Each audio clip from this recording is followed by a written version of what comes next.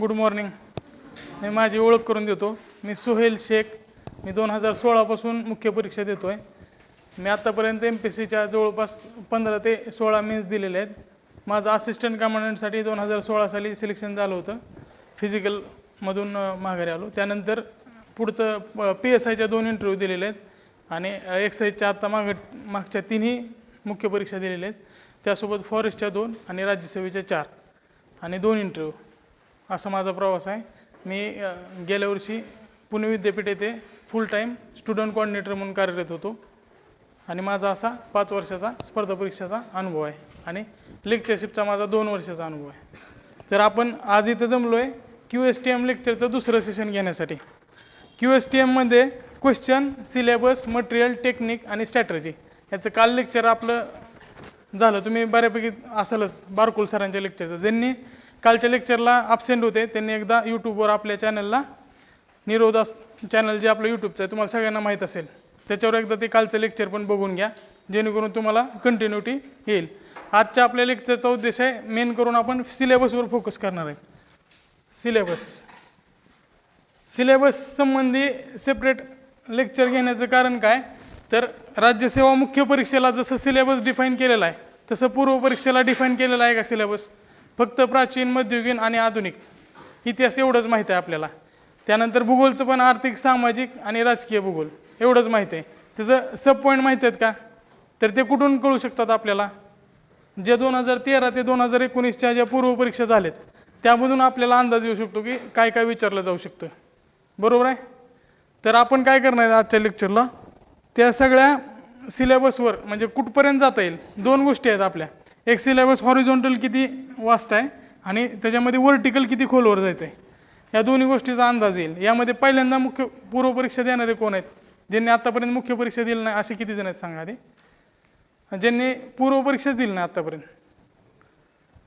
तुम्ही प्रत्येक गोष्ट बाकी सगळ्यांना पण सांगतो की मी ज्या गोष्टीला चार्ट लिहा असं सांगेल तुम्हाला त्यासाठी तुम्ही चार्टसाठी बाजूला लिहून घ्या आणि एक वही तयार करा.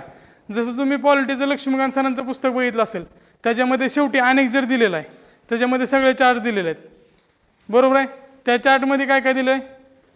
समजा ऑर्डर ऑफ प्रेसिडेन्स, ज्येष्ठता क्रम हे त्यामध्ये त्यांनी शेवटी केलेलं आहे.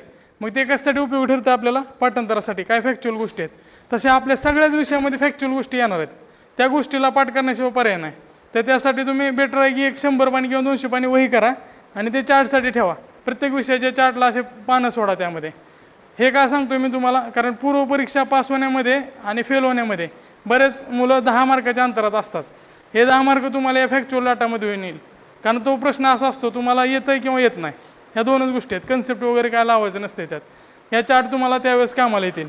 तुम्हाला परत पश्चाताप करायची वेळ येणार नाही की माझी 10 मार्कामुळे प्रिलिम्स गेली. बरोबर. कारण किती जरी असेल तर 100 मार्काचा GSचा पेपर आहे. आपण GS बद्दल बोलूया. CSAT बद्दल सेपरेट लेक्चर होईल. आपले GSचे 3 पिलर कव्हर करायचे आहेत आज आपल्याला, इतिहास, भूगोल आणि सायन्स. तर GS बद्दल सांगतो. GSचे 100 प्रश्न असतात. तुम्ही किती जरी अभ्यास केला किंवा कोणी जरी म्हणत असेल की मला 50पेक्षा जास्त प्रश्न येतात तर तो एक तर खोटं बोलतोय किंवा तो एकदम एक्स्ट्रॉर्डिनरी त्याचं डोकं आहे. ह्या दोन्हीपैकी एक आहे. तर 50च्या पुढं जे असतात ना मार्क म्हणजे 30 ते 40 प्रश्न तुम्हाला परत अटेम्प्ट करायचे ते तुमच्या गेसवर असणार आहेत. गेस म्हणजे पूर्ण तुक्का नाही. तसं तर आपला जे 4-5 वर्षाचा पुतण्या असेल ते सुद्धा लावू शकते तुक्का. आपल्यात आणि त्याच्या तुक्क्यात काय फरक असणार आहे? आपला अभ्यास असणार आहे. अभ्यास झाल्यानंतर आपल्या बॅक ऑफ द माइंड काय तर प्रोसेस असणार आहेत आणि हेच उत्तर आहे असं सांगणार आपलं माइंड त्यावेळेस जे सबकॉन्शियस माइंड सांगते त्यामागे काय तर लॉजिक असणार आहे. ते लॉजिक एज्युकेटेड गेसनं डेव्हलप होत आहे. तर त्या एज्युकेटेड गेससाठी आपला अभ्यास गरजेचा आहे. वरचे 30 मार्क आहेत ते एज्युकेटेड गेसवर येणार आहेत. त्यासाठी सगळ्या संकल्पना कव्हर करा. कुठलाही सिलेबस तुम्ही शिल्लक ठेवू नका. प्रत्येक पार्ट कव्हर करा. नाहीतर कधी काय होतंय आपण प्राचीन सोडलेलं असतंय आणि प्राचीनवर बऱ्याच वेळा सोपे प्रश्न विचारले जातात. मग ते प्रश्न आपल्याला येत नाहीत. मी हे लिहिण्याचं कारण तेच आहे. कारण तुम्ही एखादा विषय जर स्किप करत असाल आणि कदाचित त्याच विषयाला जर जास्त मार्काला प्रश्न विचारले तर मग तिथं आपले क्लीन बोल्डच होणार आहे. कारण प्रत्येकाला असे जे पूर्व परीक्षा पास होतात त्यांना पण मार्क असे काय 50 जास्त नसते. त्यांचं पण लीड 20-25 मार्काचं असतं जास्तीत जास्त. आणि बरेच मुलं त्या कट ऑफ लाईनच्या जवळपास असतात. जर आपले एवढे प्रश्न जर सुटले तर आपण त्या रेसमधनं बाहेर पडणार आहेत. आणि जर तुमची पूर्व परीक्षा पास झाली नाही तर तुम्ही त्या स्पर्धा परीक्षेच्या अख्ख्या वर्षात जिवंत याचं काय उदाहरणच नाही. म्हणजे जिवंत असण्याचं लक्षण काय, मुख्य परीक्षा देणं, ॲक्टिव्ह असणं. तुम्ही ॲक्टिव्हच राहणार नाही त्या वर्षभरात तुमचा अभ्यास होणार नाही. तर त्यासाठी पूर्वपरीक्षा पास होणं ही सगळ्यात मोठी आणि पहिली पायरी आहे. त्यासाठी मी ॲनालिसिस करताना प्रत्येक घटकावर ॲनालिसिस न करता मिनिमम आणि मॅक्झिमम मार्क काढलेत. याचा उद्देश काय, आता प्राचीन भारत बघा, 2013 साली फक्त 2 प्रश्न विचारले गेलेले आहेत, पण 2018ला त्याच्यावरच 7 प्रश्न आलेत. समजा तुम्ही गेल्या वर्षी प्राचीन भारत स्किप केला असता म्हणजे 2018 साली, तर 7 प्रश्न तुमचे राहिले असते. 7 प्रश्न म्हणजे 14 मार्क झाले. तसंच मध्ययुगीन भारत घ्या, त्यामध्ये 2015ला एकच प्रश्न विचारला आहे. त्यावेळेस ट्रेंड आला होता की मोदी सरकार आल्यानंतर मध्ययुगीन भारतावर कमी प्रश्न विचारणार आणि प्राचीन भारतावर जास्त विचारणार. 2015ला एक प्रश्न विचारल्यामुळे त्यांचा तो गैरसमज होता तो दृढ झाला. पण नंतर गेल्या वर्षी अजून 3-4 प्रश्न आले त्याच्यावर. तसंच 2014ला 6 प्रश्न विचारले गेले होते त्याच्यावर. म्हणजे तुम्ही मध्ययुगीन भारत सोडत आहेत तर ती तुमची चूक आहे, हे सांगण्याचा उद्देश. आधुनिक भारताचं पण तसंच आहे. 2014ला 5 प्रश्न विचारले होते, 2015ला 14 प्रश्न विचारलेत. 2014 साली 5 प्रश्न विचारलेत. आपल्या इथं इतिहास म्हणजे असा गैरसमज आहे फक्त आधुनिक भारत, त्याचा जे ठोकळा असते ती घेऊन बसायचं म्हणजे इतिहासचा अभ्यास. तसं नाही, इतिहासमध्ये प्राचीन, मध्ययुगीन, आधुनिक या तिन्हीला पण जवळपास समान महत्त्व आहे. म्हणजे हे दोन्ही विषय मिळून जवळपास प्राचीन आणि मध्ययुगीन हे 2 पिलर मिळून 6 ते 8 मार्क कव्हर होणार आहेत. कधी प्राचीन जास्त विचारतील, कधी मध्ययुगीन जास्त विचारतील. आपण काय त्याबद्दल प्रेडिक्ट करू शकत नाही. त्यामुळं सगळे पिलर कव्हर करणं गरजेचं आहे. आता आपण इतिहास या विषयाचं ॲनालिसिस करूया. पुढचं सिलेबसचं ॲनालिसिस. इतिहासचे मेन भाग काय पडतात माहिती आहे कोणाला?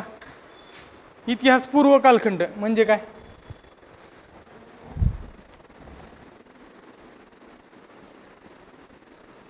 इतिहास पूर्व यामध्ये कशाचा समावेश होत आहे? पूर्व ऐतिहासिक. बरोबर आहे. लिपी आणि लेखन कला ज्यामध्ये मानवाला अवगत नव्हती त्या काळास इतिहास पूर्व कालखंड म्हणतात. त्यामध्ये वेगवेगळे भाग आहेत. त्यामध्ये अश्मयुग येते.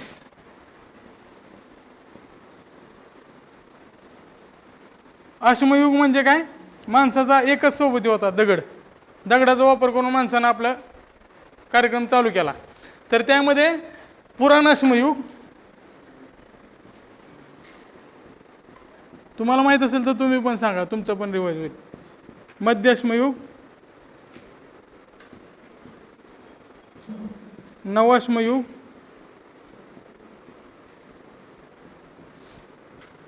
ताम्रपाषाण युग,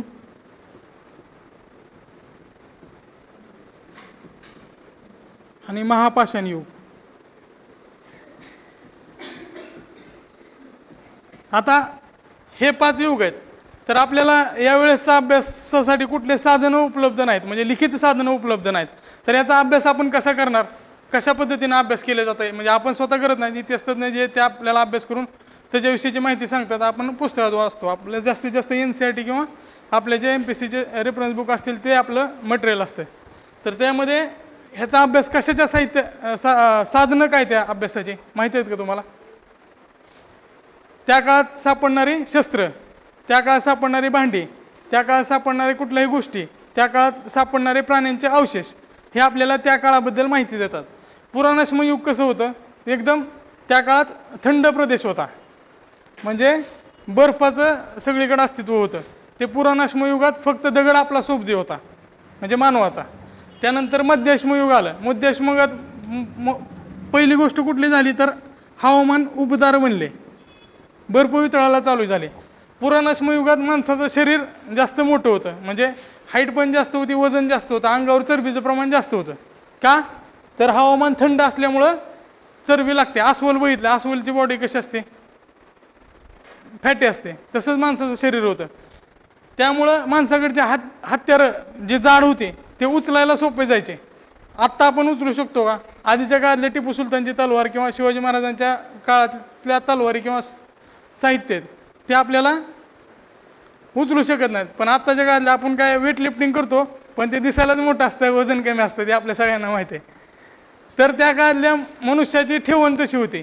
जसं मध्य अश्मयुग चालू झालं तसं उपदार झालं आणि प्राण्यांच्या अंगावरची चरबी कमी झाली, त्यामुळे ते जास्त पळायला लागले. मी ह्या गोष्टीचं एक्सप्लेनेशन तुम्हाला सांगतो की तुम्ही अभ्यास करताना या गोष्टीचं तुम्ही स्वतः ॲनालिसिस करा. परत मी उदाहरणादाखल तुम्हाला मध्यश्रम डिटेलमध्ये सांगवलोय, तसाच तुम्ही ॲनालिसिस स्वतः करा. चरबी कमी झाल्यानंतर त्याचं वजन कमी झालं. आता प्राणी पळायला लागल्यावर माणसाला पण पळावं लागलं ना, नाहीतर उपाशी राहील ते, कारण आपण आधी प्राण्यावर जगत होतो. तर त्या काळात हत्यारं जी होती ती हत्यारं अजून जास्त तीक्ष्ण झाली, कारण फेकून मारायचं होतं. आधी जसं ठेचून मारत होता पकडून त्याला, तसं आता प्राणी चपळ झाल्यामुळे माणसाला पण चपळ व्हावं लागलं. माणूस त्याच्या मागं पळायला लागला आणि फेकून मारायचे हत्यारं पाहिजेत. मग भाले वगैरे जे काय असतील ते मध्यश्रम युगात डेव्हलप झाले.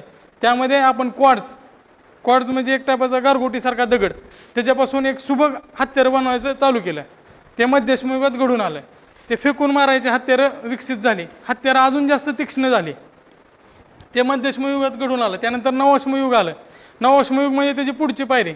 या युगात आपण चाकाचा शोध लावला, त्यासोबतच शेतीचा शोध लागला.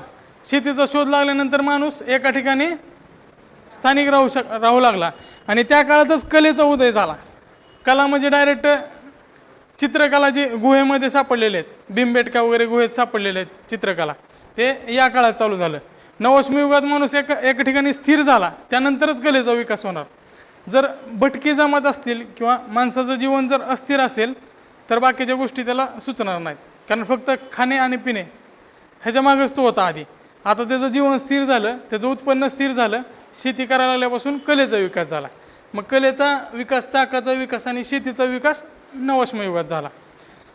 त्यानंतर चालू झालं ताम्रपाषाण युग, म्हणजे चाल्कोलिथिक पिरियड. आता यामध्ये इंग्लिशमध्ये कोण करतं का प्रिपरेशन? बऱ्यापैकी मराठीत करत असतील. तर ताम्रपाषाण युगात काय झालं, तर तांब्याची हत्यारं किंवा तांब्याचा शोध लागला. त्या काळात त्या धातूची हत्यारं सापडली गेली आणि ताम्रपाषाण युगाची सुरुवात झाली.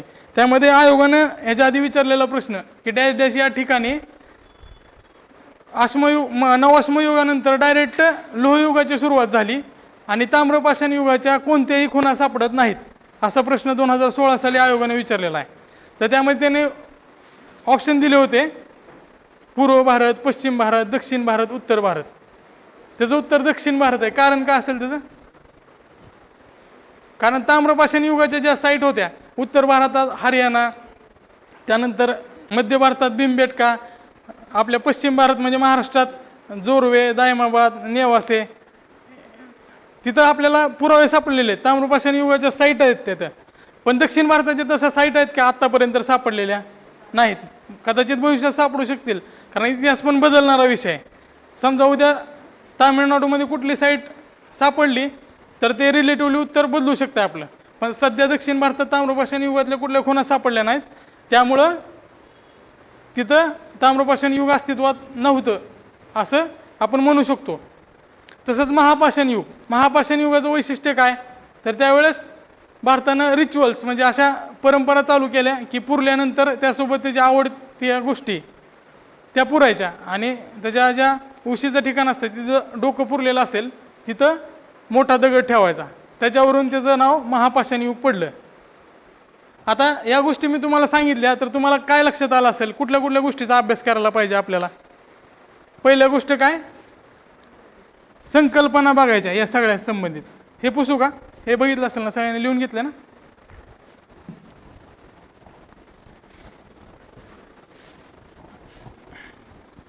आता हा प्राचीन भारताचे हे अभ्यास घटक झाले. ह्याच्यामध्ये अभ्यास काय करायचा आपल्याला, म्हणजे वेगळ्या गोष्टी काय काढायच्यात वाचून झाल्यानंतर, तर बाजूला काढा किंवा पुस्तकाच्या वरच लिहा. संकल्पना, संकल्पनामध्ये काय, पुराणाश्म युग म्हणजे काय, नेमकं त्याचे काय वैशिष्ट्य आहेत, मध्याश्म युग म्हणजे काय, त्याचे वैशिष्ट्य काय, नवश्म युग काय, त्याचे वैशिष्ट्य काय, या सगळ्याचे असे वैशिष्ट्य बघा, ते संकल्पना बघा, त्या संकल्पना काढा. दुसरी गोष्ट साईट्स म्हणजे ठिकाणं, कुठं सापडलेले आहेत ते ठिकाणं करताना तुम्ही पण तसंच त्याचं डिव्हिजन करा. उत्तर भारत म्हणजे उत्तर प्रदेश, दिल्ली, हरियाणाचा प्रदेश. पश्चिम भारत म्हणजे गुजरात, महाराष्ट्र. आणि पूर्व भारत. असं याचं डिव्हिजन करा आणि त्याच्या साईट्स ह्या लिस्ट काढून ठेवा. ते तुम्हाला परत उपयोग होईल त्याचा अनेक्झरमध्ये. हे झालं. त्यानंतर शोध.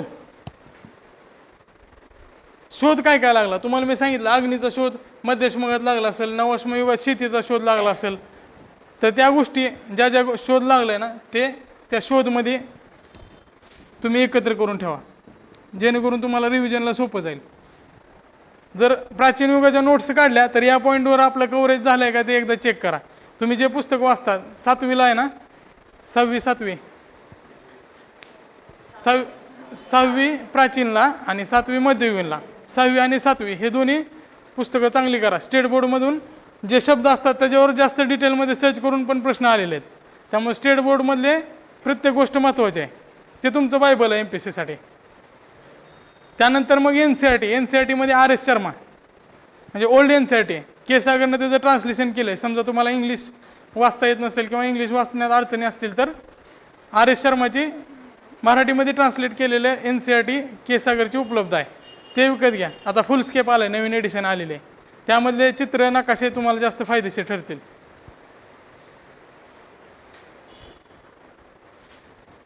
हे झाला इतिहासपूर्व कालखंड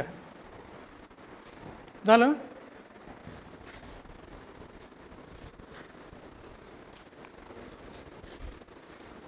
इतिहासानंतर प्रागैतिहासिक.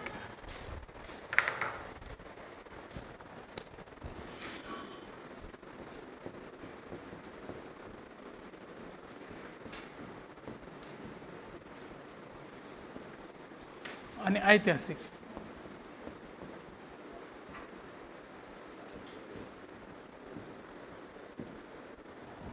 आता प्रागैतिहासिक का म्हणायचं? त्या काळात लिपी होती, लेखन कला अवगत होती माणसाला. प्रागैतिहासिक काळात सांगू शकेल का कोणी? बरोबर आहे, त्या काळात लिपी होती, चित्रलिपी होती, पण हडप्पाकालीन लिपी आपण वाचू शकलो का आतापर्यंत? त्यामुळे ते प्रागैतिहासिक या सदराखाली त्याचा अभ्यास केला जाते. वैदिक काळ सुद्धा प्रागैतिहासिक आहे. पण वैदिक काळात जे लिटरेचर लिहिलं गेलेलं आहे ते लिहिलं गेलेलं आहे का? महाभारत रामायण लिहिलं म्हणतो का रचलं म्हणतो आपण? रचलं गेलेलं आहे. मग त्यावेळेस त्यामध्ये ॲडिशन होत गेलेलं आहे. त्या काळात जरी लेखन कला अवगत असली तरी रामायण महाभारत हे परत त्यामध्ये ॲडिशन होत गेलेलं आहे. तुम्ही NCERT मध्ये वाचलं असेल, RS शर्माच्या NCERT मध्ये दिलं आहे. महाभारताचं नाव पण कसं चेंज होत गेलं, तसं रामायण पण आहे. प्रत्येक भागात वेगवेगळे रामायण आहेत. तेवढं डिटेलमध्ये करायची गरज नाही तुम्हाला, कारण ते UPSC ज्यांचं ऑप्शनल त्यांच्यासाठी ते गरजेचं आहे. आपल्याला फक्त ह्याचं डिव्हिजन बघूया आणि तुम्हाला किती व्हर्टिकल जायचं आहे ते पण सांगतो. आता हडप्पा संस्कृती बघूया पहिल्यांदा.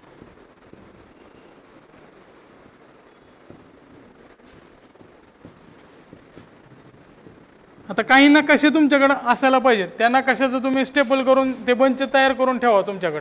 तर ह्या नकाशामध्ये पहिला नकाशा हडप्पा संस्कृतीचे ठिकाणं.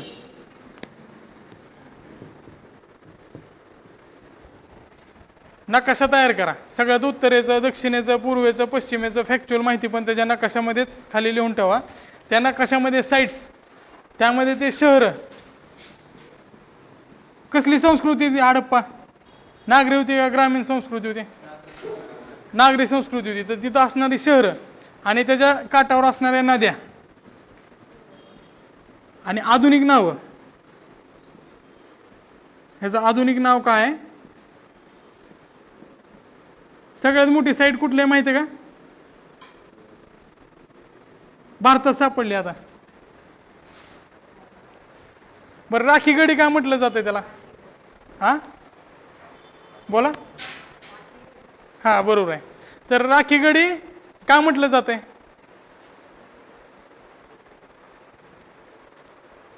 कारण तिथं ढीग आढळून आलेला, जे कवट्या आहेत कवट्यांचा ढीग आढळून आलेला, त्याच्यावरून त्याला तसं नाव दिलंय. तर ते आधुनिक नावं जे असतील त्या नावं पण माहीत पाहिजेत आणि त्यासोबत त्याचा शोध कुणी लावला, म्हणजे साईट कुणी शोधून काढल्या, राखलदास बॅनर्जी असू दे किंवा.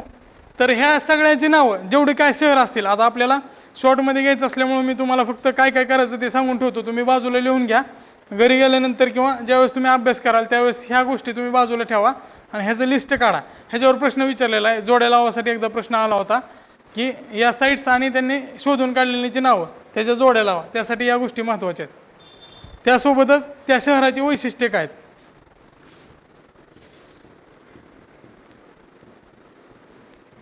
वैशिष्ट्ये म्हणजे काय? म्हणजे समजा मोहनजोदडो असेल तर तिथं हौद सापडला होता पाण्याचा, तिथं पाईपची व्यवस्था होती पाणी वाहून नेण्यासाठी. त्यासोबतच काही ठिकाणी कपडे रंगवण्याची एक वॅट म्हणजे टाकी सापडली होती. अशा बऱ्याच गोष्टी आहेत त्यामध्ये, प्रत्येक शहराच्या वेगवेगळे वैशिष्ट्य आहेत. तर त्या वैशिष्ट्याचा एक चार्ट तयार करा. शहर, त्या शहराचं आधुनिक नाव, त्या शहराचा शोध कोणी लावला आणि त्या शहराची वैशिष्ट्ये काय, असा एक चार्ट तयार झाला पाहिजे तुमचा. हे अनेक्झरमध्ये येईल, मी तुम्हाला सुरुवातीला सांगितलं. असा अनेक्झर तयार करा तुम्ही. शहर, त्यानंतर त्याचं शोध कोणी लावला, त्याचं आधुनिक नाव,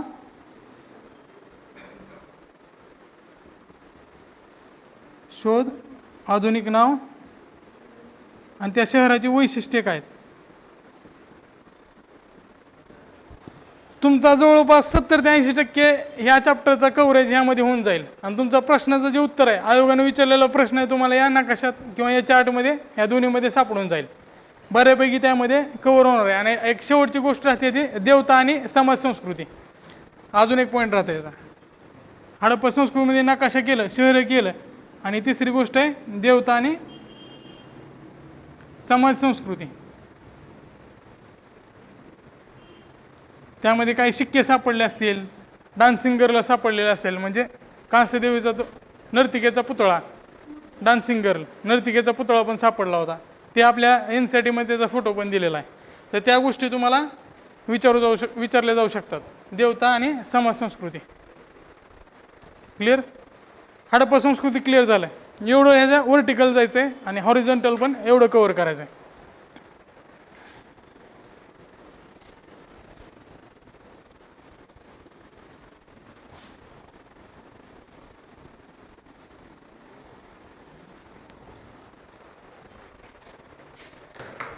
आता ह्याच्यानंतर येते वैदिक कालखंड. वैदिक कालखंड म्हणजे काय, ज्या काळात वेदाची रचना झाली तो कालखंड.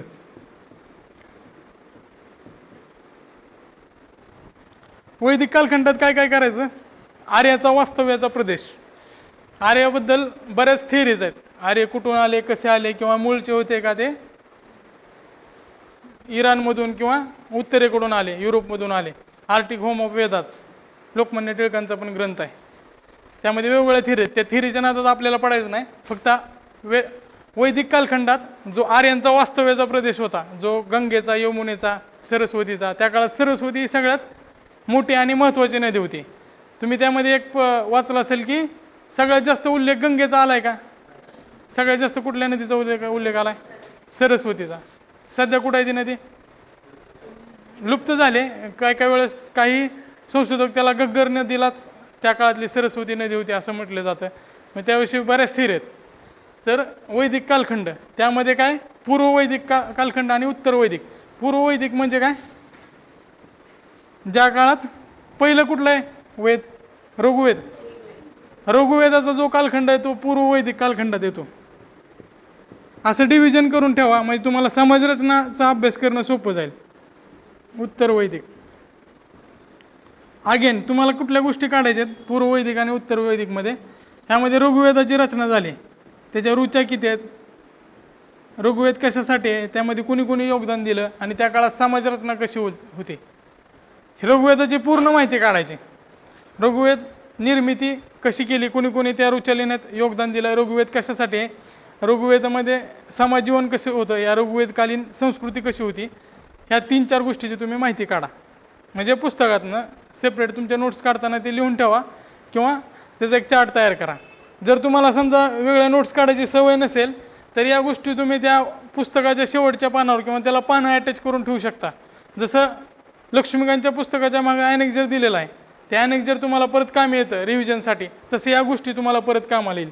या गोष्टीचं महत्त्व तुम्हाला परीक्षेच्यासाठी, म्हणजे पूर्व परीक्षा समजा 10 तारखेला असेल तर 1 तारखेला या गोष्टीचं महत्त्व कळेल तुम्हाला. कारण तुम्ही ज्या गोष्टीची तयारी करून ठेवलेली आहेत, जसं आपण युद्धाच्या आधी शस्त्र तयार करून ठेवल्यानंतरच युद्धात त्याचा फायदा होतोय. आत्तापर्यंत आपली तयारी चालूच आहे का, आता युद्ध डिक्लेअर झाल्यानंतर आपण फॅक्टरीला ऑर्डर देतो, दरवेळेस तयार करतात आणि त्याचं मुदत संपल्यानंतर ते डिस्ट्रॉय पण करतात. तसंच आपण तयार करून ठेवायचं आपलं पूर्ण शस्त्र. ऋग्वेदाची माहिती काढली, त्यानंतर अथर्ववेद, यजुर्वेद आणि सामवेद हे कशासाठी आहेत, त्याचे उपवेद कुठले आहेत समजलं, त्या काळात कुठल्या कुठल्या रचना झाल्या, बाकी त्याच्यावर वेदांगाची रचना झाली, त्यानंतर आरण्यके आहेत, श्रुती आहेत, त्या सगळ्या गोष्टी तुम्ही एकत्र काढा, त्याची लिस्ट काढा. ते कोणी लिहिलं एवढं तरी माहीत पाहिजे फक्त आपल्याला. ते वेद काय आहे, वेदामध्ये काय आहे, म्हणजे कुठल्या गोष्टीचं डिस्क्रिप्शन दिलेलं आहे आणि ते लिहिलेत कोणी, एवढ्या गोष्टीची माहीत पाहिजे. आणि समाज जीवन एक माहीत पाहिजे. एवढं वर्टिकल गेलं तरी पुरेसं आहे आपल्यासाठी. हा प्राचीन आणि मध्ययुगीन इतिहास, प्राचीन तर 25 लाख वर्षापासूनचा दिसतो, पण हा सगळ्यात सोपा भाग आहे. कारण हा जरी पसरलेला असेल तरी वर्टिकल डीप नाही. जसं मॉडर्न खूप जास्त डीपमध्ये जातो तसा हा तेवढा डीपमध्ये जात नाही. मॉडर्नमध्ये कुठली गोष्ट विचारायला ते सांगता येत नाही, आयोग काही विचारू शकतं. पण तसं प्राचीन आणि मध्ययुगीनला 2019 पर्यंत तरी एवढे जास्त डीपमध्ये प्रश्न विचारलेले नाहीत या घटकांसाठी. पूर्ववैदिक कालखंड झाला, उत्तर वैदिक झाला, तर त्यावेळेस तुम्ही समाज जीवन बघितलं. त्यानंतर राजकीय व्यवस्था कशी होती त्या काळात, त्यामध्ये नावं काय काय होती, ग्रामिणी गावाचा प्रमुख असेल, तक्षण कुणाला म्हटलं जात होतं, म्हणजे सुताराला तक्षण, ते जोड्या लावायला विचारलं होतं प्रश्न ह्याच्या आधी. तर तशी नावं पण लक्षात ठेवा, कुठल्या गोष्टीला काय म्हटलं जात होतं. त्यानंतर यज्ञ, बरोबर आहे. यज्ञ कुठले कुठले आहेत, राजसूय यज्ञ, अश्वमेध यज्ञ, हे जे यज्ञ आहेत ना 4-5 टाईपचे, वाजपेयी यज्ञ. तर त्या यज्ञाविषयीची माहिती, ते यज्ञ कशासाठी केले जात असतील आणि त्या काळात कुणी तो यज्ञ केला होता, समुद्रगुप्ताने केला होता अश्वमेध यज्ञ, अश्वमेध करता ही उपाधी लावली होती. तर त्या काळात ते परत तिकडे तुम्हाला विचारू शकतात, डायरेक्ट फॅक्च्युअल प्रश्न येऊ शकतात त्याच्यावर. तर यज्ञ कशासाठी आहेत, कारण त्यावर जर असा प्रश्न आला, समुद्रगुप्ताने अश्वमेध यज्ञ केला होता, तर त्याच्यावरचं विधान कदाचित असं असू शकतं की अश्वमेध यज्ञ या गोष्टीसाठी केला जातो. तर त्याच्या आधी आपल्याला त्याची माहिती असणं गरजेचं आहे. तर 4ही यज्ञ जे आहेत ना मेन, तर त्या यज्ञाची तुम्ही बेसिक माहिती काढा, कशासाठी केला जातो तेवढं तर माहीत पाहिजे तुम्हाला, एवढं तर अपेक्षित आहे. आणि ग्रंथ, त्या काळात जे काय वैदिक काळात जे ग्रंथ लिहिले, वेदांग असू दे, उपनिषद असू दे, स्मृती असू दे, समजलं. वैदिक कालखंड क्लिअर झाला. त्या कालखंडाविषयी काय प्रश्न असेल किंवा अजून काय करायचं असेल तर तुम्ही त्यावेळी विचारत चला, कारण आपण पुढे गेल्यावर माघारी येणार नाही परत. शेवटी तुम्ही तसं विचारू शकता, पण मध्ये पण विचारत चला. तुम्हाला जर समजा अजून काय शंका असेल मध्ये, तर तुम्ही मध्येच विचारा मला. त्यानंतर पुढचा कालखंड येते महाजनपदांचा, नवीन बीट आहे महाजनपदे. महाजनपदावर प्रश्न आलेला की अंगुत्तर निकाय ह्याच्यावर आला होता प्रश्न तो, की खालीलपैकी कोणत्या बौद्ध ग्रंथामध्ये महाजनपदांचा उल्लेख सापडतो. त्याच्यामध्ये ऑप्शनमध्ये पण तुम्हाला इलिमिनेशन करता आलं असतं. त्यांनी काय विचारलं होतं, बौद्ध ग्रंथात. मग खाली दिलेल्या ऑप्शनपैकी जवळपास एकच ऑप्शन असं होतं की तो बौद्ध ग्रंथाशी रिलेटेड होता. महाजनपदाचा उल्लेख आहे का नाही हे जरी तुम्हाला माहीत नसेल तरी पण बौद्ध ग्रंथ कुठला आहे तेवढं तर माहीत पाहिजे तुम्हाला. म्हणजे तुम्ही ज्यावेळेस ग्रंथ, तुम्हाला लिस्ट काढा म्हणून मी सांगितलं तुम्हाला प्रत्येक ग्रंथाची, ग्रंथ आणि त्याचा ग्रंथकार कोण, ते कोणी लिहिला, हे लिस्ट जर तुमची तयार असेल तर त्याच्यावर सुद्धा तुम्ही ते उत्तर टॅकल करू शकता. आता महाजनपदाचा उल्लेख आहे का नाही त्या ग्रंथाची डिटेल माहिती असल्यानंतरच तुम्हाला समजणार आहे ते. पण तो ग्रंथ कुठल्या टाईपचा आहे, म्हणजे बौद्ध कालखंडातील बौद्ध ग्रंथ आहे का, ते जरी कळलं असतं तर तुम्ही ते उत्तर इलिमिनेट करू शकला असता. अंगुत्तर निकाय हे बौद्ध ग्रंथ आहे, त्याच्यामध्ये असं सांगितलं की लोखंडाचा शोध लागल्यामुळे युद्धकला विकसित झाली. मगध किंवा मौर्य साम्राज्य किंवा त्या काळातलं जे महाजनपद आहे, ते महाजनपद तयार होण्याचं मेन कारण काय होतं, कारण तिथं लोखंडाच्या खाणी सापडल्या. तुम्हाला माहिती आहे त्या काळाचे हत्यारं का आत्तासारखे बंदुकी किंवा तोफगोळे किंवा आता अणुबॉम्ब तयार झाले तसे नव्हते. त्या काळात काय होतं, मेन हत्यार लोखंडापासून तयार झालेले होते. तर मगधाच्या बाजूला, मगध कुठं आहे, पूर्व भारतात मगध, त्याच्या आजूबाजूला ज्या खाणी आहेत, मगधाच्या सगळ्या जवळपासच्या एरियात किंवा आतल्या एरियात ज्या लोखंडाच्या खाणी आहेत त्याचा पुरवठा मगधाला वेळेवर होत होता आणि त्याच्यापासून त्यांनी हत्यारं तयार केली. आणि त्यानंतर ते जनपदाचं रूपांतर महाजनपदात झालं, कारण त्यांचे युद्ध कौशल्य विकसित झाली.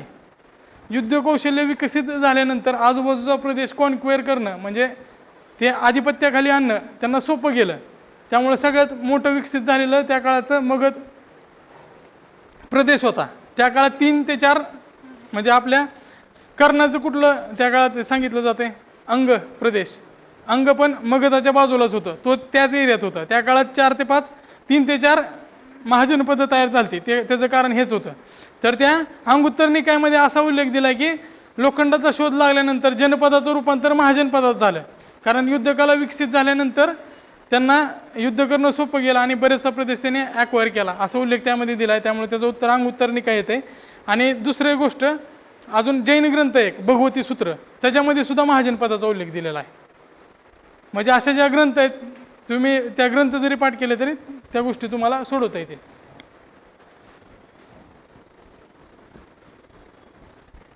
महाजनपदे नकाशा, परत अजून याचा पण एक नकाशा, स्टेन्सिल माहिती आहे ना तुम्हाला? स्टेन्सिल म्हणजे एक कोरा नकाशा असतो, भारताचा कोरा नकाशा. प्रत्येक कुठल्याही तुम्ही स्टेशनरीमध्ये किंवा पुस्तकाच्या दुकानात गेला तर स्टेन्सिल भेटेल. तर तुम्ही आजच 15 ते 20 स्टेन्सिल विकत घ्या, प्रत्येक ह्याचं स्टेन्सिल तयार करा. समजा करेक्शन काय असतील तर एक फायनल स्टेन्सिल तयार करा आणि ते तुमच्या अनेक्झरमध्ये लावून ठेवा. जसं तुम्ही 100 पानी चार्टसाठी वही तयार करणार आहेत, तसं ह्याचं पण एक बंच तयार करा. त्यामध्ये महाजनपदाचा नकाशा महत्त्वाचा आहे.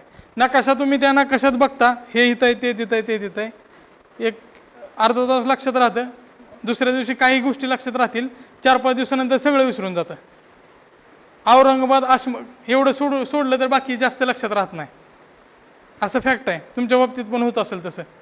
कुणाची मेमरी शार्प असेल, एकदा वाचत असेल तर त्यांचं गोष्ट वेगळी, पण नकाशा स्वतः स्टेन्सिलमध्ये काढणं महत्त्वाचं आहे, कारण ह्या गोष्टीवरच प्रश्न विचारले जाणार आहेत. त्यामुळे स्टेन्सिल घेऊन या, त्यामध्ये नकाशा काढा. त्यामध्ये कुठल्या कुठल्या गोष्टी महत्त्वाच्या आहेत तर त्या नकाशामध्ये असणारी महाजनपदं,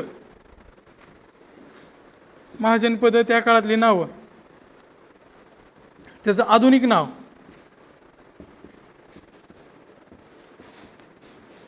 त्याची राजधानी, महत्त्वाचे राजे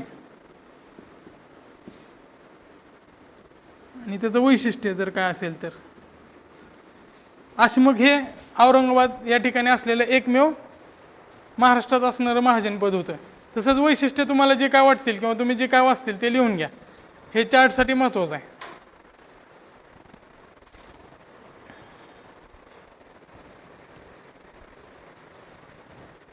हे प्रत्येक महाजनपदाचा काढा, जे 16 महाजनपद होती त्या सगळ्यांचं डिटेलमध्ये काढा तुम्ही. आणि जरी कुठल्या पुस्तकात दिलं असेल तर चांगलंच आहे, ते पण तुम्हाला उपयोगाला येईल. पण स्वतः काढलेलं शेवटी जास्त फायदेशीर राहील, कारण आज नोव्हेंबर चालू आहे. आतापासून तुम्ही या गोष्टी करायला तुमच्याकडे पुरेसा वेळ आहे. त्यामुळे या गोष्टी तुमच्या होऊन जातील. आणि एकदा तुम्ही स्वतः काढलेलं असेल तर वाचताना पण सोपं जाईल आणि तुम्हाला गोष्टी पण त्यावेळेस क्लिअर होतील. तुमचं जे एज्युकेटेड गेस ते सुद्धा चांगलं काम करायला लागेल.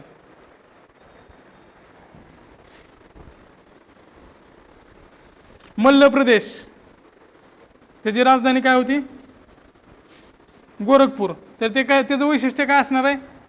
तिथं कुशीनगर जे ठिकाण आहे त्या ठिकाणी गौतम बुद्धाशी संबंधित आहे ते ठिकाण.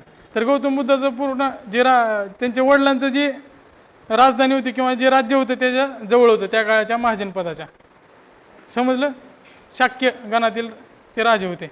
तर ते मल्ल हे बुद्धिस्ट काळासाठी सुद्धा महत्त्वाचं आहे. महाजनपद आणि तिकडं ह्या दोन्ही गोष्टी एकमेकात रिलेटेड होतात. दोन्ही गोष्टीवर पण प्रश्न येऊ शकते. आता ते महाजनपद आणि बौद्ध ग्रंथ ह्याच्याशी रिलेट करून आयोगाने एकत्र प्रश्न विचारला 2 बीटवर, तसे प्रश्न विचारू शकतात. त्यानंतर पुढचा आहे जैन आणि बौद्ध धर्माचा उदय.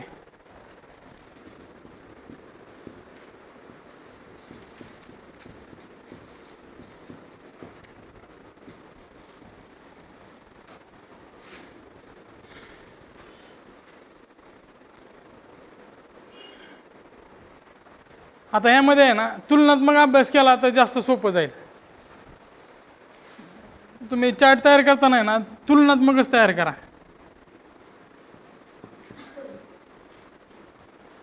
जैन आणि बौद्ध, त्यामध्ये भगवान महावीर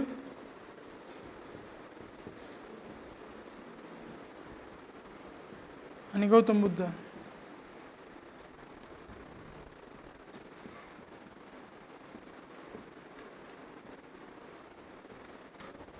तर यामध्ये भगवान महावीर आणि भगवान बुद्ध यांचा दोघांचा जन्म कधी झाला, काय काय गोष्टी महत्त्वाच्या आहेत. तर जन्म, त्यानंतर त्यांचा कुळ कोणता होता, कोणत्या कुळात त्यांचा जन्म झाला. ते राजघराणेच होते, दोन्ही पण राजपुत्र होते. भगवान महावीर पण राजपुत्रच होते आणि गौतम बुद्ध पण राजपुत्रच होते. त्यांचं कुळ काय होतं, त्यांच्या आईचं नाव आणि वडिलांचं नाव, त्यांच्या पत्नीचं नाव, त्यानंतर त्यांच्या मुलांचं नाव, मुलांचे नाव, त्यानंतर त्यांना बोधिसत्व किंवा कैवल्य कधी प्राप्त झालं, त्यांना सिद्धी कधी प्राप्त झाली, त्या गोष्टीला जास्त महत्त्व आहे. त्यानंतर त्यांनी पहिलं प्रवचन कुठं दिलं त्या पण गोष्टीला महत्त्व आहे. कुठे दिलं माहिती आहे? कुठल्या वृक्षाखाली दिलं आणि कुठे दिलं? बोधगया नाव झालंय तिथं, गया इथं दिलं. तर ते सुद्धा महत्त्वाचं आहे. पहिलं प्रवचन, त्यांना बोधी कधी प्राप्त झाली, पहिलं प्रवचन,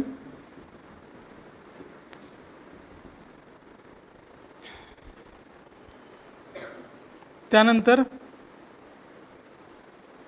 त्यांचा निर्वाण कधी झाला आणि महत्त्वाचं साहित्य कुठलं आहे, त्यासोबतच तत्वज्ञान. तत्वज्ञान थोडं मोठं जास्त असणार आहे, त्यामुळे तत्वज्ञानाला शेवटी जागा ठेवली आहे. तत्वज्ञान दोन्ही धर्माचे आहेत, पंचशील असतील, त्रिरत्ने असतील, ते जवळपास एकमेकात इंटर रिलेटेड किंवा को रिलेटेड होतात. बऱ्याच गोष्टी दोन्हीमध्ये सारख्या आहेत, त्यामुळे त्या दोन्ही गोष्टी व्यवस्थित अभ्यास करा, जेणेकरून कन्फ्युजन होणार नाही. तुम्ही जर हे कंपॅरेटिव्ह अभ्यास केला तर कन्फ्युजनचं चान्सेस कमी राहील. आणि परत तिथं परीक्षेत गेल्यानंतर हे आहे का ते आहे, दोन गोष्टीमध्ये, दोन ऑप्शनमध्ये तुमचं कन्फ्युजन होणार आहे, ते होणार नाही, ते इथं क्लिअर होईल. 50-50 असणारे क्वेश्चन इथे एलिमिनेट होतील. KBC मध्ये 50-50 असते, पण आपल्याकडे 50-50चे लाईफलाईन नाही. एकतर 50% बरोबर येणार किंवा चुकणार. लिहून घेतले? बोला, काय म्हणलं? दिसलं नाही का? एक मिनिट, अजून एकदा लिहितो. जन्म, कुळ, त्यानंतर त्यांचे आई वडील, त्यानंतर मुलांचं नाव, पत्नीचे नाव,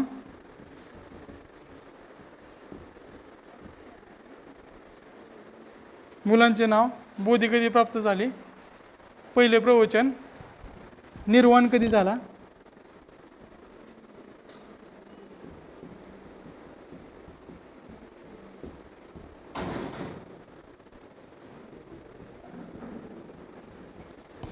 साहित्यामध्ये दोन्ही साहित्य वेगळे आहेत. बौद्ध टायमाला कुठलं साहित्य होतं, बौद्ध साहित्य कुठलं महत्त्वाचं आहे सांगू शकाल कोणी? त्रिपिटकं माहिती आहेत का? विनय पिटक, सुत्त पिटक, अभिधम्म पिटक, त्याच्याविषयी बेसिक माहिती पाहिजे तुम्हाला त्रिपिटकाविषयी. त्यानंतर आगम साहित्य, बौद्ध साहित्य कुठल्या भाषेत होतं? पाली भाषेत होतं. आणि आगम साहित्य म्हणजे एक पवित्र साहित्य जैन धर्माचं समजलं जातं, त्यामध्ये भगवान महावीरांचे उपदेश, प्रवचन सुद्धा आहेत. तर ते कुठल्या भाषेत आहे? अर्धमागधी प्राकृत भाषेत आहेत. तर ते साहित्याविषयी पण माहिती पाहिजे. आतापर्यंत साहित्यावर प्रश्न विचारलेला, एक प्रश्न आलेला तो अंग उत्तर निकायवर, तसेच प्रश्न येऊ शकतात.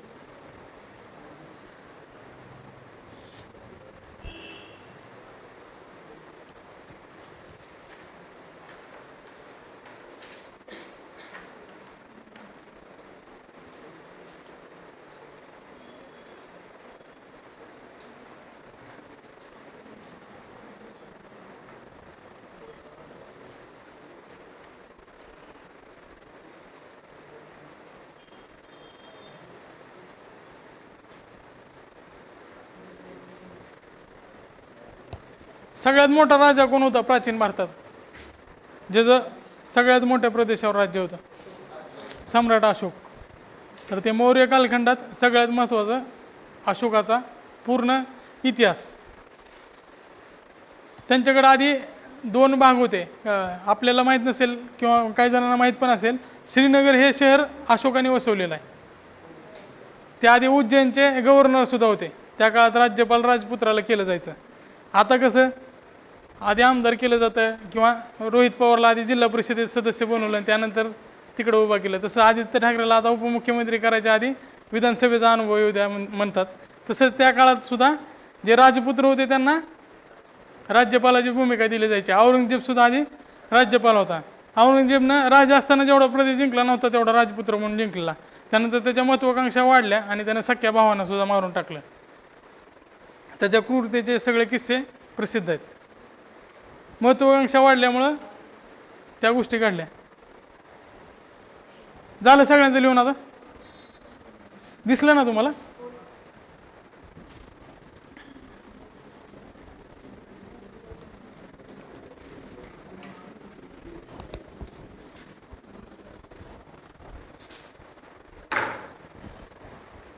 पुढे बघू आपण मौर्य.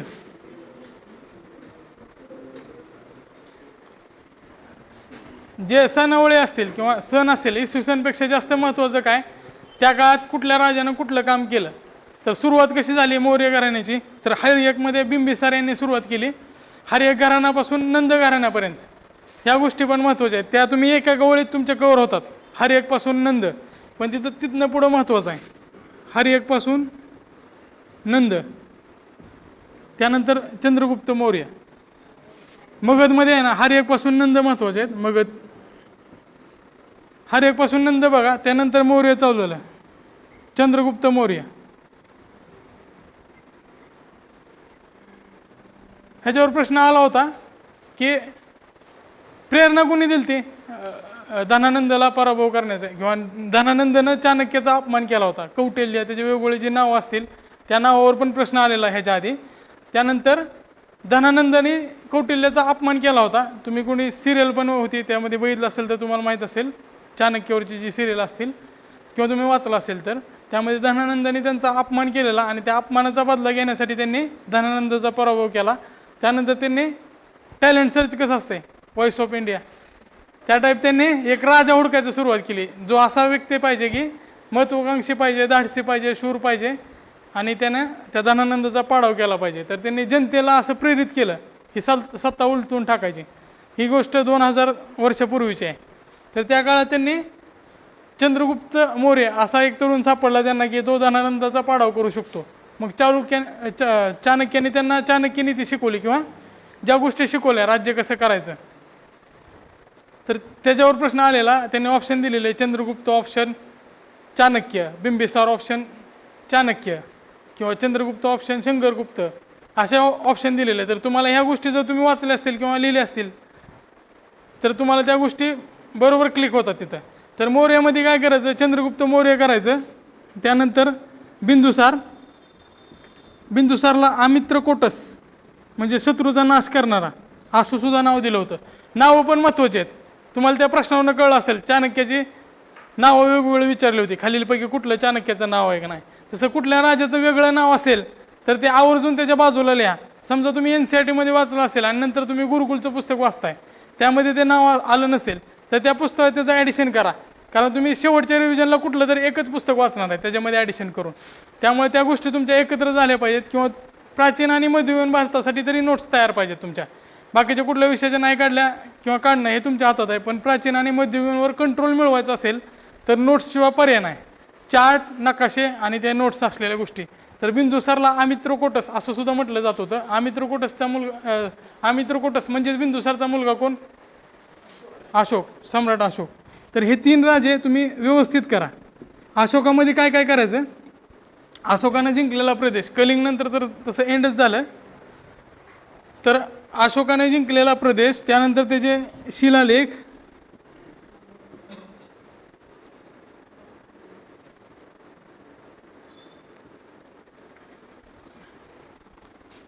त्यानंतर त्याचे स्तंभलेख, त्याने उभारलेले स्तूप. शिलालेख मध्ये तो आपल्या राज्यातल्या लोकांना संदेश द्यायचा. शिलालेखावर पण प्रश्न आला होता बहुतेक. हा, कुठला प्रश्न होता? हा, ठिकाणावर प्रश्न आलेला. तर त्या प्रत्येक हे जे ठिकाणं कुठले आहेत ते नकाशामध्ये तुम्ही काढू शकता. शिलालेख, स्तंभलेख, स्तूप, नकाशा आणि तिथंच त्याची माहिती लिहू शकता.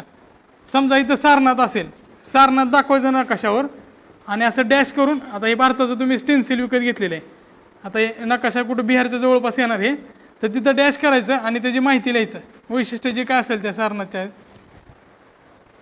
सारनाथचा जे स्तूप आहे किंवा तिथून आपण जे ज्या ज्या गोष्टी आपल्या संविधानामध्ये पण घेतलेल्या आहेत, अशोक चक्र किंवा त्रिमूर्ती असतील, तर त्या गोष्टी वैशिष्ट्यामध्ये येतील. त्रिमूर्ती नाही, ते 4 सिंह आहेत. खरं तर 3 सिंह आपल्याला दिसतात, त्यामुळे ते समोर आहेत, 1 सिंह महाग आहे. तर जे स्तंभलेख वगैरे असतील ते तिथं तुम्ही बघायचे. त्यानंतर त्यांनी आपले बौद्ध धर्माचा प्रसार करण्यासाठी संघमित्रा आणि मुलाचं नाव काय त्यांच्या, राहुल होतं का? जास्त करून आहे ना राहुल नाव जास्त बौद्ध ग्रंथात येत आहे, पण महेंद्र आणि संघमित्रा हे 2 त्यांच्या मुलांचं, मुलगा आणि मुलीचं नाव होतं. ते श्रीलंकेला पाठवलं होतं त्यांनी. आणि राहुल या नावाचा उल्लेख बऱ्याच ठिकाणी येते बौद्ध ग्रंथात. ऑप्शनमध्ये या गोष्टी दिल्या तर तिथं चुकू शकते.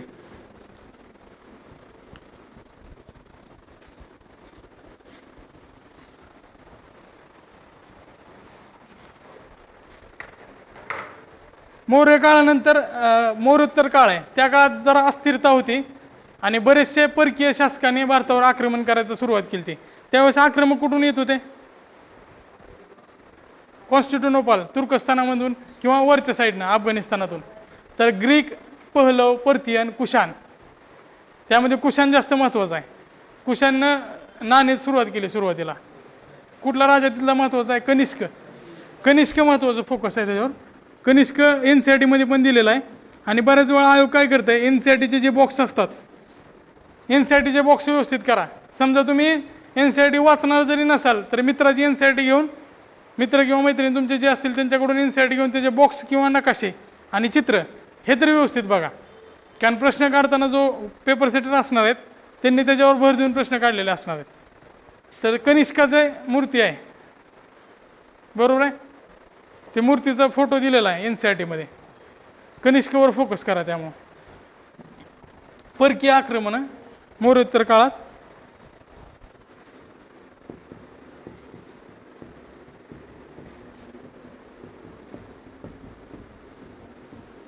कधी पण आहे ना, जो सेंट्रल मध्यवर्ती सत्ता असते त्याचा राज झाल्यानंतर परकीय आक्रमण होतात, असा बराचसा इतिहास आहे. त्या सत्तेचे रास झाले ना तर परकीय आक्रमणाला सुरुवात होते. जसं काय सल्तनत संपल्यानंतर अफगाणी सत्ता आली, परकीय आक्रमण आले दुसरी. त्यानंतर मुघल डायनेस्टी संपल्यानंतर सुद्धा परकीय आक्रमण झाले, ब्रिटिशांनी सत्ता संपादन केली. अशोकानंतर पण एक सेंट्रल कुठल्याही मध्यवर्ती सत्तेचा रास झाल्यानंतर परकीय आक्रमण मोठ्या प्रमाणात होतात. तर त्यामध्ये पर्तियन, शक, कुशाण, पहलव ह्या गोष्टी तुम्ही त्या परकीय आक्रमणात कव्हर करा. परकीय आक्रमणावर जास्त डीपमध्ये जायची गरज नाही, ते फक्त तुम्हाला माहिती पाहिजे आणि त्याच्यातले महत्त्वाचे 1-2 राजे पाहिजेत. त्यामध्ये विशेष भर कुशाण आणि कनिष्क, कारण कनिष्काच्या काळात त्यांनी सोन्याचे नाणे जारी केले आणि बरेचसे रिफॉर्म्स केलेले त्यांनी त्यांच्या व्यवस्थेत. त्यामुळे ते कनिष्क एक लिहून घ्या. त्यानंतरचा कालखंड आहे गुप्त साम्राज्य. गुप्त का महत्वाचं आहे?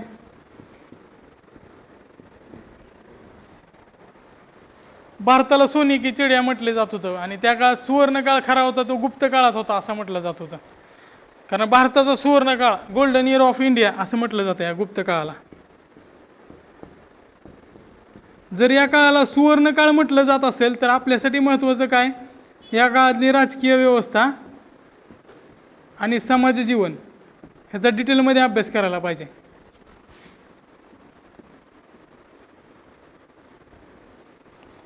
राजकीय आणि समाज जीवन कसं होतं. त्यामध्ये जे राजे होते, विक्रमादित्य हे नाव पदवी कोणी धारण केली ती माहिती आहे कोणाला? चंद्रगुप्त दुसरा यांनी विक्रमादित्य पदवी धारण केली ती. अजून काय वैशिष्ट्य आहे त्याचे?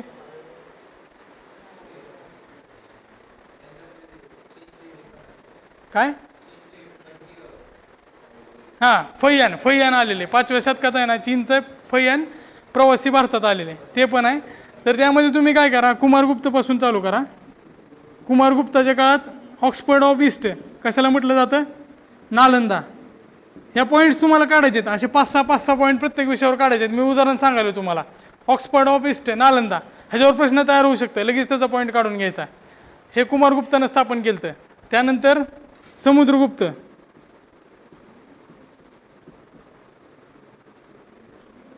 ह्यांनी तिन्ही प्रदेशात स्वाऱ्या केल्या होत्या. जास्त करून यांनी बराचसा प्रदेश वाढवला होता. गुप्ताचं साम्राज्य जे वाढवण्यात ह्यांचा मेन रोल होता. ह्यांनी केलेली युद्ध ते महत्त्वाचे आहेत. त्याच्यानंतर चंद्रगुप्त दुसरा, दिसतंय तुम्हाला?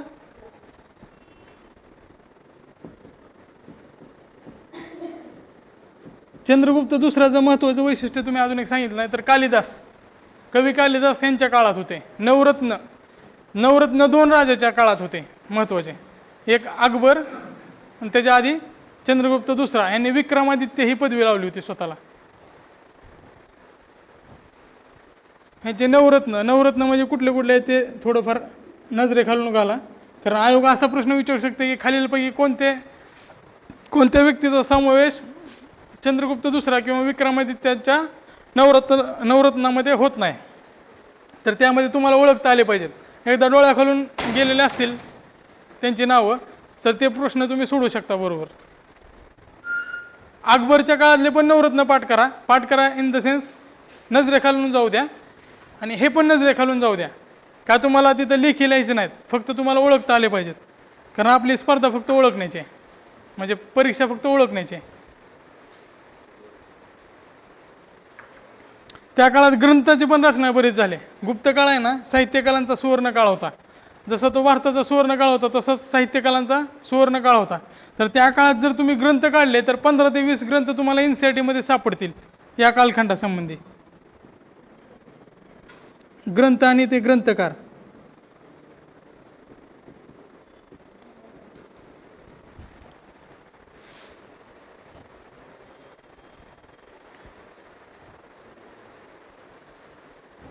मग ज्यावेळेस प्राचीन इतिहास संपतं, प्राचीन इतिहासाचं डिव्हिजन IS पूर्व 600 ते IS600 किंवा काही इतिहासकार IS800 करतात. ते प्रत्येक इतिहासकाराचं किंवा इतिहासाच्या पुस्तकात त्याचं वर्गीकरण वेगवेगळं दिलेलं आहे. असं का तर हा काळ होता तो गुप्त काळाचा रासाचा कालखंड होता. 600 ते 800 त्यांचं स्लोली सत्ता कमी होत म्हणजे रास होत गेला आणि गुप्त काळ संपला. तर तो प्राचीन युग संपल्याचं थोडं निदर्शक मानलं जातं. एक्झॅक्ट त्याच काळात संपला असं नाही, पण ते निदर्शक आहे प्राचीन काळ संपल्याचं. तसंच प्राचीन काळानंतर मध्ययुगीन काळ चालू झाला आणि मध्ययुगीन काळ संपला कधी, ज्यावेळेस औरंगजेबचा मृत्यू झाला 1707 मध्ये. ती एक क्लिअर डिस्टिंक्ट लाईन आहे. प्राचीन काळ नंतर संपल्यानंतर मध्ययुगीन काळ कसा चालू झाला गुप्ताच्या रासाने, तसंच औरंगजेबाच्या मृत्यूने मध्ययुगीन काळ संपून मॉडर्न काळ म्हणजे आधुनिक काळ चालू झाल्याची एक डिस्टिंक्ट लाईन आहे. ते विभाजन का केलेले आहेत, हे सगळं विभाजन आहे ते कृत्रिम आहे, म्हणजे माणसानं आपल्या म्हणजे इतिहासकारांनी आपल्या सोयीसाठी केलेलं आहे. तर ते गुप्त काळ त्यासाठी महत्त्वाचं आहे.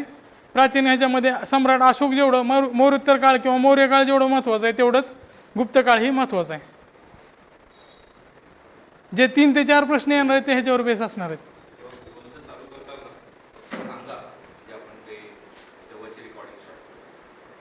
कुठलं? हां चालेल. तर त्यानंतर मौर्योत्तर काळ बघितला आपण. मेन तर गुप्ताचा काळ आहे. गुप्त काळ झाल्यानंतर गुप्ताच्या नंतरचे 3 ते 4 राजे महत्त्वाचे आहेत. जसं मोठं साम्राज्य संपल्यानंतर छोटे छोटे राज्य तयार झाले, तर त्यावेळेस तुमचं कन्फ्युजन काय होतंय, ज्यावेळेस उत्तर भारतात एक सत्ता असेल त्यावेळेस दक्षिण भारतात दुसरी सत्ता कार्यरत असते. तर त्यावेळेस तुम्ही अभ्यास करताना वेगवेगळं करायचं आहे. उत्तर भारतासंबंधीचे जे असेल ना तर ते राजे वेगळे करायचे मध्ययुगीन काळात विशेषतः, आणि दक्षिण भारताचा वेगळा अभ्यास करायचा. ते कालखंड एकदम मिक्स करायचं नाही, तर मध्ययुगीन करता करता तिकडचा राजा इकडचा राजा असं नाही मिक्स करायचं. अभ्यास करताना एक तर तुम्ही मध्ययुगीन मॉडर्न आणि त्याच्या आधी प्राचीन हे सगळे उत्तर भारतातले करून घ्या आणि त्यानंतर दक्षिण भारतातले करा. गुप्त किंवा त्याच्या आधीचं जे अशोक आहे, त्यानंतरचे मुघल आहेत किंवा दिल्ली सल्तनत आहेत, ह्याच्याशी काय कन्फ्युजन होणार नाही, कारण त्याचं साम्राज्य पूर्ण पसरलेलं होतं. पण जे वाकाटक असतील, हर्षवर्धनाची राजधानी कन्नौज होती, ते उत्तर भारतात वसलेलं होतं. त्यानंतर वाकाटक हे महाराष्ट्राच्या प्रदेशात आहेत. राष्ट्रकूटसुद्धा महाराष्ट्राचे पैठण त्या काळात आहेत. सातवाहन पण याच काळातले आहेत, म्हणजे प्राचीन आणि मध्ययुगीनच्या दरम्यानचे, ते सुद्धा महाराष्ट्राशी संबंधित आहेत. तर हर्षवर्धनचं सगळ्यात महत्त्वाचं कलेसाठी हर्षवर्धन डायनेस्टीचा म्हणजे हर्षवर्धन स्वतः त्यांनी स्थापना केली होती, त्यांच्याच नावावरनं हर्षवर्धन डायनेस्टी नाव पडलं, हर्षवर्धन साम्राज्य. तर त्यांच्यावर एक प्रश्न आला होता की खालीलपैकी कोणत्या ग्रंथाची रचना हर्षवर्धनाने केलेली आहे? रत्नावली, प्रियदर्शिका, ह्या सगळ्या ज्या 3-4 गोष्टी आहेत त्या तुम्ही वाचून घ्या एकदा, त्यामध्ये ओळखायला सांगतील ते. आता ह्याच्यावर तर प्रश्न येऊन गेलाय, पण या काळात अजून जे काही ग्रंथ लिहिले असतील तर ते सुद्धा बघून. हर्षवर्धन असतील, हर्षवर्धनाची राजधानी कन्नौज होती, ते उत्तर भारतात वसलेलं होतं. त्यानंतर वाकाटक हे महाराष्ट्राच्या प्रदेशात आहेत, राष्ट्रकूट सुद्धा महाराष्ट्राचे पैठण त्या काळात आहेत, सातवाहन पण याच काळातले आहेत, म्हणजे प्राचीन आणि मध्ययुगीनच्या दरम्यानचे, ते सुद्धा महाराष्ट्राशी संबंधित आहेत. तर हर्षवर्धनचं सगळ्यात महत्त्वाचं कलेसाठी हर्षवर्धन डायनेस्टीचा म्हणजे हर्षवर्धन स्वतः त्यांनी स्थापना केली होती, त्यांच्याच नावावरनं हर्षवर्धन डायनेस्टी नाव पडलं, हर्षवर्धन साम्राज्य. तर त्यांच्यावर एक प्रश्न आला होता की खालीलपैकी कोणत्या ग्रंथाची रचना हर्षवर्धनाने केलेली आहे? रत्नावली,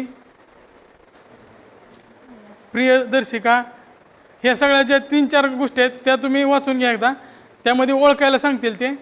आता ह्याच्यावर तर प्रश्न येऊन गेलाय, पण या काळात अजून जे काही ग्रंथ लिहिले असतील तर ते सुद्धा बघून घ्या. हर्षवर्धन हा काळ कलेसाठी महत्त्वाचा आहे, कन्नौज त्याची राजधानी होती, राजधानी, आणि त्यांनी त्या डायनेस्टीचे संस्थापक कोण होते, त्या डायनेस्टीचा पाया कोणी रचला, या गोष्टी पण महत्त्वाच्या आहेत. त्यानंतर पुढे सातवाहन, वाकाटक आणि राष्ट्रकूट हे तिन्ही राज्यांचा महाराष्ट्राचे संदर्भ आहे.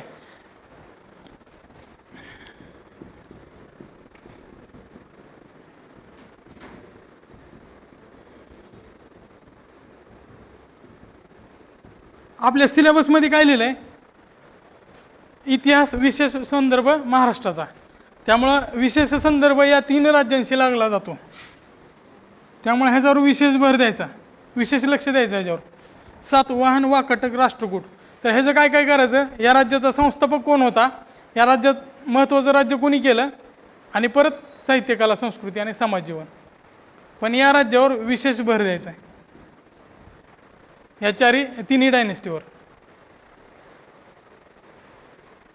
तर इथं आपलं प्राचीन भारत संपतंय.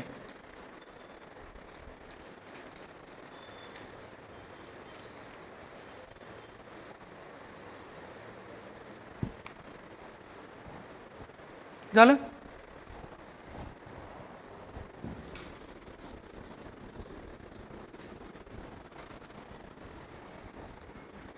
मध्ययुगीन भारतासाठी कुठला सोर्स वापरता तुम्ही? स्टेट बोर्ड तर वापरतायत, त्यासोबतच सतीशचंद्राचं NCERT वापरतात ना, तुमच्यातलं कोणी वापरतंय का? नाही. तर ते महत्त्वाचं आहे. सतीशचंद्राचं NCERTचं वैशिष्ट्य काय? मध्ययुगीन इतिहास हा जास्त तुटक नसून सलग आहे. त्यामध्ये महत्त्वाचं यादव, त्यानंतर दिल्ली सल्तनत, त्यानंतर मध्ये सय्यद लोधी 2 घराणे येतात, आणि त्यानंतर डायरेक्ट मुघल चालू होतात. 1707 औरंगजेबचा मृत्यू होतो तिथपर्यंत. मग हा जो इतिहास आहे तो सलग आहे.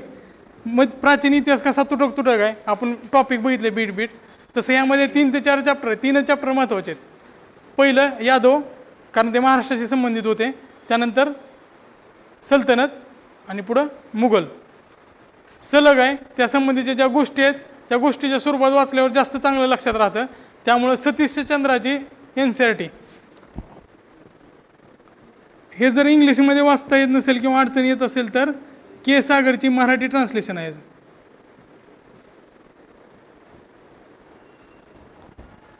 हे मस्ट आहे. म्हणजे आता वेळ पण आहे तुमच्याकडे वाचायला, आणि स्टँडर्ड सोर्स आहे NCERT म्हणजे.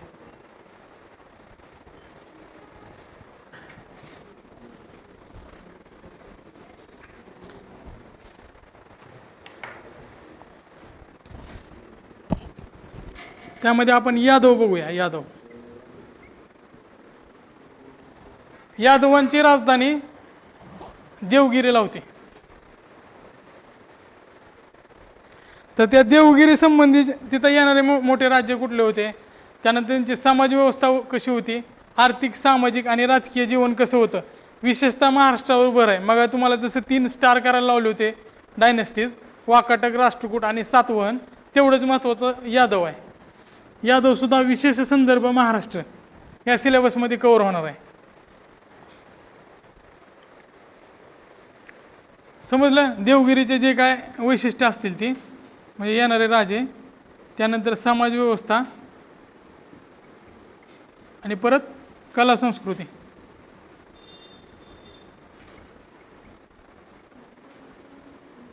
महाराष्ट्राचा भरभराटीचा कालखंड होता, कारण यादवांनी आपल्याला एक स्थिर सत्ता दिली होती महाराष्ट्राला. कुठल्याही राज्याचा किंवा भागाचा प्रदेशाचा भरभराटीचा कालखंड कुठला असतो, ज्या काळात त्यांना स्थिर शासन असतं. त्यामुळेच आपल्याकडे पण आघाडीच्या सरकारापेक्षा स्थिर सरकारला महत्त्व दिलं जातं, कारण निर्णय व्यवस्थित होतात, प्रत्येक गोष्टीवर व्यवस्थित लक्ष दिलं जातं. अस्थिर सरकार असेल तर सगळ्याच गोष्टी अस्थिर असतात. जसं आता आपल्याला राष्ट्रपती राजवट लागेल का काय होईल सांगता येत नाही. आपल्या MPSCचे अध्यक्ष किंवा सदस्य नेमणुकीची प्रक्रियासुद्धा लांबलेली आहे, त्यामुळे आपल्या टाईम टेबलसुद्धा लवकर येणं. आपल्यामध्ये पण कन्फ्युजन आहे, आपली परीक्षा फेब्रुवारीला होईल का एप्रिलला होईल, सगळं सरकारवरच अवलंबून आहे ना. तशी अस्थिरता प्रत्येक राज्यासाठी किंवा प्रदेशासाठी घातक असते, म्हणजे विकासासाठी घातक असते. यादव कालखंड ते विशेषतः त्याच्यावर लक्ष द्या. त्यानंतर दिल्ली सल्तनत. तुम्हाला वर्टिकल किती जायचं ते समजायला ना, किती खोलवर जायचं प्रत्येक विषयात.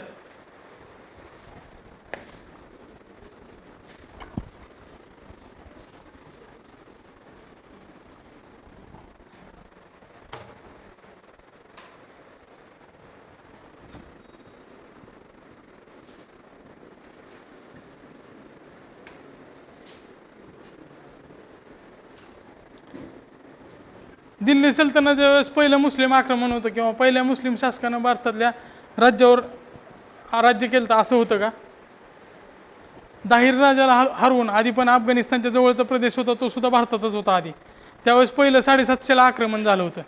त्या काळात पहिलं आक्रमण होतं किंवा पहिलं राज्य भारतातलं जिंकलं होतं. पण त्याच्यानंतर बराचसा कालखंड असा होता की त्यामध्ये फक्त आक्रमण व्हायचे, लुटून न्यायचे. 1000च्या कालखंडात 1000च्या सुमारास गजनीनं भारतावर 17 स्वाऱ्या केल्या, पण राज्य स्थापित केलं का आपल्या इकडे? सोमनाथचा तो जो दरवाजा आहे तो घेऊन गेला आणि शेवटी त्याच्या कबरीला लावला होता. त्यानंतर आपल्या जे इथला व्हाईसरॉय किंवा गव्हर्नर जनरल होते त्यांनी तिकडनं युद्ध झाल्यानंतर तिकडनं माघारी घेऊन आले किंवा तसा प्रयत्न केला.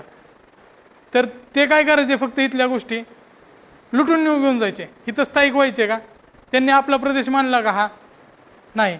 त्याच्यामुळंच त्या गोष्टी आपल्यासाठी जास्त घातक ठरल्या. ह्या काळात जे आक्रमण व्हायचे ते सगळा प्रदेश बेचिराग करून टाकायचे, तिथल्या सगळ्या गोष्टी लुटून घेऊन जायचे. तर मोहम्मद गझनीनं इसवी सन 1000 17 स्वाऱ्या केल्या. त्यानंतर गोरी आला. गोरी कधी आला माहिती आहे कुणाला? 1191 आणि 92 दोन युद्ध झाली तराईचे, 1191 आणि 1192. या काळात पृथ्वीराज चव्हाणचा पण संबंध येत आहे. गोरीचा अभ्यास करताना पृथ्वीराज चव्हाणचा पण अभ्यास करा.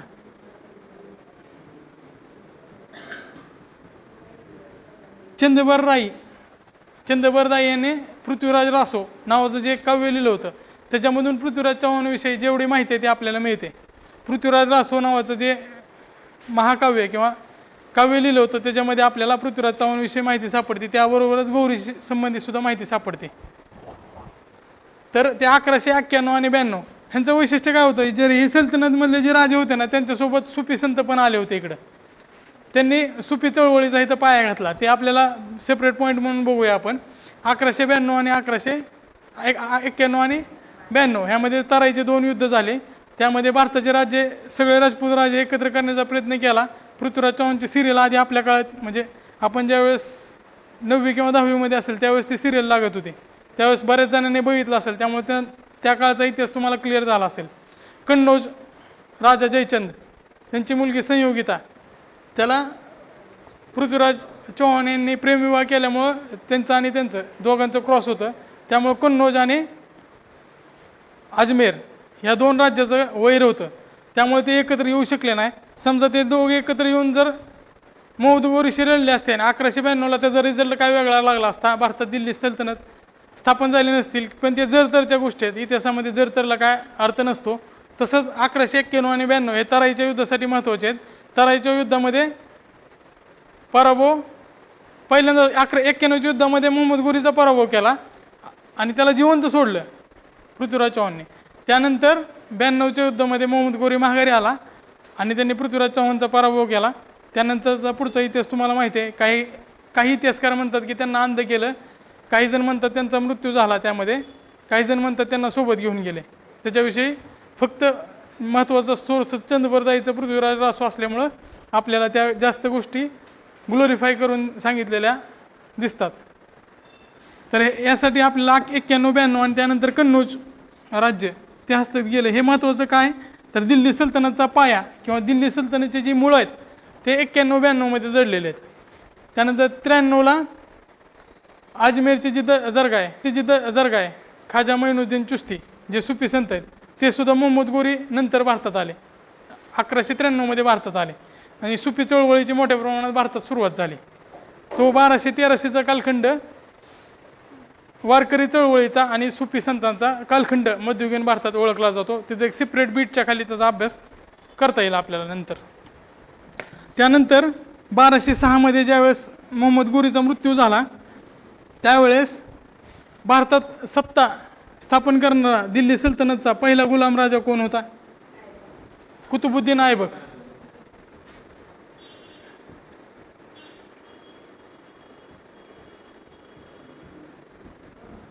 यांनी कुठल्या गुलाम घराण्याची किंवा मामलूक घराण्याची स्थापना केली? एखाद्या घराण्याला जर डबल नाव असेल तर दोन्ही नाव लक्षात असणं महत्त्वाचे आहेत, कारण ऑप्शनमध्ये देताना ते एकच कुठलं तर नाव देणार, त्यामुळे दोन्ही नावं तुम्हाला माहीत असणं गरजेचं आहे.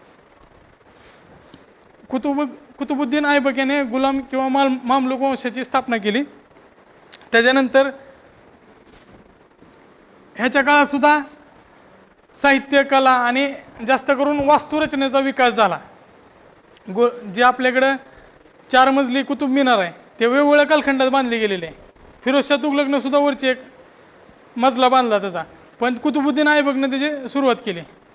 ते कुणाचं नावानं होतं? ते एक सुफी संताच्या नावावर होतं. कुतुबुद्दीन ऐबकच्या नावावर नाही कुतुब मिनार, ते कुतुबुद्दीन काकी नावाचे जे सुफी संत होते त्यांच्या नावावर आहे ते. ऐबक हा गुलाम होता, गोरीच्या सैन्यात त्यानं काम केलं, सेनापती पदावर पोहोचला आणि त्या काळातले जे गुलाम आहेत पुढे अजून बरेच आहेत. त्यामध्ये इल्तुतमिश तो ज्याचा जावा आहे तो पुढचा राजा बनला या डायनेस्टीमध्ये, ते सुद्धा गुलामच होता. त्यानंतर बलबन सुद्धा गुलामच होता. तर त्यांनी असा पण प्रश्न विचारू शकतात खालीलपैकी कोणता राजा पूर्वाश्रमीचा गुलाम होता? तर ह्या गोष्टी फॅक्च्युअल आहेत, ते वाचले तुम्ही. एनसीईआरटी जर कंटिन्युअसली वाचत गेला गोष्टीसारखी वाटेल तुम्हाला, लवकर संपेल पण, आणि लिंक लागेल एका गोष्टीची दुसऱ्या गोष्टीशी. लिंक लागणं महत्त्वाचं आहे, कारण फॅक्च्युअल अभ्यास करताना मर्यादा येणार आहे तुम्हाला. अभ्यास करताना लक्षात किती ठेवणार? हे नकाशे केले महाजन पद ते डोळ्यासमोर राहतील, लिमिट आहे आपल्याला पाठांतराशी. तर कनेक्ट होणं पण गरजेचं आहे. कनेक्ट असेल आणि पाठांतर असेल, दोन्ही गोष्टीची जोड दिली तर आउटपुट मॅक्झिमम निघेल. त्यामुळं ह्या गोष्टी लिंक करा तुम्ही. कुतुबुद्दीन ऐबक नंतर ती 4 राजे झाले, त्याच्यानंतर खिलजी घराणं आलं. खिलजीमध्ये पण अल्लाउद्दीन खिलजी सगळ्यात जास्त महत्त्वाचा आहे. अल्लाउद्दीन खिलजी का महत्त्वाचा आहे? कारण त्यांना बाजार व्यवस्था केली,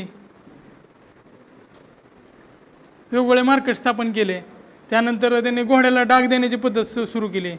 यासारख्या ज्या गोष्टी आहेत, अशा बऱ्याच गोष्टी आहेत. मी तुम्हाला उदाहरणादाखल सांगायलो. या गोष्टी तुम्ही वेगळ्या काढा. तुमच्या डोळ्यासमोर असं पाहिजे की तुम्ही जर स्वतः पेपर सेटर असाल तर कुठल्या गोष्टीवर प्रश्न काढणार, या गोष्टी तुम्ही इमॅजिन करा. अभ्यास करताना असा ॲनालिटिकल अभ्यास केला ना तर तो प्रश्न तसाच विचारला जाईल. म्हणजे तुम्ही विचार केला आणि पेपर सेटरनं विचार केला, हे विचार जुळतील तुमचे. आणि समजा आत्ता नाही विचारलं तर पुढच्या कुठल्या तर परीक्षेला त्याच्यावर हमखास प्रश्न येणार आहे. कारण त्याच्यामध्ये जो एक पान असतं, तुम्ही समजा एक पान वाचताय तर त्याच्यामध्ये प्रश्न तयार होणारे 4-5च पॉईंट असतात, त्याच्यावर हमखास प्रश्न निघू शकतो. पण तो तयार होणारा प्रश्न तुम्ही जर आधीच स्वतःच काढला आणि स्वतःच त्याचं उत्तर शोधलं तर तुम्ही ऑलरेडी तो तुमच्या डोक्यात असलेला प्रश्नच विचारला गेलेला आहे. त्याच्यामुळे काय होतं, एक तर पहिली गोष्ट तुमचं कॉन्फिडन्स वाढतं, ॲक्युरेसी तर 100% वाढणारच आहे. आणि तिसरं, पुढच्या क्वेश्चनमध्ये एज्युकेटेड गेस करताना सुद्धा त्या गोष्टीचा फायदा होतो. कारण एक विधान तुम्हाला फिक्स माहीत असतं, कारण तुम्ही अभ्यास तसा ॲनालिटिकल केलेला असतं. फक्त तुम्ही असं करू नका की मी आज 200 पानं वाचायचं टार्गेट ठेवलं आहे, मी 200 पानं वाचलेत, संध्याकाळी जास्त खुश व्हायचं, दुसऱ्या दिवशी अजून 10 पानं एक्स्ट्रा वाचायचे. तुम्ही 200 वाचा नाही तर 300 पानं वाचा, त्याला काही अर्थ नाही. किती तुम्ही ॲक्वायर केलं आहे, ग्रास्प केलं आहे, ते महत्त्वाचं आहे. आपल्याला फक्त रोजंदारीसारखं काम नाही की एवढं काम केलं तर एवढं पगार मिळणार. 200 पानं वाचण्यासाठी आपण म्हणजे पानं वाचलेली चांगलंच आहे, जास्त वाचलेलं आहे, पण ते किती आउटपुट भेटतंय तेवढं महत्त्वाचं आहे. त्यासाठी ॲनालिटिकल स्टडी जास्त महत्त्वाचं आहे. माझा पण 4 वर्षाचा अनुभव सांगतोय. ज्यावेळेस तुम्ही ॲनालिटिकल स्टडी करत जाईल त्यावेळेस तुमची प्री परीक्षा पास होतो का नाही हाच प्रश्न तुमच्या मनात नसणार आहे. त्यावेळेस तुमचा मिनिमम आहे ना 30 मार्काचा डिफरन्स असणार आहे. ज्यावेळेस आहे ना 153 मेरिट लागलं होतं त्यावेळेस मला 148 मार्क होते. त्यावेळेस मी अभ्यास करताना टार्गेट बेस अभ्यास करायचो, म्हणजे 200 पानं 300 पानं असं टार्गेट असायचं. इतिहासाचं भूगोलचं काय अर्थशास्त्रात 200 पानं होत नाहीत असायचं आधी. सुरुवातीला जास्त जोश असते सुरुवातीला अभ्यास करताना. त्यावेळेस 200 काय 2 दिवसात आपण लक्ष्मीकांत सुद्धा संपवतो ज्यावेळेस नवीन अभ्यास चालू केलेला असतं त्यावेळेस. पण कसं वाचतंय ते आपल्यालाच माहीत असतंय, फक्त वाचायचं काम केलेलं असतं आपण. डोक्यात काय शिरलंय का नाही हे परीक्षा संपते आपले निकाल लागल्यानंतर. ज्यावेळेस आपला नंबर हुडकतो आणि ते सापडत नाही त्यावेळेस आपल्या अभ्यासाचा दर्जा आपल्या स्वतःला कळतंय. परत एका मार्काने प्री गेली असं सांगणारे निम्मे पोरं असतात.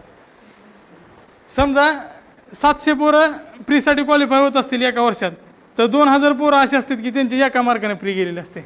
खरी किती जणांची जाते माहीत नाही, पण बऱ्याच जणांची एका मार्काने प्री जाते. तुम्हाला पण अनुभव असेल बरेच मित्रांचा. त्यामुळे आपल्यावर वेळ येऊ नये 1 मार्क 2 मार्क 3 मार्काने गेले. त्यामुळं या गोष्टी आत्ताच करून ठेवा. तुम्हाला जे नकाशे सांगतोय जे चार्ट सांगतोय ते चार्ट आणि नकाशे करा. तुमचं 100% 20 ते 25 मार्काने लीड असणार आहे. ह्याचा फायदा काय होणार आहे लीड असण्याचा? आता बरेच जण तुमच्यातले म्हणतील की पूर्व परीक्षेला लीड असून काय फायदा आहे, त्याचे मार्क काय मुख्य परीक्षेत मोजले जात नाहीत. बरोबर आहे, पण पूर्व परीक्षेला जर तुमची लीड असेल तर तुमचा एवढा कॉन्फिडन्स असते परीक्षा दिल्या तुम्ही मुख्य परीक्षेचा अभ्यास फुल फोर्सने चालू करताय. नाहीतर काय होतंय पूर्व परीक्षेला लोक सांगतात 190 ते 200च्या दरम्यान मेरिट लागेल, माझे मार्क आहेत 195.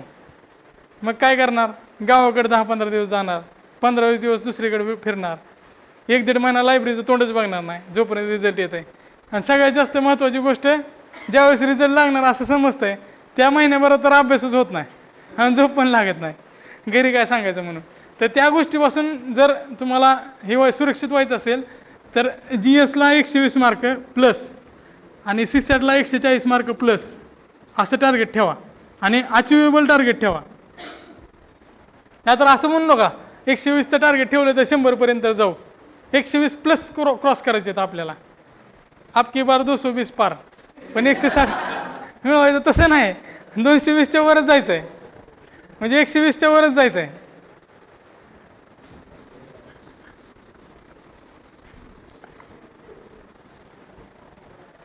हां, तर आपण खिलजीवर होतो.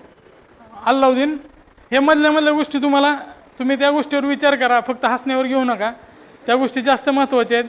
आणि मुख्य परीक्षा समजा तुमच्यातल्या बऱ्याच जणांची पहिली अटेम्प्ट आहे तर तुम्हाला हा जो काळ असणार आहे तो गोल्डन काळ असणार आहे प्री झाल्यानंतरचे 1 ते 2 महिने.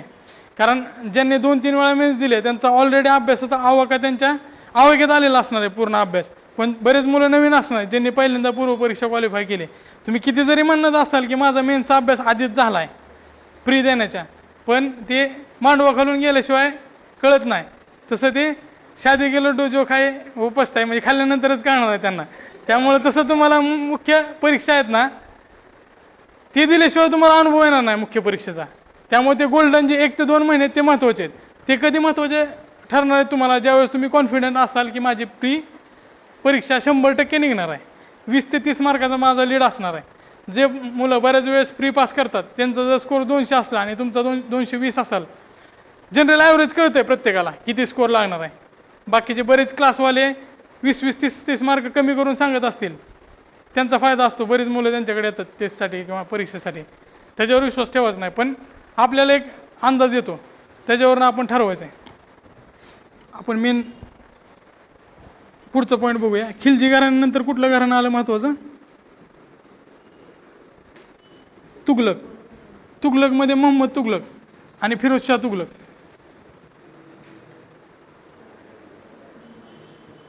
ह्याच्यावर जास्त भर द्या. बाकीचे राजे पण वाचायचे आहेत पण ह्याच्यावर जास्त भर द्यायचा आहे. मोहम्मद तुघलकनं बऱ्याच व्यवस्था केल्या होत्या. वेडा मोहम्मद म्हणत होते त्याला, मोहम्मद तुघलकला, कारण त्याच्या अचाट कल्पनांचा पुरुष होता तो. कारण तो बऱ्याच कल्पना लावायचा. त्यानं प्रातिनिधिक चलन पण चालू केलं. त्यावेळेस आत्ता सध्याचे ते भूमिका खरं त्याची त्या काळातली स्वागतार्ह होती, कारण प्रातिनिधिक चलन जर असेल तर अर्थव्यवस्थेचा विकास होईल. ज्यावेळेस चलन कमी पडतं त्यावेळेस अर्थव्यवस्थेचा विकास कमी होतं. ज्यावेळेस चलन जास्त फिरतं त्यावेळेस अर्थव्यवस्था जास्त तेजीत असते आणि व्यापाराची भरभराट होते. व्यापाराची भरभराट झाल्यावर विकास होणार आहे. तसंच त्यानं काय केलं तर तांब्याचं चलन तयार केलं होतं. पण चलन तयार करताना त्यानं काय तर त्याच्या शुद्धता ठेवली नाही, किंवा त्याचं जे टांगसाळी होत्या म्हणजे जिथं नाणे पाडले जातात ते एवढं स्टँडर्ड नव्हते की त्याचं नक्कल कोण करू शकत नसेल. आता कसं ते बऱ्याच ठिकाणी हे असतं, पिक्चरमध्ये बघितलं असेल तुम्ही की मिक्सर असतं त्याच्यामधून नोटा बाहेर निघतात, तशा मशीनी त्या काळात काढलेल्या त्यांनी. म्हणजे प्रत्येक घरात लोक स्वतःच्या नाणी तयार करत होत्या तांब्याचे. म्हणजे राजा सांगेल ना एक नाणं असेल तांब्याचं, सांगेल ना एक नाणं असेल तांब्याचं तर ते एक चांदीच्या बरोबर आहे किंवा एक सोन्याच्या नाण्याच्या बरोबर आहे. हे काय झालं, प्रातिनिधिक चलन झालं, तांबे सोन्याच्या बरोबर असणार हे राजानं सांगितलं. मग लोकांनी सोनं दडवून ठेवायला चालू केलं आणि स्वतःच्या घरातच तांब्याचे नाणं पाडायले. मग एवढे तांब्याचे नाणे झाले की परत ती अर्थव्यवस्था पूर्ण कोलमडून गेली. त्यानंतर त्यानं काय सांगितलं, ते सगळे माघारी आणा, मी तुम्हाला सोनं देईल त्या बदल्यात. मग हे जे डुप्लिकेटवाले लोक होते त्या काळात नोटबंदी वगैरे काय प्रकार नव्हता, त्या काळातली ही अशीच नोटबंदी होती. त्यानं नाणे बंद केले आणि लोकांना सांगितलं तुम्ही माघारी या आणि माझ्याकडनं एक्सचेंज करून घेऊन जावा. त्या काळात काय असं लिमिट नव्हतं, 2,000 रुपये दिवसाला बदलून मिळणार.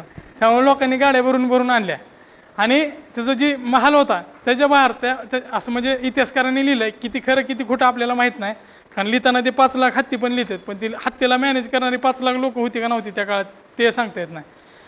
तर ते असं लिहिलं इतिहासकारांनी, त्याचं जे महाल होतं त्याच्यापेक्षा जास्त उंच ढीग त्या नाण्याचा साठला होता. म्हणजे एवढ्या लेवलवर माणसाचं फेल्युअर असू शकतं. ते मोहम्मद तुघलककडनं शिका तरीसुद्धा ते दिल्ली सल्तनत पुढे टिकलं. म्हणजे आपल्या चुका महत्त्वाच्या नाहीत, त्या चुकामधनं बाउन्स बॅक करणं महत्त्वाचं आहे, हे इतिहासातनं आपण शिकू शकतो. मोहम्मद तुघलकाच्या बऱ्याच अशा गोष्टी आहेत. त्यानं राजधानी पण बदलली होती. आता राजधानी बदलली तर फक्त प्रशासन व्यवस्था घेऊन जायची ना, तिथल्या लोकांना पण बळजबरीनं घेऊन गेला. ते जसं आपल्याला रूम बदलायची असेल तर रूम पार्टनरला सुद्धा आपण बळजबरीनं घेऊन जातो, पण तिकडची रूमच चांगली निघत नाही, मग ही पण गेली आणि ती पण गेली.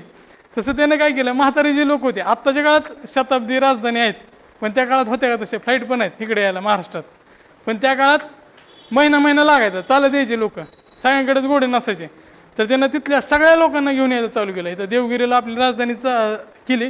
त्याचा उद्देश बरोबर होता, त्याचा हेतू प्रामाणिक होता, विचार एकदम करेक्ट होता, पण अंमलबजावणीची पद्धत चुकीची होती किंवा तो काळ चुकीचा होता.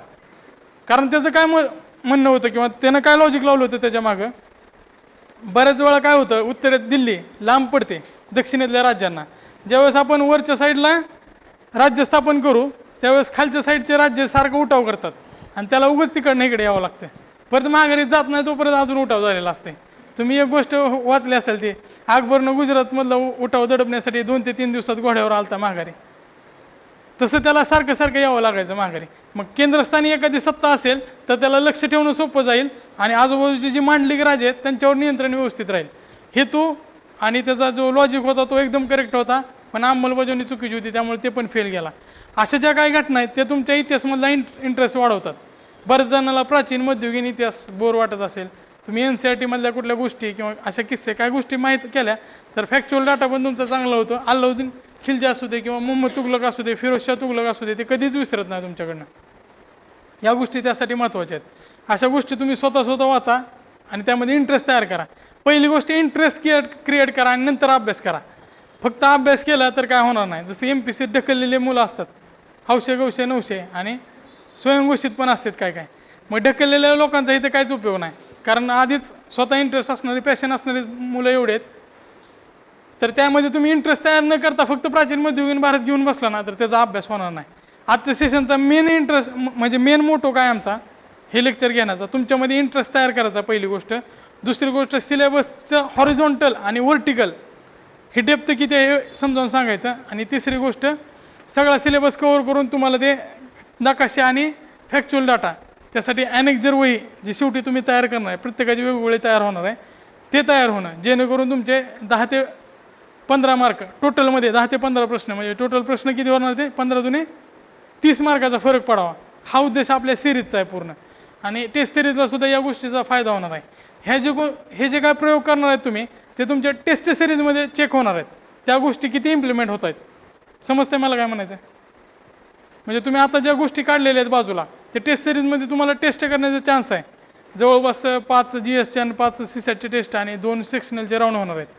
मग त्यावेळेस तुम्ही नवीन नवीन प्रयोग करू शकता, तुमच्या स्ट्रॅटर्जीमध्ये चेंज करू शकता, म्हणजे आपल्याला काय बदलायचं आहे का, त्यासाठी या गोष्टी महत्त्वाच्या आहेत. तर तुघलक घराणं झालं. तुघलकमध्ये मुहम्मद आणि फिरोजशाह तुघलक ह्या 2 राजावर जास्त लक्ष ठेवायचं आहे. त्याच्यानंतर सय्यद लोधी, हे दिल्ली सल्तनतच्या नंतर सय्यद लोधी हे 2 छोटे छोटे आहेत. सय्यद घराणं आणि लोधी घराणं. सय्यद घराणं तर 100 ते 150 वर्षाचा त्याचा कालखंड आहे. त्याचे 3-4 राजे आहेत ते बघून घ्या. तसंच लोधीमध्ये पण बहलोल लोधी जे संस्थापक आहे, कारण मुघल साम्राज्य यायच्या आधी ह्यांचं राज्य भारतावर होतं, त्यामुळे हे घराणं महत्त्वाचं आहे. बहलोल लोधी, सिकंदर लोधी आणि इब्राहिम लोधी.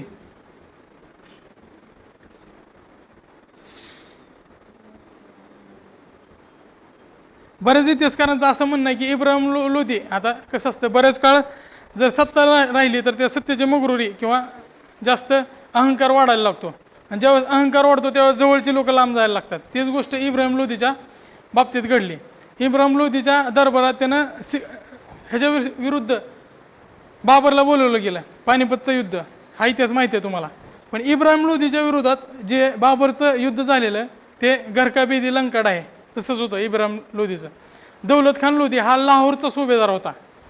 दौलत खान लोधी, लोधी म्हणजे भाऊकी असणार, आणि भाऊकीचं वैर महाराष्ट्रापेक्षा दुसऱ्या कोणाला माहीत नाही जास्त. त्या काळात पण असंच होतं. दौलत खान लोधीच्या मुलाचा त्यानं अपमान केला होता. त्यानंतर दौलत खान लोधीला तेवढंच पाहिजे होतं. दौलत खान लोधीनं कॉल केलं, म्हणजे बोलवलं, फोन नव्हता त्यावेळेस, त्यानं बोलवणं पाठवलं दूतामार्फत, आणि असं सांगितलं की बाबरला ह्याचे कुठले कुठले वीक पॉईंट आहेत, कारण जवळच्या माणसाला सगळ्यात जास्त वीक पॉईंट माहीत असतात. आणि तो इब्राहिम लोधीचा सुभेदार होता, लाहोर प्रांताचा, दौलत खान लोधी. त्यानं बाबरला बोलवणं धाडलं. बाबर तिकडे पण इकडे तिकडे फिरत होता. त्यावेळेस त्याला पण काय तिथं सत्ता स्थापन करता येत नव्हती. काबूल, कंदार ज्या भागात होता तो अफगाण आणि तुर्क या सीमेवर, त्याला स्वतःची सत्ता तिथं स्थापन करता येत नव्हती. बाबर पण त्याच गोष्टीत होता की आपल्याला कुठं तर राज्य भेटतंय का. बाबरनं त्याची सैनिक जमा केली, पानिपतला आला. पहिल्यांदा मोठ्या प्रमाणात तोफांचा वापर केला. 1526 भारताच्या इतिहासातलं मैलाचा दगड, ज्यामध्ये मुघल सत्ता आपल्याकडं मोठ्या प्रमाणात ज्यांनी राज्य केलं, बरंचसं 300-400 वर्षाचा कालखंड भारतात गाजवला. ती मुघल सत्तेचा पाया पानिपतच्या युद्धात आहे. आणि ते सुद्धा म्हणजे त्या इब्राहिम लोधीचा एक सैनिकातला गद्दार दौलत खान लोधी, त्याच्यामुळे त्याचं आक्रमण झालं 1526ला. बाबरनं पानिपतमध्ये पाया घातला, पण सत्ता स्थिर झाली नव्हती. त्याच्यानंतरच्या पण काही लढाई आहेत, हळदीघाटीच्या, जशा अकबरच्या वगैरे लढाईत हळदीघाटीच्या, तसंच त्यानं राजपूत राजांशी संघर्ष केलेला आहे. तो संघर्ष पण बघा तुम्ही. म्हणजे फक्त पानिपतच महत्त्वाचं नाही, तर पानिपतच्या नंतरच्या 2-3 लढाई आहेत त्या सुद्धा महत्त्वाच्या आहेत. राणा सांगाविषयी सोबत वगैरे संघर्ष झालेला आहे. आपण मुघल सेपरेट बघूया.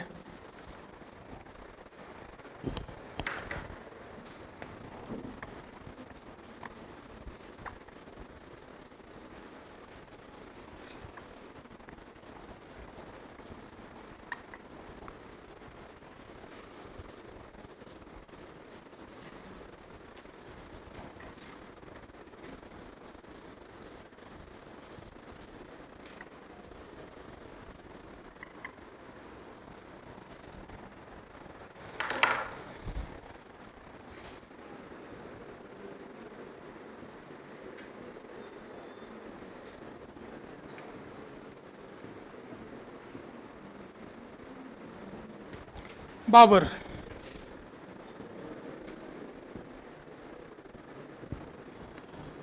हे 1526 कालखंड, पानिपतचं पहिलं युद्ध. 1526ला बहामनी सत्ता सुद्धा आपल्याकडे स्थापन झाली त्या बिदरची. त्यामुळे ती परत बघूया आपण. आता 1526वर कॉन्सन्ट्रेट करा. इथनं तुम्हाला मुघल कालखंड चालू करायचा आहे. म्हणजे 2 भाग करायचे आहेत मध्ययुगीन भागाचे, मुघलाच्या आधीचा आणि मुघलाच्या नंतरचं, म्हणजे मुघलापासून. तर बाबरनं सुरुवात काय केली, 1526ला पानिपतचं युद्ध केलं. त्याच्याविषयी 1-2 इंटरेस्टिंग गोष्टी सांगतो. बाबरनं ज्यावेळेस 1526ला पानिपत जिंकलं, त्यावेळेस इथली सत्ता त्याची कॉन्क्रीट झाली का, म्हणजे स्थिर झाली का, तर नाही. कारण आजूबाजूचे राजे एवढे शक्तिशाली होते आपल्या भारतातले, फक्त एकत्र राहत नव्हते सगळेजण. प्रत्येकाची चूल वेगळी होती, प्रत्येकाचं राज्य वेगळं होतं, एक शहर म्हणजे वेगळं राज्य होतं. ते शूर होते, त्यांच्याकडे सगळ्या ताकदी होत्या, पण एकमेकात लढण्यातच भारताचा इतिहास पूर्ण भरलेला आहे. एकमेकाविरुद्धच लढाया होत होत्या. तर त्यानंतर त्याचे सैनिक होते ते आपल्या मातृदेशापासून लांब आले होते. पण बाबरनं इथं आल्यानंतर त्यानं प्रदेश बघितला. आधीच तिकडं अफगाणिस्तानमध्ये कसं एका भाकरीसाठी 4 जणांची भांडणं असायची. त्यामुळे म्हणजे एका राज्यासाठी 4 जणांची भांडणं असायची. तर तिथं स्थिर सत्ता स्थापन होत नाही हे त्याच्या लक्षात आलं. भारतात आल्यानंतर भारत सोने की चिडिया त्या काळात पण होताच. तर त्याच्या लक्षात आलं की आपण भारतातच राज्य करूया, इथंच थांबूया, कारण इथं सगळा सुपीक प्रदेश आहे. दिल्ली त्या काळात पण यमुना तिथनं वाहत होती, तिथं वरच्या सप्तनद्याचा प्रदेश आणि खाली गंगेचा प्रदेश, पूर्ण सोन्याचाच प्रदेश होता तो. तर त्यानं असा विचार केला की आपण इथंच थांबूया. पण त्याचे जे राजे, सेनापती आणि सैनिक होते, जे मांडलिक राजे त्यांनी तिकडनं घेऊन आलता, सेनापती घेऊन आलता, ते थांबायला तयार नव्हते. आणि तो स्वतः त्या काळात धर्म ही सगळ्यात मोठी गोष्ट होती. इस्लामचा प्रसार 1526 मध्ये बऱ्याच मोठ्या प्रमाणात अफगाणिस्तान, पाकिस्तान, सध्याचं अफगाणिस्तान, पाकिस्तान, त्या काळात तो भारतातच होतं, आणि तुर्कस्तान इथं मोठ्या प्रमाणात प्रसार झाला होता. बाबरला वंशज म्हणजे वंश परंपरा, आत्ता पण आपल्याकडे वंश परंपरा मोठे 96 कुळी वगैरे, त्या काळात पण तसंच होतं. तो चंगेज खानचा पण वंशज होता आणि इकडनं मंगोलाचा पण वंशज होता, बरोबर आहे का. त्यामुळं आईकडनं आणि वडिलाकडनं दोन्ही त्याच्या प्युअर डायनेस्टी होत्या. त्यामुळे राज्य करण्याचा अधिकार त्याला आहे असं लोकांवर बिंबवणं सोपं होतं. तर धर्म एक महत्त्वाची गोष्ट होती. तर त्यानं धर्माचा वापर पहिल्या लढाईत केला. बाबरचं धोरण कसं चेंज होतं गेलं बघा. त्यानं धर्माचा सुरुवातीला वापर केला आणि त्यानं जिहाद म्हणून सांगितलं, आणि मी धर्माला पालन करणार. कारण बाबर जो होता सुरुवातीला अफू आणि दारू ह्याचा सगळ्यात जास्त व्यसनी माणूस होता, अफू आणि दारू. तर ह्याच्यावर विश्वास ठेवत नव्हते ना त्यावेळेस सेनापती. तर त्यानं शपथ घेतली त्या दिवशी, म्हणजे पानिपतचं युद्ध झालं आणि त्याचे सेनापती माघारी निघायला लागले की आम्ही काही तर युद्ध लढणार नाही. त्यांनी बायका पोरं सगळं जे फॅमिली होती त्यांची तिकडे सोडून आले होते, त्यामुळे त्यांचं मन इकडे जास्त दिवस लागत नव्हतं. त्यामुळे त्यांना घराची ओढ लागलेली आणि ते चाललेले. तर त्यानं धर्माचा दाखला दिला आणि हे धर्मयुद्ध आहे म्हणून सांगितलं. आणि मी इथून पुढं कधीच अफू आणि दारू, कारण त्याच्याकडे पिंप सोबत यायचे, त्याचे पिंप म्हणजे तसले बॅरल असायचे. काही जणांना माहीत असेल, दारू जेवढे दिवस ठेवलं असेल तेवढी जास्त चांगली असते, आणि तो दारूचा शौकीन असल्यामुळे सोबत दारू वाहून घेऊन जायचा. तर त्यानं त्या दिवशी त्याच्या छावणीत असणारे सगळे जेवढे दारूचे पिंप होते ना ते सगळे टाकून दिले. त्या दिवशी त्यानं शपथ घेतली की मी इथून पुढं इस्लाम विरोधी ज्या गोष्टी आहेत त्या करणार नाही, मी इस्लामचं पालन करेल आणि धर्माच्या आधारावर राज्य करेन, असं त्यानं त्या काळी सांगितलं. आणि सगळ्या सेनापतींना थांबवून घेतलं. आणि पुढचे जे युद्ध आहेत, राणासांगा आणि बाकीच्या राजपूत राजाबरोबर जे युद्ध झालेले ते युद्ध त्याने जिंकले, भारतातली सत्ता स्थिर स्थावर केली. आणि जे सेनापती किंवा राजे होते आणि त्यासोबत आलेले सैनिक होते त्यांना त्यातला वाटा दिला त्यानं, म्हणजे लूट वगैरे व्हायची. आधी राज्य जिंकलं म्हणजे लूट पण घेऊन यायचे, ते खजिना पूर्ण राज्याचा त्यांचा व्हायचा, त्यांना दिलं. आणि तुम्ही तुमच्या घरी जावा म्हणून सांगितलं. प्रत्येकाला त्यानं वाटा दिला, ज्यांना जायचं त्यांना जाऊ दिलं, ज्यांना राहायचं ते राहू दिलं. आणि परत त्याने एक गोष्ट सांगितली बाबरनं हुमायूसाठी, त्याला इथं गोष्टी लक्षात आल्या. भारतात राज्य करणं म्हणजे धार्मिक आधारावर राज्य करणं अशक्य आहे. कारण भारत हा प्रदेश म्हणजे तुम्ही 1000 वर्ष घ्या, 2000 वर्ष घ्या, धर्माच्या आधारावर इथं कुणालाच राज्य करता आलं नाही. आत्तापर्यंत कुठल्याच व्यक्तीने धर्माच्या आधारावर इथं राज्य करू शकला नाही. तर भारताचं जे कॉस्मोपॉलिटन जे डंग आहे ते त्या काळापासून अबाधित होतं. तर ते बाबरचं पत्र फेमस आहे, अजून पण अभिलेखागारामध्ये आहे. तर त्यानं हुमायूननं सांगितलं की तू इथं धर्माच्या आधारावर राज्य करू नको, इथं प्रत्येक व्यक्तीला समान भूमिका दे, धर्म आणि राज्य हे पूर्णतः वेगळं ठेव. आणि जे उलेमा वगैरे आहेत जे फतवे काढतात त्यांच्या मनाला येईल ते फतवा असते, तर ते फतवा जे काढतात त्याच्यावर स्वतःला हवी होऊन देऊ नको, त्यांना 4 हात लांब ठेव राज्यापासून. आणि प्रत्येक व्यक्तीला धर्म न पाहता राज्यामध्ये स्थान दे. ह्या गोष्टी त्यानं हुमायूला सांगून गेलता त्याचा मृत्यू होण्या. आणि त्या गोष्टीतच त्याच्या पुढच्या राज्याचं सार आहे. आणि त्याच गोष्टी औरंगजेबनं पाळल्या नाहीत परत. त्याचा ऱ्हास होण्याचं कारण मेन तेच आहे, त्यांचं धोरण, त्या दोघांचं पण धोरण. त्यानंतर अकबरचं धोरण, अकबरचं राज्य का वाढलं तर कारण अकबरनं स्वतःच एक धर्म काढला होता, त्या धर्मामध्ये त्यानं दुसऱ्यांना पण सांगितलं दीन इलाही, सगळ्यांना बळजबरीनं घेतलं नाही. बिरबल तसं झाला, आता जवळचा माणूस म्हणल्यावर राईट हँड तर व्हायला पाहिजे त्या धर्मात. मग बिरबल दीन इलाही या धर्मात आला होता, त्यानं स्वतःच धर्म काढलेला, सगळ्या धर्माला एकत्र घेतलं होतं. आपण बघूया बाबरनंतर हुमायूँ आला. हुमायूँचं राज्य परत काही काळ शेरशाह सुरीनं घेतलं होतं. शेरशाह सुरी कशासाठी बघायचा तर ग्रँड ट्रंक रोड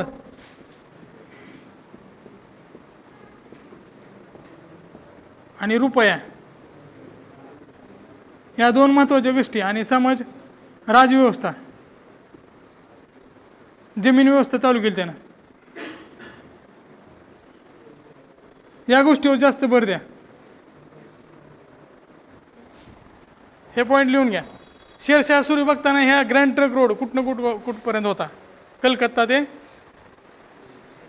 कुठपर्यंत, दिल्लीपासून पुढे गेलता अमृतसर लाहोरपर्यंत. ग्रँड ट्रंक रोड ती बघा त्या काळातला. नंतर त्यामध्ये बऱ्याच सुधारणा आल्या, ब्रिटिशांनी पण पुनर्बांधणी केली त्या रोडची. तर रुपया, राजकीय व्यवस्था आणि जमीन व्यवस्था त्यानं चालू केली. जसं अकबरच्या काळात परत त्यामध्ये विकसित झाला, तोडरमलनं ती काठीची पद्धत चालू केली. तुम्ही डिटेलमध्ये बघा, मी फक्त वरवरचं सांगायलो तुम्हाला. हुमायून नंतर अकबरनं पानिपतची दुसरी लढाई केली. ही बरोबर झाली पानिपतची दुसरी लढाई. शेरशाह सुरीचा सेनापती होता 1556 मध्ये. मुघलांची पुनर्स्थापना झाली त्यानंतर. हे एनसीईआरटी मध्ये एकदम डिटेलमध्ये दिलेलं आहे, तुम्हाला गोष्टीसारखे लक्षात राहतील. अकबर स्वतः अशिक्षित होता.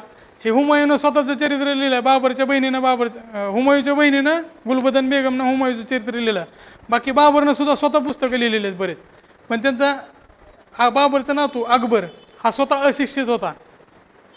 त्यानं बऱ्याच नवरत्नांना किंवा साहित्य लिहिणाऱ्यांना किंवा कलेला आश्रय दिला, पण तो स्वतः अशिक्षित होता. फक्त त्याला नॉलेजची जास्त भूक होती, म्हणजे समजून घ्यायचं ज्या गोष्टी माहीत नाहीत, पण त्याला स्वतः लिहिता येत नव्हतं कुठली गोष्ट. अकबर नामा कोणी लिहिलं आहे, अबुल फजल, त्याच्या नवरत्नापैकी एक, त्यानं अकबर नामा लिहिला, म्हणजे अकबरचा इतिहास लिहिला आहे. अकबर स्वतः अशिक्षित होता, पण त्यानं ती दिवाने खास दिवाने आम, परत त्यानंतर इबादत खानावर प्रश्न पडला होता. ह्याच्या आधी इबादत खाना होता, त्यानंतर अजून त्याने एक असे हॉल तयार करून ठेवलेले, प्रत्येक गोष्टीसाठी वेगवेगळे हॉल आहेत. त्याच्याविषयी पण बघा, म्हणजे त्याची चर्चा वेगवेगळ्या चालत होत्या. त्यावेळेस त्यानं प्रत्येक धर्मातल्या लोकांना बोलवायचा आणि एका गोष्टीवर मत विचारायचा. आणि मत विचारताना कसं, जे उलेमा होते ते त्याच्यावर हावी व्हायचे जास्त, कारण हा स्वतः मुस्लिम धर्मी होता. त्यामुळे ते उगाच उभारून मोठ्यानं ओरडायचे, दुसऱ्यांना शिवाय द्यायचे. अकबरला पण शिवाय द्यायचे कधी कधी. मग त्याला कळलं की ह्या गोष्टी जास्त विरोध चालल्यात आपल्या, आणि फतवे हे स्वतःच काढायचे, आणि त्याच्यावर काय अकबरचा कंट्रोल नसायचा. मग अकबर स्वतः आग्र्यामधनं पळून गेलता आणि दिल्लीला जाऊन फरमान जाहीर केलं की ही उलेमा जे आहेत ना, त्यांचं सगळं आजपासून कॅन्सल. जसं मोदीने सांगितलं आजपासून 500चे आणि 1000चे नोट कागदाचा तुकडा राहील, तसं त्यानं सांगितलं की उलेमाचे जे फतवे आहेत ना, फक्त कागदाचा तुकडा आहे, त्याच्यापेक्षा जास्त काय नाही. त्यानं ते फरमान काढायला त्याला आग्र्यामधनं पळून जावं लागलं. दिल्लीमध्ये जाऊन त्यानं फरमान काढलं होतं. त्या गोष्टीमुळे अकबरनं आपलं राज्य विस्तार करू शकला, कारण या गोष्टीला त्याने लांब ठेवलं. अकबरच्या सुद्धा ज्या गोष्टी आहेत त्या डिटेलमध्ये करा. मुघल घराण्यात 2च राजा महत्त्वाचे आहेत, एक अकबर आणि दुसरा औरंगजेब. अकबर आणि औरंगजेब. शहाजहाननं कलेचा विकास केला, त्यानंतर जहांगीर येतं, जहांगीर नंतर शहाजहान येतं, आणि शहाजहान नंतर औरंगजेब येते. आणि त्यानंतर लेटर मुघल फक्त नावापुरतं महत्त्वाचे आहेत, फक्त क्रम लक्षात ठेवा. बहादूर शाह पहिला, फरुखसियार, शाह आलम द्वितीय वगैरे ते जे काय, किंवा शेवटचा बहादूर शाह जफर दुसरा, इथपर्यंत आहे ना नावं महत्त्वाचे आहेत फक्त. अकबर, जहांगीरच्या काळात पण चित्रकलेला जास्त त्यानं आश्रय दिलता जहांगीरनं. त्यानंतर शहाजहान, औरंगजेबचं परत राजकीय आणि सामाजिक व्यवस्था महत्त्वाची आहे. औरंगजेबच्या काळातल्या सगळ्या व्यवस्था डिटेलमध्ये करायच्यात. अकबरच्या काळातली व्यवस्था डिटेलमध्ये करायच्यात, औरंगजेबच्या काळातल्या व्यवस्था डिटेलमध्ये करायच्यात. कारण औरंगजेबचं वास्तव्य महाराष्ट्रात पण होतं, पण त्याला महाराष्ट्र त्याच्या जिवंतपणी कधीच जिंकता आला नाही, आणि नंतर पण जिंकता आला नाही कधीच. औरंगजेबानंतर उत्तर मुघल, म्हणजे लेटर मुघल म्हणतात त्याला. ह्याचा फक्त क्रम महत्त्वाचा आहे, फक्त क्रम लक्षात ठेवा, सफिशियंट आहे एवढंच. वर्टिकली फक्त क्रमापुरतं जायचं त्याचं, चालेल.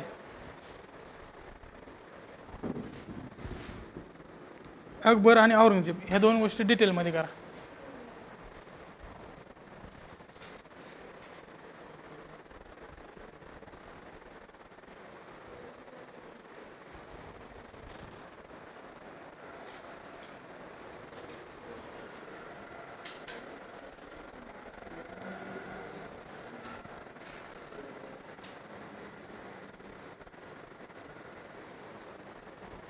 लिहून घेतलं सगळ्यांनी?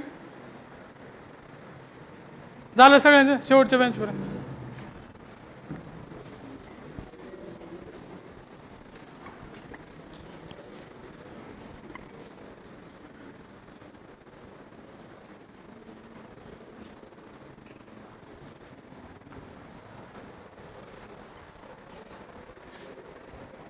आता आपल्या सगळ्यात महत्त्वाचा आणि आवडीचा पार्ट आहे मराठा साम्राज्य.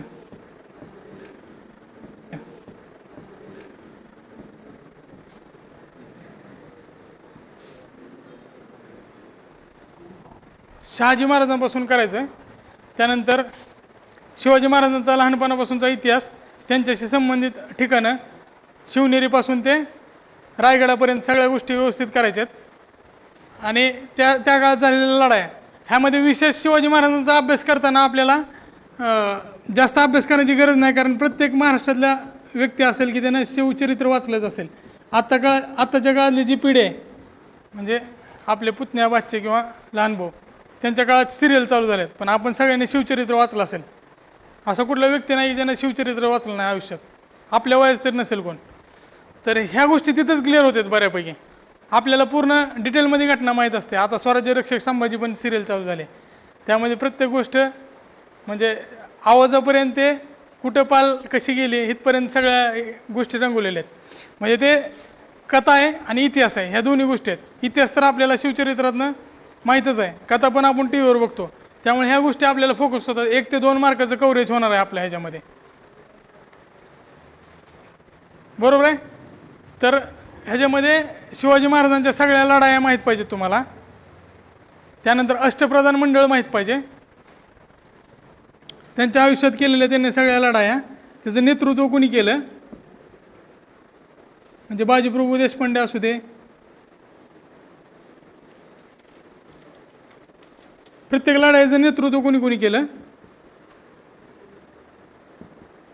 त्यानंतर अष्टप्रधान मंडळ, अष्टप्रधान मंडळाला चार्ट करा परत अजून एकदा. अष्टप्रधान मंडळ अमात्य, सुरोनीस, डबीर, सुमंत, परराष्ट्रमंत्री सुमंत काम करत होता. तसं ते प्रत्येक ह्यानं काम काय होतं त्याचं, पेशवा म्हणजे पंतप्रधानासारखं काम होतं. हे असं चार्ट करा अष्टप्रधान मंडळाचा. त्याचं अष्टप्रधान मंडळाचं नाव, त्या काळात कोण होतं त्या पदावर, व्यक्ती कोण होता त्या पदावर, आणि त्याचं कार्य काय होतं. ह्याच्यावर कसा जरी प्रश्न विचारला तर या चार्टमध्ये यायला पाहिजे तुमच्या. उलट ज्यावेळेस तुम्ही सर्च कराल त्यावेळेस.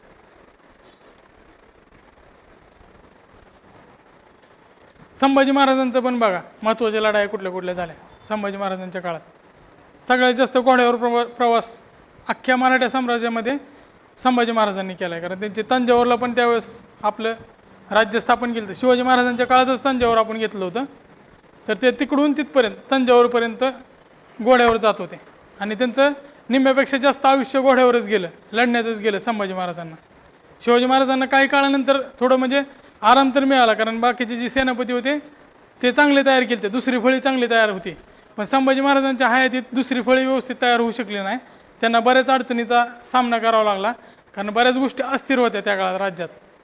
त्यामुळे संभाजी महाराजांच्या काळातल्या लढाया पण महत्त्वाच्या आहेत. अष्टप्रधान मंडळाचं चार्ट तयार केलं, फॅक्च्युअल डाटा सगळ्यात जास्त महत्त्वाचा चार्ट आहे. ह्याच्यावर प्रश्न विचारू शकतात आणि विचारलाय पण ह्याच्या आधी. त्यानंतर दुसरा एक पॉईंट राहिला मराठा साम्राज्यात, पेशवे. पेशव्यामध्ये बाळाजी विश्वनाथ पासून ते बाजीराव दुसरा, बाळाजी विश्वनाथ पासून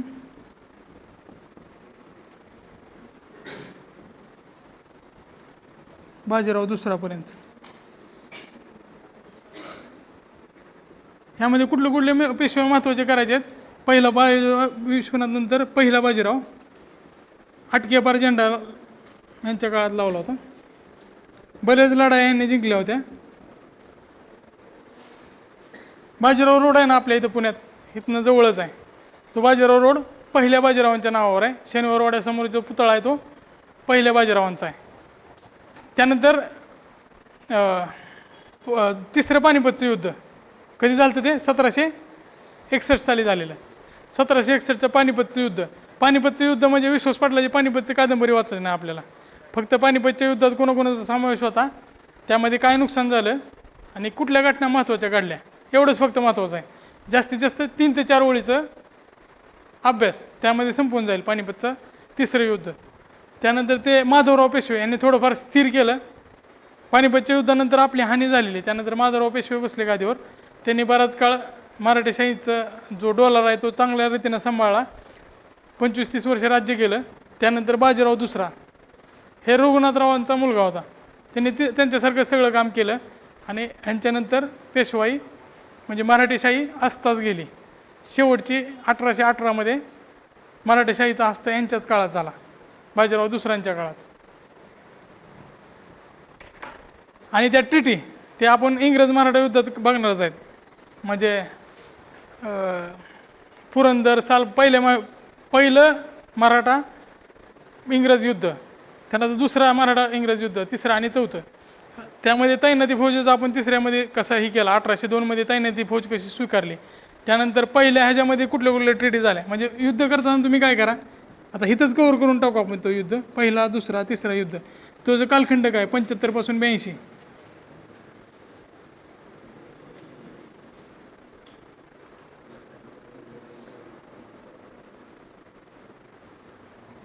त्यानंतर पहिल्या युद्धात कुठलं झालं, पुरंदरच्या सूर्याने वडाची साल काढली, असे वाक्य तयार आहे. पुरंदर सालबाई, अशी काही बरीच वाक्य तयार करा तुम्ही. पुरंदरच्या सूर्याने वडाची साल काढली, हे तर या काळात झालेले. म्हणजे ह्याचं कसं लावायचं क्रम, पहिलं पुरंदर, दुसरं सुरत, वडगाव, सालबाई. अशा ट्रिटी पण लक्षात ठेवा, कारण विचारण्यात ट्रिटीज विचारू शकतात. असे वाक्य तयार करा, पुरंदरच्या सूर्याने वडाची साल काढली. दुसरं युद्ध झालं, त्यानंतर तिसरं 1802 तैनाती फौजेचा स्वीकार केला, ती सगळ्यात वाईट गोष्ट. त्याच्यानंतर 100% फिक्स झालं की आता ब्रिटिश सरकार महाराष्ट्रावर येणार. त्या गोष्टीनं ब्रिटिश सरकारचा पाया घातला गेला तैनाती फौजेनं आणि अंत 1818 ऑफिशियली झाला. त्यामध्ये खडकीची वगैरे लढाई आहेत, त्या 2-3 लढाया बघा शेवटच्या, कोरेगावची लढाई, खडकीची लढाई. त्यावेळेस बाजीराव पेशवे पर्वतीवरनं बघत होते खडकीची लढाई. दुसरं तिसरं आणि चौथं 3 युद्ध बघा.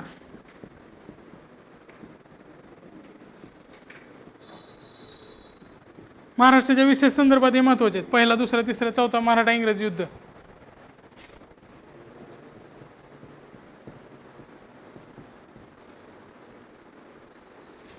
लॉर्ड वेलेस्ली तैनाती फौजेचा त्यानं अंमल चालू केला.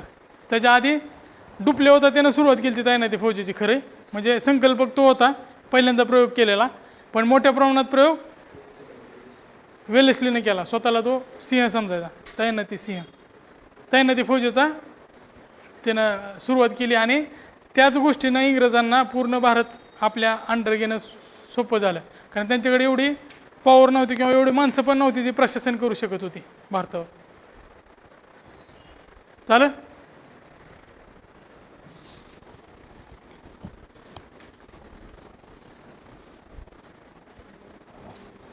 आता इतिहास इथं संपलाय आपला. मध्ययुगीन इतिहास इथं संपलाय. जास्त करून प्राचीन आणि मध्ययुगीनलाच बऱ्याच जणांचा प्रॉब्लेम असतो कुठपर्यंत वाचायचं, त्यामुळे ते आपण डिटेलमध्ये घेतला. आता मॉडर्नच आहे तो थोडं फास्टमध्ये घेऊ आपण, म्हणजे काय काय वाचायचं काय काय नाही. पहिल्यांदा काय, परकीय सत्तांचं आगमन.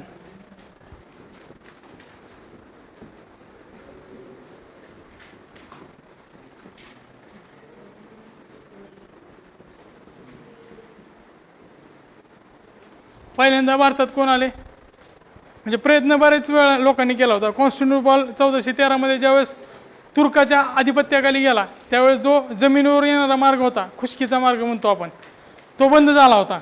त्यामुळे सागरी मार्ग शोधणं क्रमप्राप्त होतं. त्यामुळे बरेच जण आपल्याकडे यायला निघाले. त्यामध्ये भारताला शोधता शोधता साऊथ आफ्रिकेचा शोध लागला, त्याच वेळेस अमेरिकेचा पण शोध लागला. कोलंबसना अमेरिका वेस्टपासून अमेरिकेचा शोध लावला. त्यानंतर भारताचा शोध वास्को दा गामानं लावला आणि त्यानंतर पहिल्यांदा आले. वास्को दा गामा स्वतः कुठला होता? पोर्तुगीज होता. त्यामुळे पोर्तुगीजांनीच पहिल्यांदा भारतावर सुरुवात केली राज्य करायची किंवा प्रदेश त्यांच्या वखारी स्थापन करायचे आणि त्यानंतर प्रदेश स्थापन करायचे. त्यामुळे पहिल्यांदा आले भारतात कोण? पोर्तुगीज. त्यानंतर कोण आले? 2 नंबरला कोण आले? डच आले का डेनिश आले? आले डच. त्यानंतर ब्रिटिश आले का फ्रेंच आले? ब्रिटिश आले. ब्रिटिश.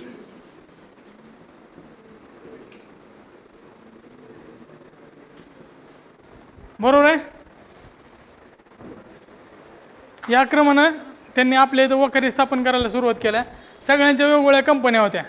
पोर्तुगीजाची, डचाची, ब्रिटिशची आणि फ्रेंचची. त्यांच्या कंपन्या बघा, थोडक्यात बघा. आणि सगळ्यात जास्त महत्त्वाचे आहेत हे 2. आणि पोर्तुगीजाचं फक्त सुरुवात कशी झाली. आणि पोर्तुगीजांची महत्त्वाकांक्षा लवकर संपली.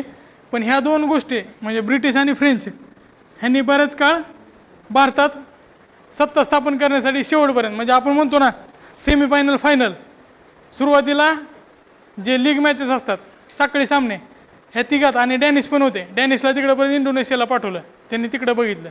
हॉलंडमधनं आलेले, डच पण तिकडंच गेले. पण फायनल मॅच ह्यांच्या दोघात झाली. फायनल मॅच म्हणजे काय? कर्नाटकाचे 3 साखळी सामने. ते कर्नाटिक युद्ध. कर्नाटिक म्हणजे आत्ताचं कर्नाटक नाही, आत्ताचं कर्नाटक वाटेल. त्या काळात कर्नाटक नव्हतंच, म्हैसूर होतं. आत्ता जवळपास स्वातंत्र्यापर्यंत कर्नाटक नंतर झालेलं आहे.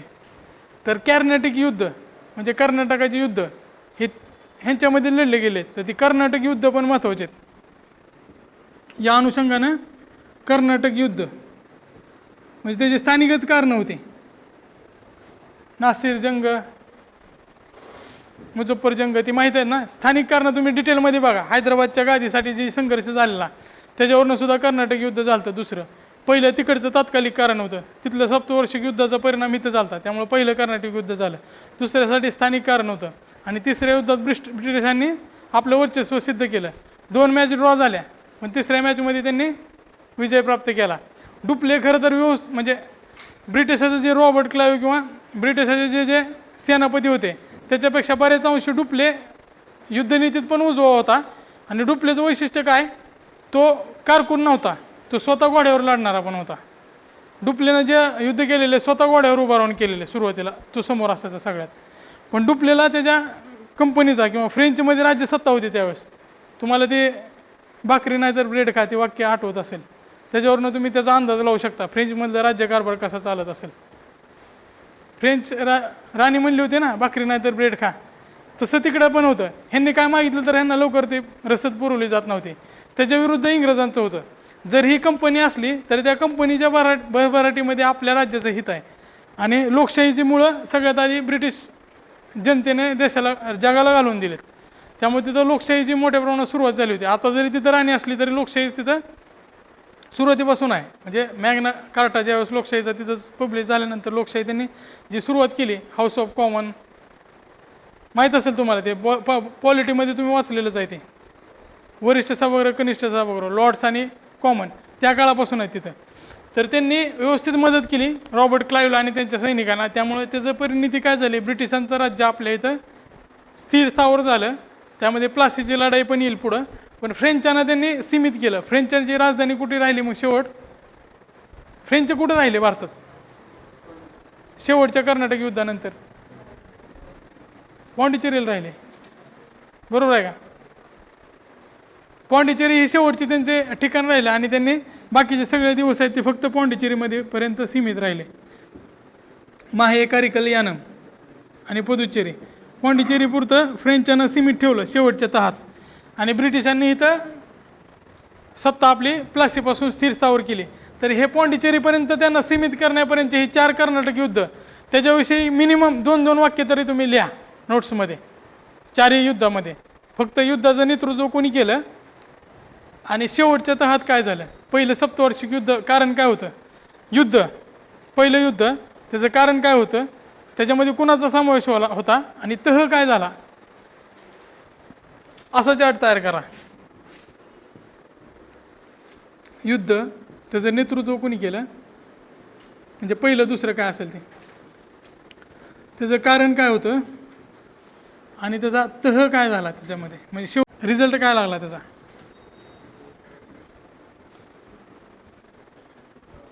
असा एक चार्ट करायचा.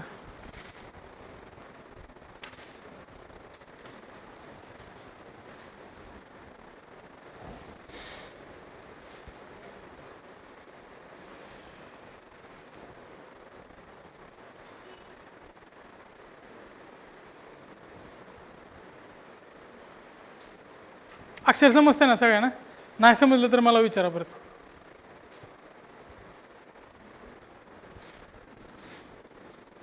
हे राजकीय सत्ताचं आगमन हा पॉईंट संपला इथंच. ह्याच्यामध्ये जास्त डीप जायची गरज नाही. आता एवढं करा सफिशियंट आहे. ह्याच्यामध्येच प्रश्न येणार तुम्हाला, म्हणजे 90% गॅरंटी देतो मी, 100% नाही. कारण MPSC आहे ती शेवटी, काही विचारू शकते. ते परत रॉबर्ट क्लाईव्हच्या वडिलाचं नाव सुद्धा विचारायला बसलेले, काय पण विचारू शकते. त्यामुळं 100% मी गॅरंटी देऊ शकत नाही, पण 90% तर ह्यामध्ये क्लिअर होऊन जाईल तो पॉईंट. पुसू का?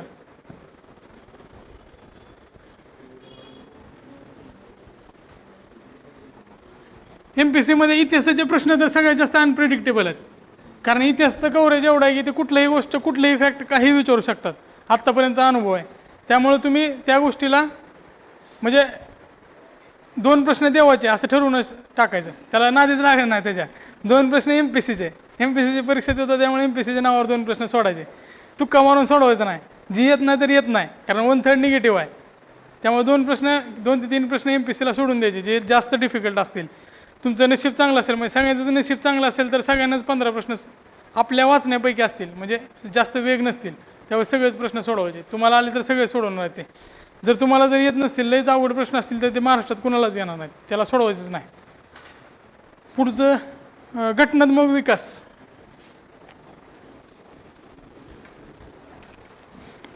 घटनात्मक विकास एवढ्या पॉईंटसाठी तुम्ही इतिहास जरी असला तरी लक्ष्मीकांत वाचा. हा घटनात्मक विकास जरी इतिहासचा असला तरी दोन्हीकडे लागणार आहेत. घटनात्मक विकास नवीन 5वी एडिशन जे आहे, 5th एडिशन लक्ष्मीकांतचे, त्यामध्ये घटनात्मक विकास एकदम व्यवस्थित दिलेला आहे. रॉबर्ट क्लाईव्ह पासून चालू करायचं घटनात्मक विकास. दुहेरी राज्य व्यवस्था.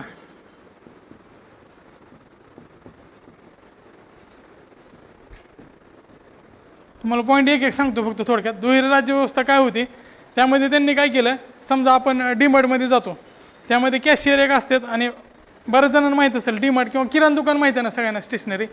त्यामध्ये कसं काम करणारे वेगळे असतात आणि गल्ल्यावर बसलेले वेगळे असतात. हॉटेलमध्ये पण काम करणारे वेटर वेगळे असतात, गल्ल्यावर बसलेले वेगळे असतात.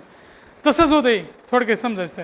गल्ल्यावर बसलेला मालक म्हणजे ज्याच्याकडे दिवाणी अधिकार होते ते वेगळे, आणि वेटर आणि ऑर्डर घेणारे आणि काम करणारे ते वेगळे, म्हणजे त्यांच्याकडे निजामी अधिकार होते.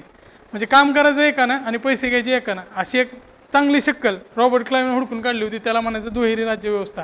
त्यामध्ये दिवाणी आणि निजामती या अधिकारांची विभागणी केली होती. म्हणजे फौजदारी सगळे अधिकार आहेत ते इथला नवाब नेमला होता, त्याला एक नवाबाकडे निजामत दिलं होतं. दिवाणी आणि निजामी हे दोन्ही अधिकाऱ्यांचं विभाजन केलं होतं, त्याला दुहेरी राज्य व्यवस्था म्हणतात. कारण त्यावेळेस त्यांच्याकडे एवढे लोकच नव्हते की त्यांना आपण कामावर ठेवू शकेल, म्हणजे त्यांच्यातर्फे काम करू शकतील तेवढे इंग्रज किंवा ब्रिटिश किंवा युरोपियन लोक भारतात नव्हते त्या काळात. त्यामुळे त्यांना हे विभाजन करणं अपरिहार्य होतं. त्यामुळे त्यांनी काय केलं, सुरुवातीला आपल्याला हे पेलणार नाही, फौजदारी व्यवस्था टिकवून ठेवायची. त्यामुळे शांतता पण गरजेचं आहे व्यापार करायचा. आधी व्यापारीच कंपनी आहे, तुम्ही इथपर्यंत ब्रिटिश असा विचार करू नका.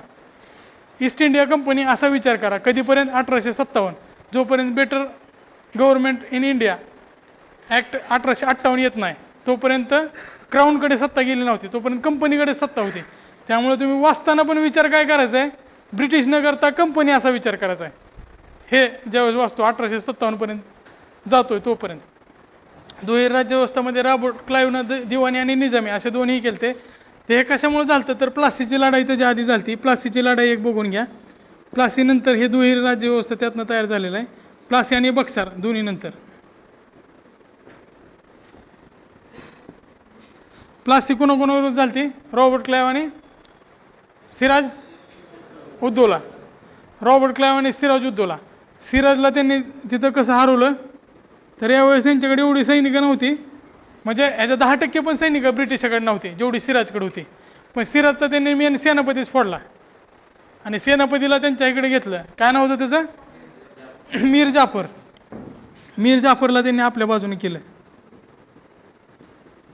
विचार करा, त्यावेळेस ज्यावेळेस सिराजुद्दौला युद्ध भूमीवर गेला असेल, त्यावेळेस त्यांना आक्रमण करा म्हणून सांगितलं, त्यावेळेस आपले सैनिक माघारी पळून गेलेत. त्यानंतर तो एकटा काय करणार? मग सिराजुद्दौला ताणून मारलं परत ब्रिटिशांनी त्याला. सिराजुद्दौलाचा इथं अंत झाला आणि प्लासीमधून शिरकाव झाला. पण हा फक्त पाया होता. खरं तर त्यांनी राज्य ही जरी धूर्तपणाने जिंकले असेल, ह्यामध्ये युद्ध कौशल्यापेक्षा त्यांचा धूर्तपणा जास्त असेल ब्रिटिशांचा, तरी पण बक्सरचं युद्ध हे खरं युद्ध नीतीचं कौशल्य आहे त्यांचं. बक्सरच्या युद्धात रॉबर्ट क्लाइव्ह होता का? कोण होता? मनरो होता त्यावेळेस. रॉबर्ट क्लाइव्ह ब्रिटनमध्ये गेला होता त्यावेळेस माघारी. मनरो होता. जे बक्सरचं युद्ध झालं त्या बक्सरच्या युद्धामध्ये त्यांनी इथं पूर्ण स्थिर स्थावर केलं आणि इंग्रजाची खरी सुरुवात बक्सरच्या युद्धापासून झाली. प्लासी फक्त इथं येण्याचा शिरकाव करण्याचा प्रयत्न होता, तर बक्सर युद्ध हे इथं स्थिर स्थावर होण्याचं निर्देशक आहे. म्हणजे राज्य करण्याचा त्यांना खरं परवाना, लर्निंग लायसन कसं असतंय गाडी चालवायचं तसं प्लास्टिकचं होतं, आणि पक्क लायसन कसं भेटतंय बक्सरचं तसं गाडीचं, तसं बक्सरचं युद्ध होतं. असं लक्षात ठेवा. प्लासी आणि बक्सर दोन्ही जोडून अभ्यास करा. त्यानंतर दुहेरी राज्यव्यवस्था झाली. खऱ्या अर्थानं सुरुवात झाली ब्रिटिश घटनात्मक विकासाची. दुहेरी राज्यव्यवस्थेमध्ये दिवाणी आणि निजामी 2 अधिकार होते. कंपनीनं त्यावेळेस असं विभाजन केलं तर त्यावेळेस अव्यवस्था तयार झाली होती. कंपनीवर कोणाचं नियंत्रण नव्हतं असं ज्यावेळेस ब्रिटिश पार्लमेंटच्या लक्षात आलं, त्यावेळेस त्यांनी एक ॲक्ट केला, त्याला रेग्युलेटिंग ॲक्ट असं म्हणतात. ते कधी आला? 1773 मध्ये आला.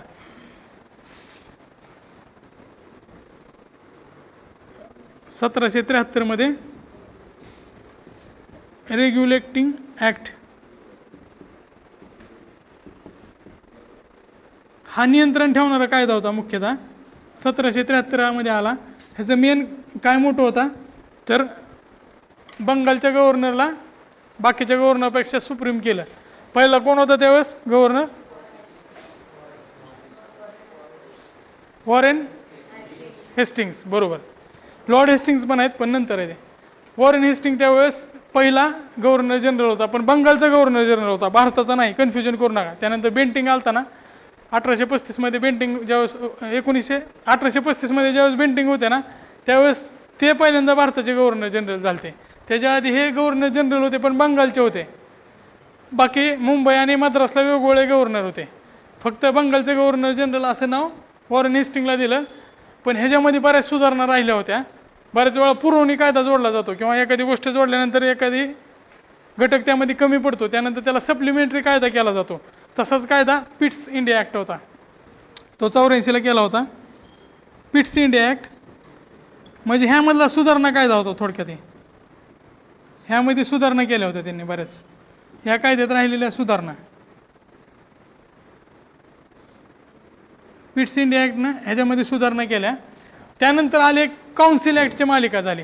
तर लक्षात ठेवताना कसं करा, दुहेरी राज्यव्यवस्था बक्सर नंतरचं पहिल्यांदा पायाभरणी, एवढं डोक्यात ठेवलं, विषय संपला त्याचा. त्याच्यानंतर काय करा, आता तिथले समाज जीवन किंवा तिथलं काळ आठवा तुम्ही, त्या काळात जाऊन विचार करा.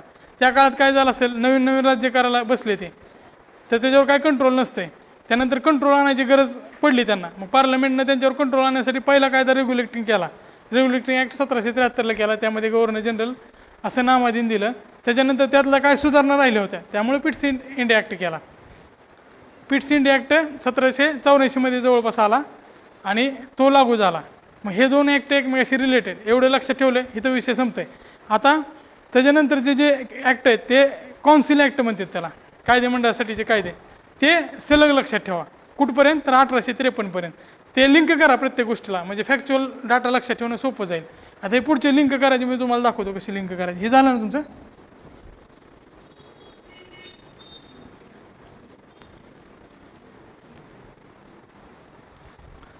ते काउन्सिल सदस्य वगैरे कमी जास्त केलेले आहेत. गव्हर्नरच्या कायदेमंडळात जे सदस्य आहेत, गव्हर्नरचं जे मंडळ असायचं त्यामध्ये त्याला सल्ला द्यायला आधी 3 असायचे, कधी 4 केले, परत 5 केले. ह्या प्रत्येक ठिकाणी बदल होत गेला आहे. त्या गोष्टी तुम्ही फॅक्च्युअल लिहून घ्या, म्हणजे तुमच्या त्या अभ्यास करताना. 1793 पासून जी मालिका चालू झाली ह्यामध्ये वैशिष्ट्य काय ते सांगतो.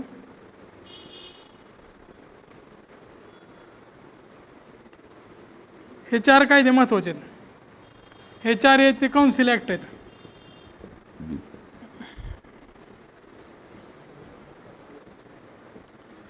आता इथं बरेच जण रूम करून राहत असतील. तुमचा करार असते, किती दिवसाचा असते करार? रूमचा करार किती दिवसाचा असते? 1 वर्ष म्हणजे 11 महिन्याचा असतो. तसंही 11 महिन्याचा करार जसा असतो तसाही कंपनीला राज्य करण्यासाठीचं 20 वर्षाची मुदत दिली होती. दरवेळेस 20 वर्ष वाढवून देत होते त्यांना पुढचंही. मग एखाद्या दिवस बरंच काय गोंधळ घातला तर घरमालक कसं म्हणते, पुढच्या वेळेस तुम्ही करार करायचा नाही, तुम्हाला ज्यावेळेस सांगेल त्यावेळेस रूम सोडायचं, त्यावेळेस तुम्ही रेंट ॲग्रीमेंट करून घेत नाही. तसंच त्यांनी केलं 1853ला. त्यांना गडबड वाटली थोडीफार डलहाऊसीच्या काळात, त्यानंतर त्यांनी करारच केला नाही त्यांच्यासोबत. आणि 1853च्या काउन्सिल ॲक्टमध्ये पुढील 20 वर्षासाठी कंपनीला अधिकार देण्यात आला, या गोष्टीचा उल्लेखच नव्हता. म्हणजे आता कधी पण सत्ता क्राऊनकडे हस्तांतरित होते, म्हणजे ब्रिटिश राजव्यवस्थेकडे हस्तांतरित होऊ शकते, हे ठरलेलं होतं 1853ला. बाकीच्या सगळ्या कायद्यात आहे ना असं स्पष्ट उल्लेख होता की पुढच्या 20 वर्षाकरता तुम्हाला सनद दिले व्यापार करण्याचे आणि तिथं राज्यकारभार करण्याचे. 1793 पासून 1813चे काय काय वैशिष्ट्य असतील. 1813मध्ये 1 लाख रुपये शिक्षणासाठी दिले. त्यानंतर कंपनीचा जो कारभार आहे व्यापाराचा, तो त्यांचा मुक्त व्यापार होता, त्याला एकाधिकार काही प्रमाणात कमी केला. चीनचा चहाचा व्यापार. त्यानंतर 1833 त्याच्यामध्ये सगळा मुक्त केला, म्हणजे एकाधिकार पूर्णतः संपवला त्यांचा. 1853ला काय केलं, 20 वर्षासाठी त्यांना परत देणार नाही, म्हणजे 20 वर्षाची शाश्वती देणार नाही असं सांगितलं, म्हणजे कधीही आम्ही क्राऊनकडे हस्तांतरित करू शकतो. त्या अनुषंगाने या कायद्याचा थोडा 2 ते 3 ओळी प्रत्येक कायद्याचे व्यवस्थित लिहून घ्या बाजूला, ज्या महत्त्वाचे आहेत, त्याच्यावर प्रश्न तुम्हाला सुटू शकते. काउन्सिल ॲक्ट एकमेकाला जोडले.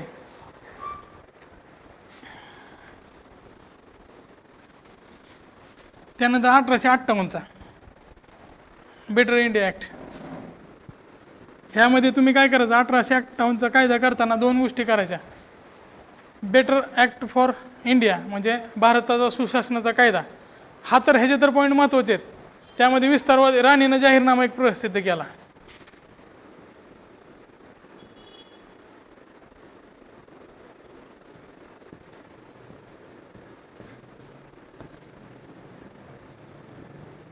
ह्याच्यावरचे पॉईंट महत्त्वाचे आहेत राणीच्या जाहीरनाम्याचे.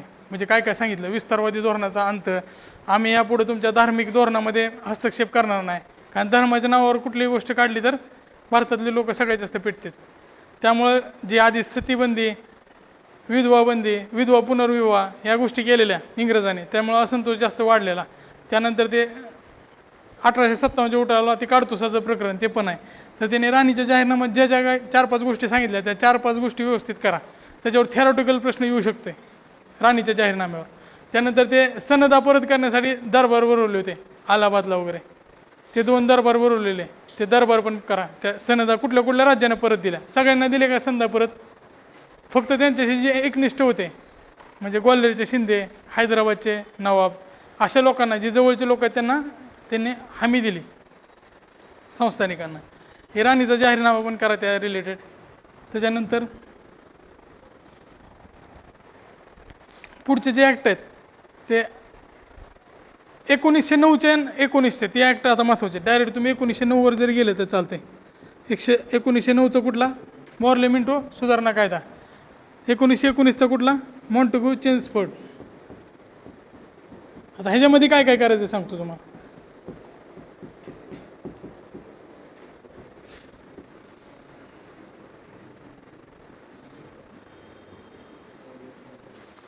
मॉर्लेमिंटोमध्ये सदस्य किती होते, सदस्य संख्या, कायदे मंडळातील सदस्य संख्या. समाधान महाजन सरांच्या पुस्तकात त्याचा नकाशा चार्ट दिलेला आहे, असा चार्ट दिलेला आहे कुठले कुठले सदस्य होते, म्हणजे मनोनीत, नॉमिनेटेड आणि निवड झालेले सदस्य. हे सदस्य कमीत कमी ह्या 2 ह्याचे तर व्यवस्थित करा, मॉर्लेमिंटोचे आणि मॉन्टेग्यू चेम्सफोर्डचे. हे सदस्य व्यवस्थित करायचे, कायदेमंडळ सदस्य ह्याचे आणि ह्याचे दोन्हीचे पण. आणि त्यानंतर तरतुदी.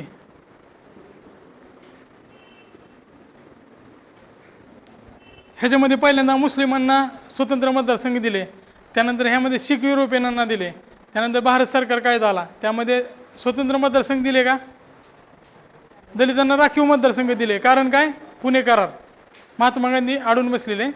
त्यानंतर ते पॅक्ट झाला, पुणा पॅक्ट, मदन मोहन मालवीय इकडं महात्मा गांधी, या दोघांनी यामध्ये चर्चा केली आणि बाबासाहेब आंबेडकरांनी त्यावर मान्यता देऊन राखीव जागेला तयार झाले. त्यामुळे भारत सरकारच्या कायद्यात कुठल्या कुठल्या नवीन गोष्टी ॲड झाल्या. स्त्रियांना दिलेला त्यावेळेस स्वतंत्र मतदार स्त्रियांना त्या काळात स्वतंत्र मतदारसंघ देण्यात आलं होतं, भारत सरकार कायदा 1935 मध्ये. भारत सरकारचं काय वैशिष्ट्य अजून, संस्थानिकांना सुद्धा वरिष्ठ सभागृहात समावेश दिलेला, पण त्यांनी त्यामध्ये सदस्यच पाठवले नाहीत आपले. त्यामुळं भारत सरकार कायद्याच्या पूर्ण तरतुदी शेवटपर्यंत अंमलात आल्या नाहीत, संघराज्य तयार होऊ शकलं नाही. हे 4 कायदे आहेत ना, एकदम जास्त डिटेलमध्ये, 3 कायदे सगळ्यात जास्त डिटेलमध्ये करायचे. वरचं मी तुम्हाला सांगितले आधीचे कायदे ते 2-3 ओळीत करा, पण ह्याला 2-3 ओळीत नाही, हे जास्त डिटेलमध्ये बघायचे. समाधान महाजन सरांच्या पुस्तकात व्यवस्थित दिलेले 3 कायदे.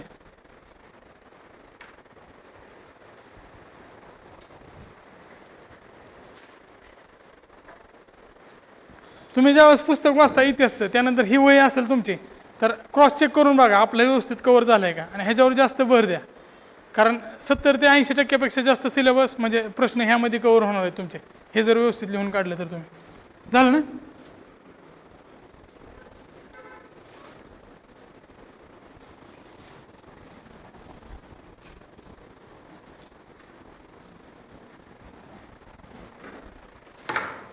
त्यानंतर पुढचा पॉईंट, शिक्षण आणि वृत्तपत्रे.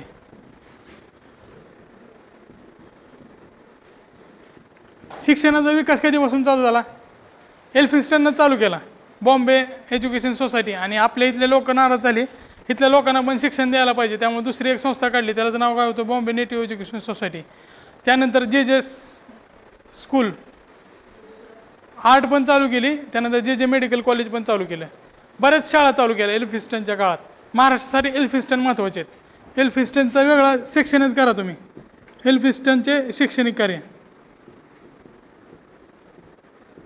नाना जगन्नाथ शंकर शेठ यांनी सुद्धा कार्य केले त्यांच्यासोबत त्या काळात. शिक्षणासंबंधी एल्फिन्स्टनचे कार्य वेगळा पॉईंट करून, महाराष्ट्राचा विशेष संदर्भ असल्यामुळे ह्याच्याकडे व्यवस्थित लक्ष द्या. त्याच्यानंतर आपण भारताच्या संदर्भात बघू. महाराष्ट्राच्या संदर्भात बघताना एल्फिन्स्टनचं कार्य, त्यासोबतच आपलं डेक्कन स्कूल, त्यानंतर परतच्या काळात टिळकांनी वगैरे चालू केले डेक्कन एज्युकेशन सोसायटी, त्यामध्ये फर्ग्युसन कॉलेज, नूतन मराठी विद्यालय, त्यानंतर न्यू इंग्लिश स्कूल त्याच्या आधी चालू केलेली आहे आगरकरांसोबत. एल्फिन्स्टनचे कार्य झालं. आता भारतासंबंधी बघू आपण. सुरुवात करायची 1813 पासून. 1 लाख रुपये दिले, बरोबर. त्यानंतर 2 गट पडले होते.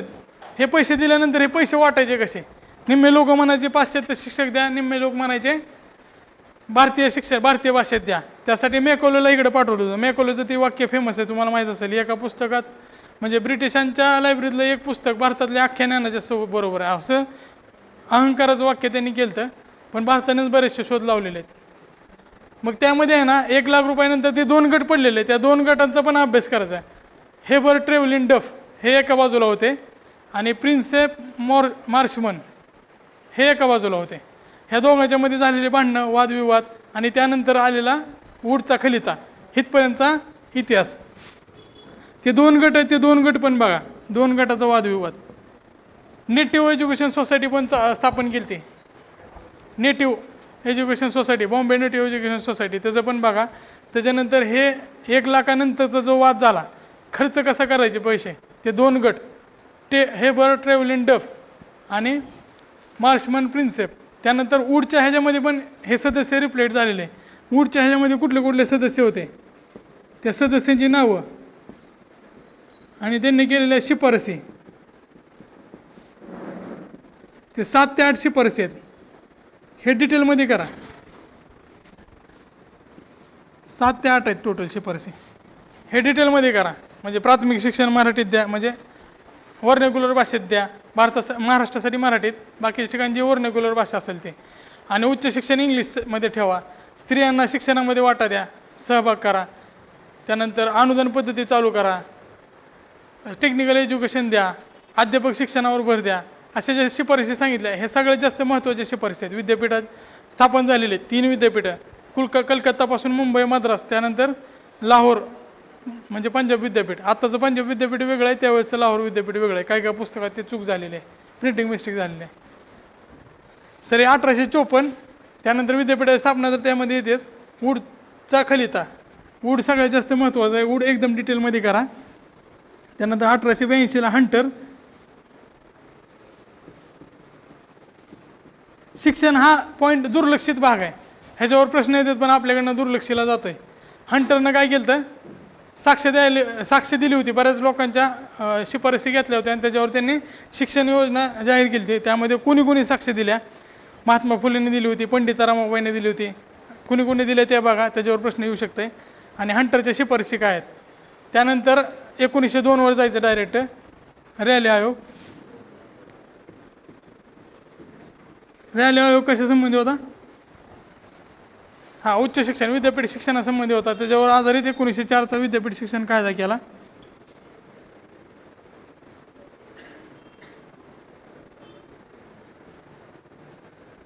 यामध्ये सिनेट मेंबर वगैरे कमी केले निर्वाचित. हा कर्जनचा जो चुकीचा निर्णय होता, ज्यानं भारताच्या एकीकरण केलं, भारताला एकत्र आणलं आणि ब्रिटिशांविरुद्ध एकत्र उभा केलं, त्यामधल्या ह्या गोष्टी आहेत. विद्यापीठ शिक्षण कायद्यानं सुद्धा जनमत सगळा विरुद्ध केला कर्जनच्या. बंगालची फाळणी जशी महत्त्वाची होती तसं विद्यापीठ शिक्षण कायदा पण महत्त्वाचा होता. 1904चा विद्यापीठ शिक्षण कायदा. त्यानंतर 1917ला सॅडलर आयोग आला. सॅडलर आयोगमध्ये भारतीय सदस्य कोण कोण होते? सय्यद हुसेन मिलिग्रामी. तर ते 1917चा सॅडलर आयोग हे कलकत्ता विद्यापीठाचं होतं. एम ई सॅडलर कलकत्ता विद्यापीठाचा असला तरी पण ह्यांनी पूर्ण भारताच्या दृष्टीने शिफारसी केल्या होत्या.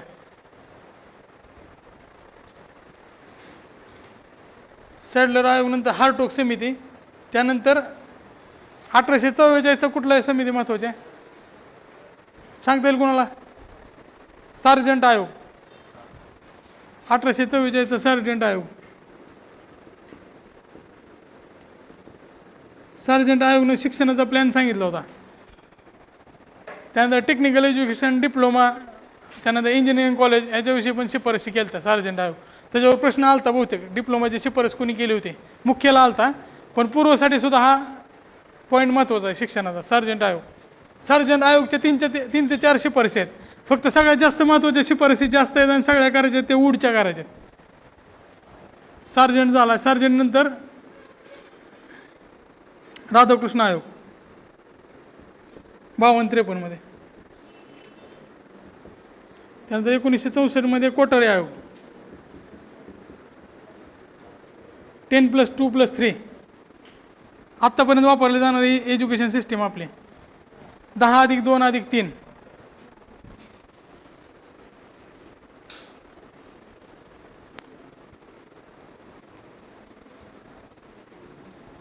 त्याच्यानंतर वेगवेगळ्या योजना आलता. आपल्या शिक्षणामध्ये प्राथमिक शिक्षणाचा विकासावर जास्त भर दिला होता.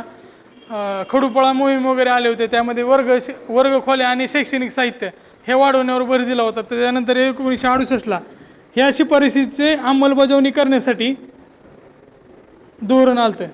प्रथम धोरण, पहिले शैक्षणिक धोरण कुणी आणलं होतं? इंदिरा गांधीनं आणलं होतं. पहिले शिक्षण धोरण ह्याच्यामधल्या सगळ्या शिफारसी ह्यामध्ये जास्त करून थीम लक्षात घ्या त्या धोरणाची. खडूपाळा धोरण आलं ह्याच्या आधी, म्हणजे ह्या धोरणामध्ये कुठल्या गोष्टीवर लक्ष असेल? प्राथमिक शिक्षणाचं कव्हरेज वाढवायचं आहे आणि शिक्षणावर जास्त खर्च करून पायाभूत सुविधा तयार करायच्यात. 6% GDP ला द्या, यासारख्या गोष्टी. 6% GDPचा खर्च करा शिक्षणावर, यासारख्या गोष्टी. वर्गखोल्या तयार करा. तुम्हाला समजा फॅक्च्युअल लक्षात राहील ना तर एक थीम लक्षात ठेवा त्या धोरणाची. 68च्या धोरणानंतर ह्याचं फक्त उलटं करायचं. 68चं 8-6 करायचं. 1986चं दुसरं धोरण आहे. ह्याच्यानंतर नवोदय विद्यालय वगैरे मोठ्या प्रमाणात स्थापन करा. नवोदय आधीच 1985ला स्थापन झाले. त्या नवोदय विद्यालयावर पण प्रश्न आला होता, ती कुणाची कल्पना होती. पहिले शिक्षण मंत्री कोण, म्हणजे HRD मंत्री कोण, HRD मंत्री विचारलंय मी नंतर, म्हणजे HRD मंत्री कोण होते 1985. शिक्षण मंत्री मौलाना आझाद, बरोबर आहे. HRD मिनिस्ट्री 1985ला फॉर्म झाली.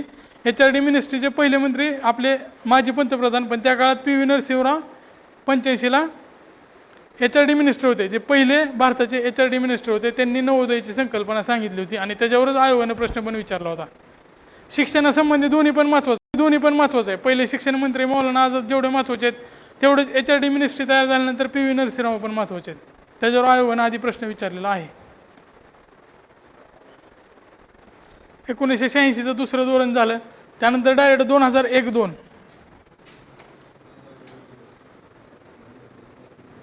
स्कूल चले हम, कुठली योजना, सर्व शिक्षा अभियान. मुख्य परीक्षेला अजून जास्त डिटेलमध्ये जात आहे, पण पूर्व परीक्षेला वरवरची तर माहिती असणं गरजेचं आहे या अभियानाविषयी. प्रश्न इथूनच निघणार आहेत. आता मी जे पॉईंट काढून द्यायले ना, त्याच्यावर डिटेलमध्ये प्रश्न निघणार आहेत परत. हा सिलेबसच समजा तुम्ही पूर्व परीक्षेचा. सर्व शिक्षा अभियान, त्याचं गीत वगैरेवर प्रश्न मुख्य परीक्षेला विचारला होता. पूर्वला तेवढं काय अपेक्षित नाही, फक्त सर्व शिक्षा अभियानाचे पिलर तर पाहिजेत. शिक्षण सक्तीचं मोफत आणि जवळ 2 किलोमीटरच्या आत प्राथमिक शिक्षण देण्याचा प्रयत्न झाला याच्यामध्ये. त्यानंतर 2002ला घटना दुरुस्ती झाली. कुठली घटना दुरुस्ती, 86वी घटना दुरुस्ती 2002. 86वी दुरुस्ती, घटना दुरुस्ती. 86 घटना दुरुस्तीमध्ये मूलभूत कर्तव्यात पण बदल केला आणि मार्गदर्शक तत्वामध्ये पण बदल केला. ह्याच्यामध्ये कन्फ्युजन कुठं होतं आहे, ह्याच्यामध्ये आणि 2009च्या RTA कायद्यामध्ये पण होतं आहे. यावेळेस पण आयोगानं विचारताना कन्फ्यूज केलं आहे मुलांना. 2009मध्ये कुठला कायदा आला आहे, RTA कायदा, आणि हा लागू कधी झाला आहे, 1 एप्रिल 2010ला लागू झाला आहे तो.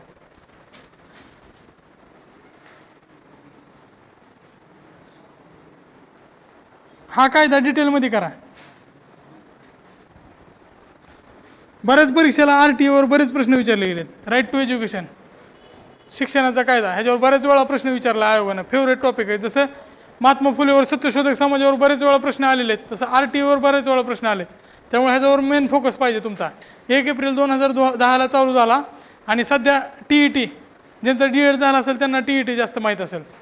म्हणजे शिक्षक पात्रता परीक्षा ही सुद्धा RTAनं लागू केली. 25% गरिबांना, म्हणजे जे आर्थिक उन्नत नाहीत, म्हणजे आर्थिक मागास आहेत, त्यांना 25% कोटासुद्धा राखीव केला. कुठं, प्रायव्हेटमध्ये, पण फक्त मायनॉरिटी सोडून. मायनॉरिटीच्या इन्स्टिट्यूट आहेत त्यांना RTA मध्ये रिझर्वेशन देणं बंधनकारक नाही, बाकी सगळे नियम त्यांना पण लागू आहेत. 2009चा RTA ते कुठपर्यंत करायचं, 2016चं सुब्रमण्यम समिती, ह्याच्या शिफारसी बघा. सुब्रमण्यम समितीच्या 4 ते 5 तरी शिफारसी बघा.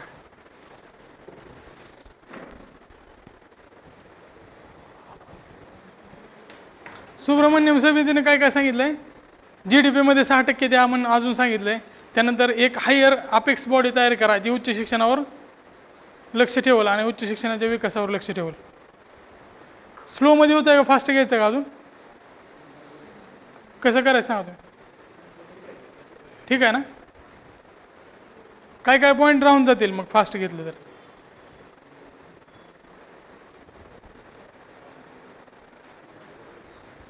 एक वाजेपर्यंत आपण इतिहास संपू, ब्रेक घेऊ. त्यानंतर 2ला भूगोल घेऊ, 2 ते 4.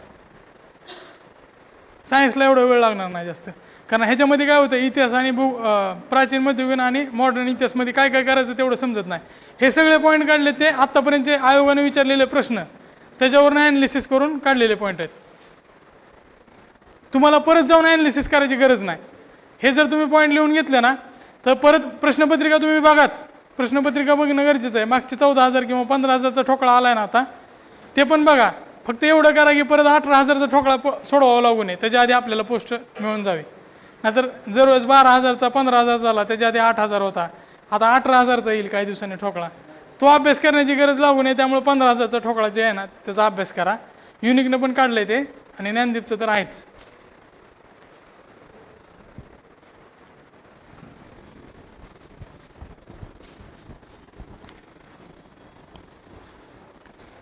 त्यानंतर आपण वृत्तपत्र बघूया.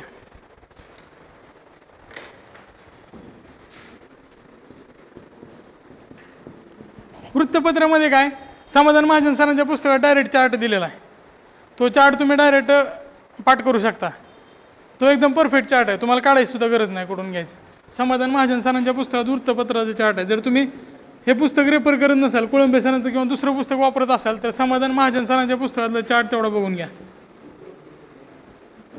आयोगाचे प्रश्न दोन पद्धतीचे आहेत. एक तर वृत्तपत्र आणि त्याचे संपादक ह्याविषयी विचारतात, किंवा एखाद्या वृत्तपत्रासंबंधी लिहिलेली गोष्ट किंवा त्याचे कायदे, वृत्तपत्राचे कायदे, ते जास्त करून मुख्य परीक्षेत विचारलं जात आहे. वृत्तपत्र कायदे जे 1799 पासून चालू झाले. 1799 ते प्रेस कमिशन स्थापन करण्यासाठीची 47ची कमिटीपर्यंत इथपर्यंत त्याचा विकास होत गेलाय. त्यावरचे पण प्रश्न येतात. पण मेन समाधान महाजन सरांच्या पुस्तकातला चार्ट,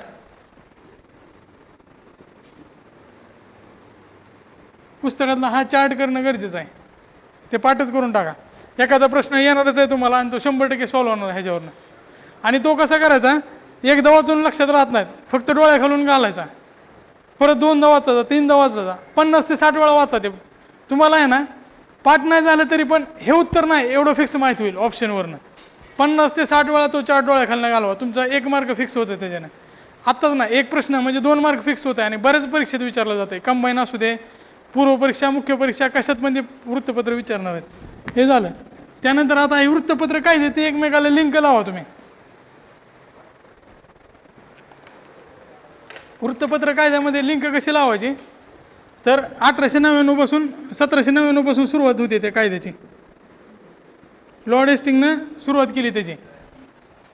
वृत्तपत्राचा पहिला कायदा, कंट्रोल आणणारा नियंत्रण कायदा पहिला 1799चा आहे. त्यानंतर 1813चा कायदा, त्यानंतर 1823चा ॲडम्स लायसेन्सिंग ॲक्ट, म्हणजे परवाना कायदा म्हणते त्याला, सगळ्यात जास्त कडक कायदा. ह्याच्यानं डायरेक्ट जप्तीचे अधिकार दिले कलेक्टरला. 1823चा कायदा. ॲडम्सचा कायदा आहे ना, जो ॲडम्स गव्हर्नर जनरल असताना आणलेला, हा कायदा चांगला करा, ह्याला स्टार करतो. हा एक महत्त्वाचा कायदा आहे. त्यानंतर 1835ला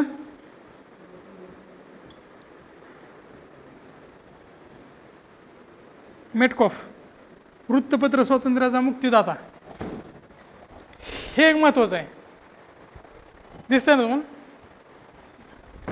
चार्ल्स मेटकॉफचं त्यांनी काय केलं, ॲडम्सनं जे निर्बंध टाकले होते ते निर्बंध सगळे काढले मेटकॉफनं. त्यामुळे मेटकॉफ वृत्तपत्र स्वातंत्र्याचा मुक्तिदाता असं पण म्हणतात. आणि ह्याच्यावर प्रश्न पण विचारला, 1-2 वेळा आलाय. कंबाईनच्या मुख्य परीक्षेला कुठल्या तर आलेला आहे, आणि राज्यसेवेला पण विचारलेला आहे ह्याच्यावर प्रश्न. त्याच्यानंतर 1857-58ला काय झालं तुम्हाला माहित आहे.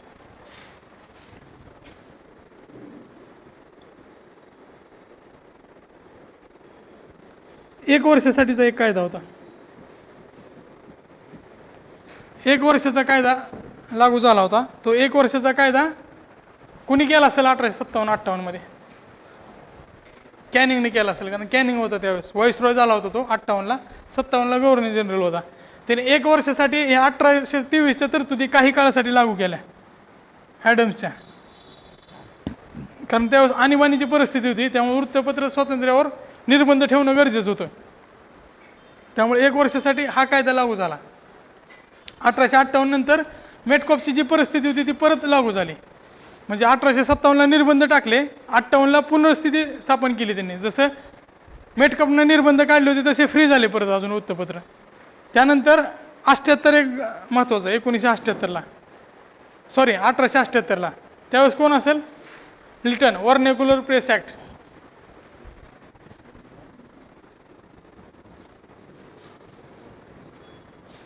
व्हर्नॅक्युलर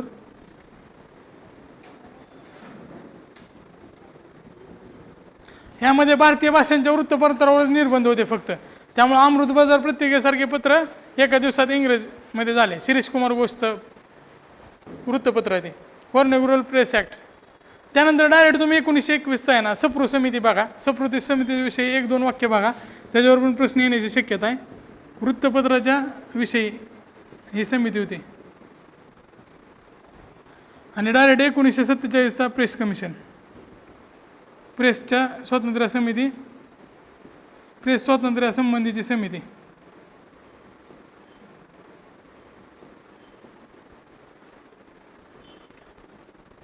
वृत्तपत्राचा तुमचा 100% अभ्यास होतो. हे जर 2 गोष्टी केल्या तर एक चार्ट करा आणि हे एवढ्या कमिटी करा फक्त. 1 2 3 4 5 6 7 8. 1 किंवा 2 मार्कावर प्रश्न, 1 किंवा 2 प्रश्न 4 मार्कासाठी विचारू जाऊ शकते तुम्हाला. ते प्रश्न 100% कवर. हा, ही वृत्तपत्र चौकशी समिती होती. वृत्तपत्राची स्थिती.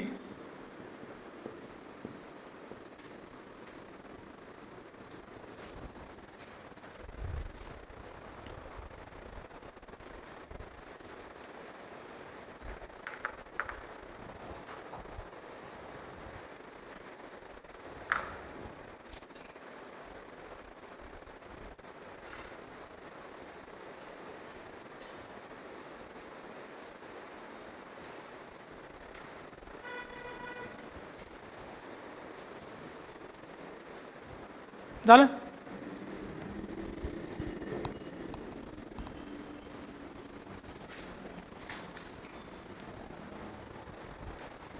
पुढचा पॉईंट, धार्मिक आणि सामाजिक सुधारणा.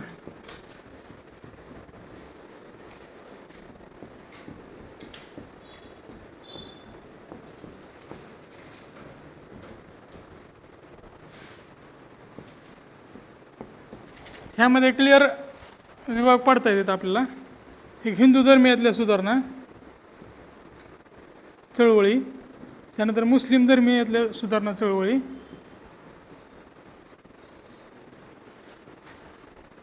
त्यानंतर शीख धर्मातल्या सुधारणा चळवळी, आणि त्यानंतर पारसी धर्मातल्या. हे 4 पिलर आहेत. सुरुवात कधीपासून होते? ब्राह्मो समाज आणि आपल्या महाराष्ट्रात परमहंस मंडळी.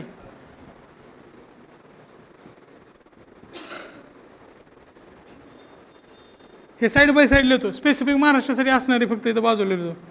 परमहंस फक्त महाराष्ट्रासाठी होते. ब्राह्मो नंतर सत्यशोधक,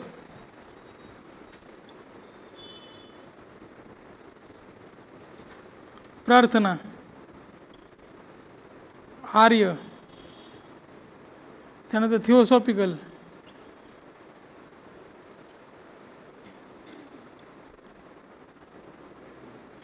यंग बंगाल,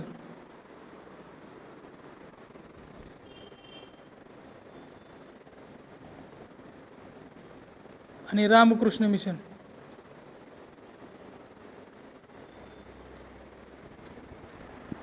परमहंस नंतर आपल्याकडे अजून एक सार्वजनिक सभा पण होते, सामाजिक कार्य करणारे. फक्त महाराष्ट्रापूर्वी ते मर्यादित. हे फक्त महाराष्ट्र, त्यांचं कार्यक्षेत्र फक्त महाराष्ट्र होतं. हे अशा 2 संस्था आहेत. ब्राह्मो 1928 पासून, 1828 पासून, सत्यशोधक 73, आर्य 75, थिओसॉफिकल, यंग बंगाल फक्त बंगालपुरती मर्यादित होती. पण ह्याच्यावर पण बरेच वेळा प्रश्न विचारला आहे. रामकृष्ण मिशनवर पण प्रश्न आलेले आहेत. ह्या संस्था परत एकदा चेक करून बघा तुमच्या कवर होतात का नाही. जर होत नसतील तर नेटवरनं डायरेक्ट घे बघा, जर तुमच्या पुस्तकात नसतील तर.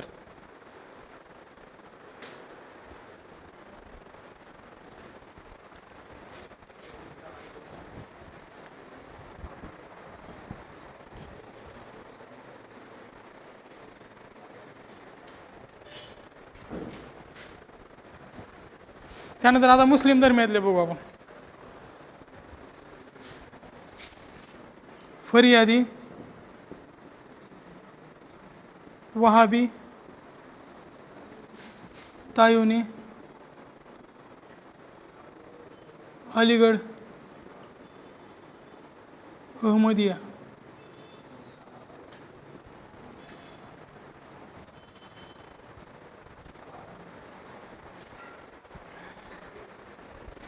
त्याच्या आधी एक देवबंद एक होते.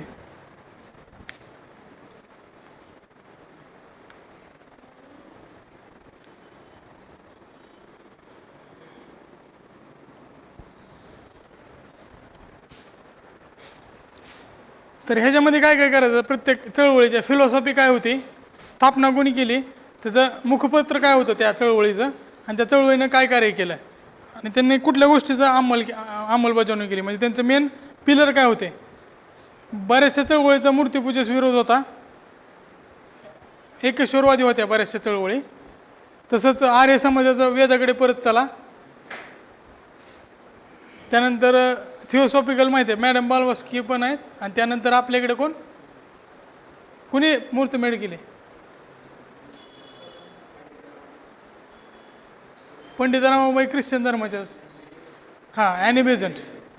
कुठं होतं त्याचं केंद्र माहिती आहे कोणाला? मद्रासमध्ये अड्यार इथे त्याचं थिओसॉफीचं केंद्र होतं. यंग बंगाल कलकत्त्याला होते. त्याचा बेस काय होता यंग बंगालचा वगैरे, म्हणजे बऱ्याचशा ज्या चळवळ आहेत त्याचा उच्च मध्यम वर्ग हा बेस होता. त्या काळात उच्च मध्यम म्हणजे खालचा जो कनिष्ठ समाज आहे तो यामध्ये समाविष्ट होत नव्हता, कारण त्यांना भाकरीची चिंता होती त्या काळात. नवशिक्षित आणि उच्च मध्यम वर्ग हा यांचा बेस होता. आता मुस्लिम धर्मियातल्या चळवळी, आता या चळवळीमध्ये आहे ना डायरेक्ट तुम्ही हे करायचं. आता फरियादी वर्षे तायुने हे एकमेकाच्या विरोधातल्या चळवळी आहेत. वहाबी विरुद्ध अलीगड एकमेकाच्या विरोधातल्या चळवळी आहेत. असं लिंक लावा तुमच्या तुम्ही वाचताना. फरियादीची फिलॉसॉफी आणि तायुनीची फिलॉसॉफी एकमेकाच्या विरोधात आहे. वहाबी काय करत होते, तायुनी इथला प्रदेश शांत मानत होते, फरियादी इंग्रजांच्या विरोधात होते. वहाबी तर काय त्यांनी जिहादच चालू केला. वहाबीची काय फिलॉसॉफी होती, वहाबीने इथं असणारे शीख आणि ब्रिटिश ह्या राज्याविरुद्ध जिहाद पुकारला होता. वहाबी चळवळ मेन सौदी अरेबियामध्ये चालू झालेली. त्यांनी तिथल्या मक्क्यावर पण ताबा मिळवला होता, त्या प्रदेशावर, मक्क्याच्या प्रदेशावर. ते वहाबी चळवळ तिकडून भारतात आली. त्यांचा मेन सितना हे उत्तर प्रदेशमधलं एक ठिकाण आहे, ते त्यांचं केंद्र होतं. तसंच देवबंद सुद्धा उत्तर प्रदेशमध्येच आहे. त्यांचा प्रदेश लक्षात घ्यायचा त्या चळवळीचा, आणि त्या चळवळीची फिलॉसॉफी काय होती. आता अलीगड चळवळ कुठं आहे, अलीगड कुठं आहे सध्या, UP-मध्येच आहे. अलीगड चळवळीमध्ये ते जास्त करून आयोगाचं ह्या गोष्टीवर भर असते. मौलवी कोण होते त्याचे, अलीगड चळवळीचे प्रणेते कोण, मोहम्मदन लिटररी एज्युकेशन सोसायटीची स्थापना केली सर सय्यद अहमदुल्ला. बरेच वेळा प्रश्न आला, ही गोष्ट तुम्ही विसरलीच नाही पाहिजे. तुम्ही नावच विसरायला होते तर पुढचं कसं. सर सय्यद अहमदुल्ला ह्या सगळ्या गोष्टी एका साईडला आणि सर सय्यद अहमदुल्ला एका साईडला, असं आहे आयोगासाठी. कारण आयोगानं वारंवार सर सय्यद अहमदुल्लावर प्रश्न विचारले, त्यांच्या संघटना कुठल्या, त्यांनी कुठलं काम केलं. कारण ते आधी इंग्रजांकडे कामाला होते, म्हणजे ते आधी तिथं न्यायाधीश होते, आणि त्यानंतर त्यांनी अलीगड चळवळ चालू केली.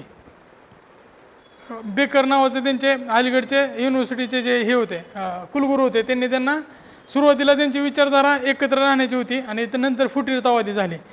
अलीगड चळवळी बघा, अहमदिया बघा, आणि त्यानंतर देवबंदमध्ये. अहमदियावर 2 प्रश्न आले होते मध्ये, बहुतेक एक्साईजच्या परीक्षेला आले होते.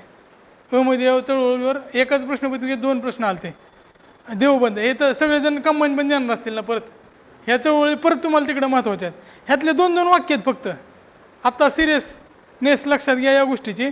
फक्त 2-2 वाक्य आहेत. ह्या गोष्टी तुम्हाला फिक्स 1 ते 2 मार्क प्रत्येक परीक्षेत मिळवून देऊ शकतात. ज्या तुमच्या पूर्वपरीक्षा 1-1, 2-2 किंवा 5-5 मार्कात राहत होत्या ना, त्या पूर्वपरीक्षा कायमच्या निघतील. ह्याच्यावर एकच उपाय करा, फक्त एकदाच करून टाका, विषय संपतोय त्याचा. त्यानंतर शीख धर्मातले नामधारी चळवळ, सिंगसभा, बालक सिंगची नामधारी चळवळ,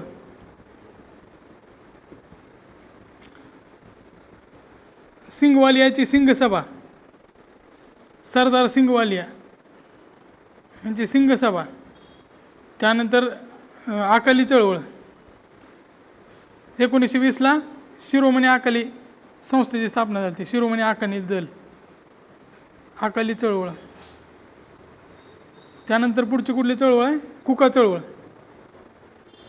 इंग्रजाविरुद्ध बंड पण केलं, कुका चळवळ. ह्या 4 चळवळी महत्त्वाच्या आहेत शिखामध्ये. त्यानंतर पारसीमध्ये रहनुमाई मज्लिसदन सभा,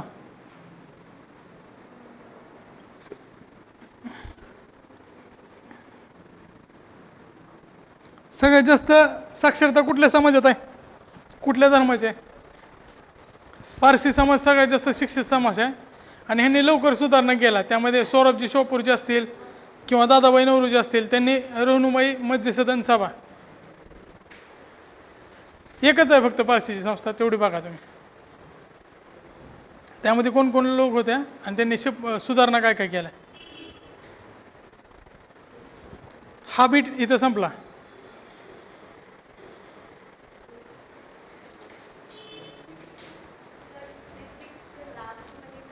कुका कुका चळवळ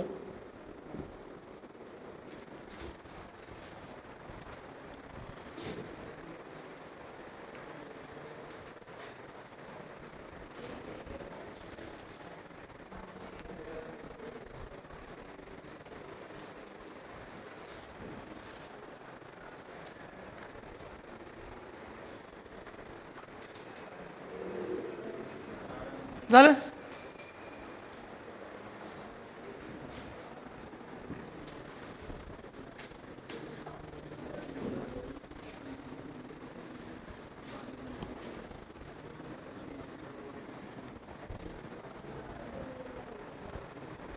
ह्यानंतरचा पॉईंट आहे स्थानिक उठाव.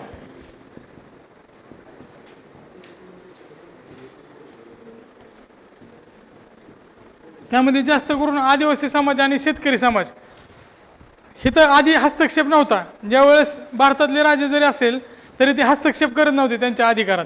म्हणजे ज्यावेळेस इंग्रज आले त्यावेळेस त्यांनी पहिल्यांदा वन कायदे चालू केले, म्हणजे वन जमिनीवर पण हक्क सांगितला. तुम्हाला आश्चर्य वाटेल, आधीच्या काळात जमीन जे कर होते ना ते सध्या अस्तित्वातच नाहीत. तुम्ही विचार करून बघा, आधीच्या काळात सगळ्यात महत्त्वाचा कुठला होता? शेतसारा किंवा जमीन कर. आता सध्या शेतसारा किंवा जमीन कर महत्त्वाचा आहे का? शेतीवर कर आहे का? शेतीवर इन्कम टॅक्सच नाही. त्या काळात महत्त्वाचा होता. मिठावर कर होता, आता सध्या आहे का? नाही. त्यानंतर जकात म्हणजे येणारे जाणारे व्यापारावर, आता सध्या जकात GSTमुळे नष्ट झाले, GSTमध्ये समावेश झाले. म्हणजे त्या काळात आहे ना, स्थानिक उठाव जे झालते ते आर्थिक कारणामुळं आणि हस्तक्षेपामुळे झालते. त्याच्या मागची पार्श्वभूमी पण बघा. त्यामध्ये फरेजी, अहोम, हो जमात हे पूर्व भारतातले म्हणजे पश्चिम बंगाल आणि बिहारच्या जवळचा प्रदेश, तो उठावासाठी जास्त सक्रिय होता. त्याच्याखाली ओडिसामध्ये, त्यामध्ये पाईका उठाव एक महत्त्वाचा आहे. 1803चा पाईका उठाव, तो पहिला स्वातंत्र्य संग्राम असं डिक्लेअर करा असं सांगितलंय गव्हर्नमेंटनं. म्हणजे गव्हर्नमेंटनं सांगितलं पाईका उठाव ओडिसामध्ये झालता. ह्याचं जरा डिटेलमध्ये काढा, ह्याच्यावर प्रश्न अपेक्षित आहे, चर्चेत होता. 1803चा पाईका उठाव ओडिसामध्ये झालता.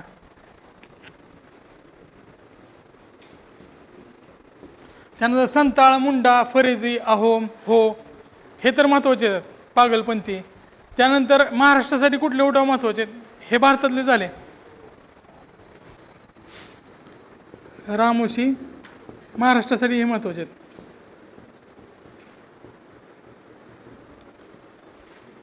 रामोशी, कोळी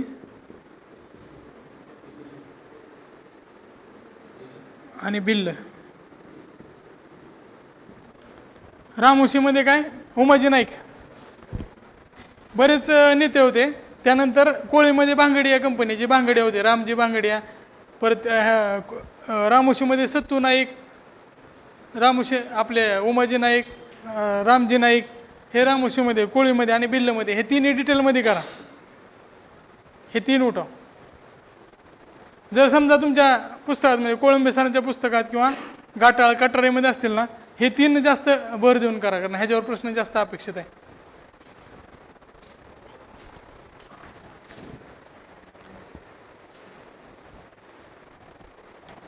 बाकी लिस्ट दिलेली आहे बहुतेक समाधान महाजन सरांच्या पुस्तकात, पूर्ण लिस्ट आहे स्थानिक उठावाची. त्यामध्ये हे तीन उठाव बाजूला काढून हे व्यवस्थित करा.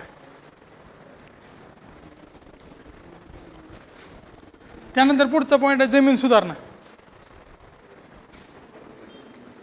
हे बारके बारके पॉईंट आहेत, ते दुर्लक्षित आहेत, पण एक एक मार्क ह्याच्यावरच जमा होतात, एक एक प्रश्न ह्याच्यावरच जमा होतात. जमीन सुधारणामध्ये आहे ना, सगळ्यात पहिली पद्धत कुठली होती? क्लाईव्हची बोली पद्धत.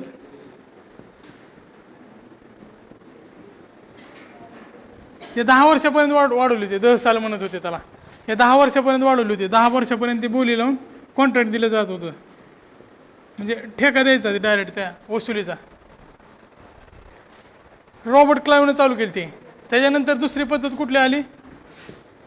कायमधारा.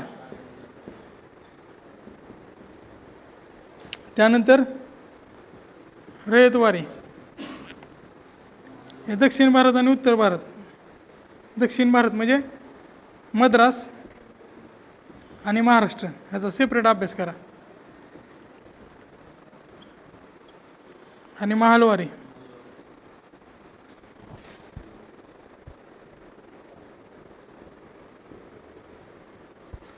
आता एक एक काय काय काय बघायचं यामध्ये. बोली पद्धत कोणी चालू केली आणि कशी होती. कायमधारा कॉर्नविलिसने सुरुवात केली 1893 मध्ये. त्यानंतर त्याचा क्षेत्र कुठलं होतं, क्षेत्र होतं किती टक्के भाग होता. त्यानंतर ह्याचं म्हणजे व्यवस्था कशी होती. 89-11 जमीनदाराकडे राहायचं, 89 सरकार जमा करावं लागायचं. म्हणजे व्यवस्था कशी होती. 89-11 वाटा, 89-11 असं सूत्र होतं त्याचं. हे डिटेलमध्ये बघा. तसंच रयतवारी मद्रासमध्ये कोणी तयारी चालू केली? मनरोनं. आणि महाराष्ट्रात कोणी तयार केली? एल्फिन्स्टननं. महालवारी हॉल्ट मेकन्झी, मार्टिन बर्डनं चालू केली. मोठ्या प्रमाणात बेंटिंगनं राबवली. हे कुठला होता? मध्य भारत, म्हणजे उत्तर आणि मध्य भारत. ह्याच्यामध्ये रयतवारीमध्ये आहे ना आसाम पण होता त्यामध्ये, म्हणजे दक्षिण भारतात प्रामुख्याने होता आणि त्यासोबत आसाम पण होता त्यामध्ये रयतवारी राबवण्यात. जमीन व्यवस्था संपलं इथं. आता पुढं 1857चा उठाव बघू.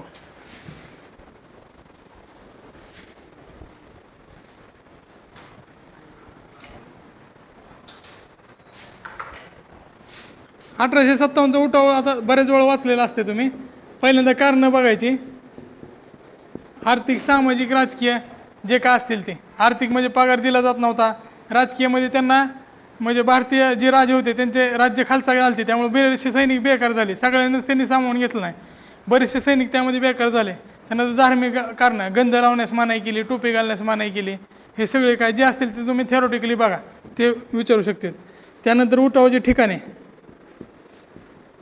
इथं पण अजून एक चार्ट तयार करा. ठिकाणे, त्या ठिकाणाचं नेतृत्व आणि इंग्रजाच्या बाजूने कोण होतं तिथं.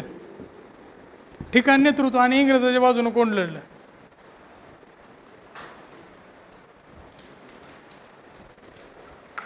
ह्याच्यावर एक विचारलेला आहे प्रश्न. ह्याच्या आधी प्रिव्हियस इयर क्वेश्चन पेपरमध्ये ह्याच्यावर प्रश्न आलेला आहे.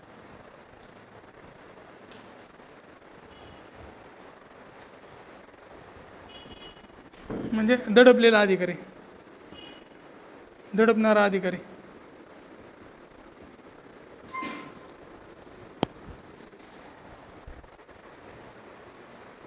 त्यानंतर ह्याचा परिणाम काय झाला.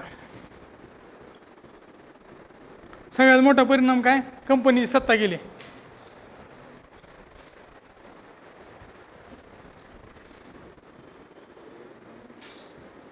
उठावासंबंधी विधाने. ह्याचं कसं करायचं. एक उठावाला राष्ट्रीय उठाव म्हणणारे, तटस्थ असणारे आणि सैनिकाचे बंड म्हणणारे.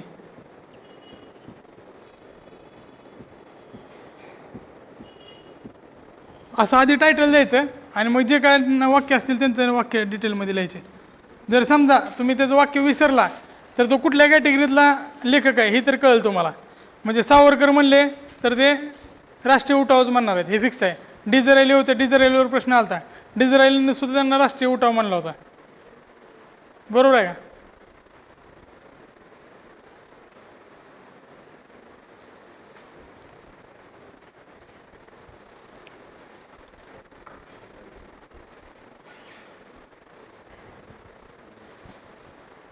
हे गांधीयुग मुद्दामून कमी घेतलंय. हे जास्त का घेतलंय? कारण ते बऱ्याच वेळ वाचलेलं आहे तुम्ही. गांधीयुग पासून पुढे तुम्ही बऱ्याच वेळ वाचता, असहकार वाचता, सविनय कायदेभंग वाचता, पण हा भाग दुर्लक्षिलेला आहे. ह्याच्यावर आलेले प्रश्न आपल्याला चुकतात, त्यामुळे इतिहासाला मार्क कमी येतात. महत्वाचं कारण ते.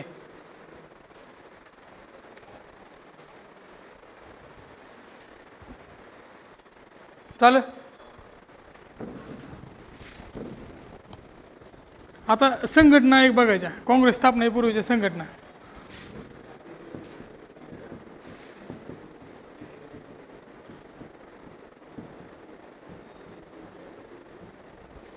त्यामध्ये मद्रास, मुंबई आणि बंगाल आणि परदेशात स्थापन झालेल्या. दादाभाई नौरोजींनी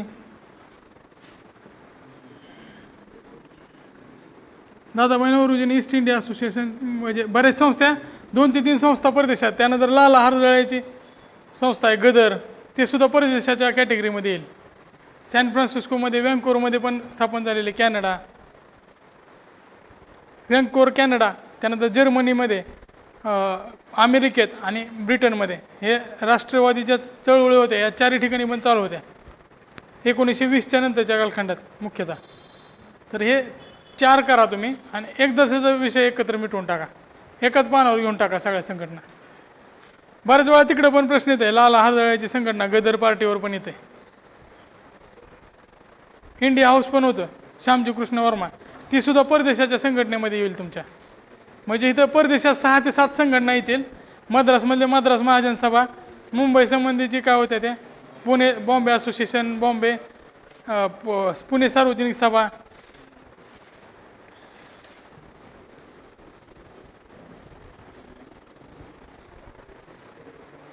त्यानंतर काँग्रेसचे अधिवेशने.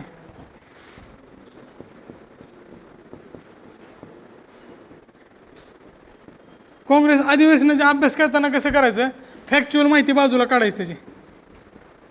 म्हणजे सहज असं तुम्ही वाचत असताना फक्त नावं आणि अध्यक्ष वाचायचं नाही, माहिती काय काढायची. पहिल्यांदा तर 4 अधिवेशनं सलग माहीत पाहिजे तुम्हाला, त्याच्याविषयी डिटेल माहिती पाहिजे. पहिलं कुठं झालं, मुंबई. परत कुठे गेलं,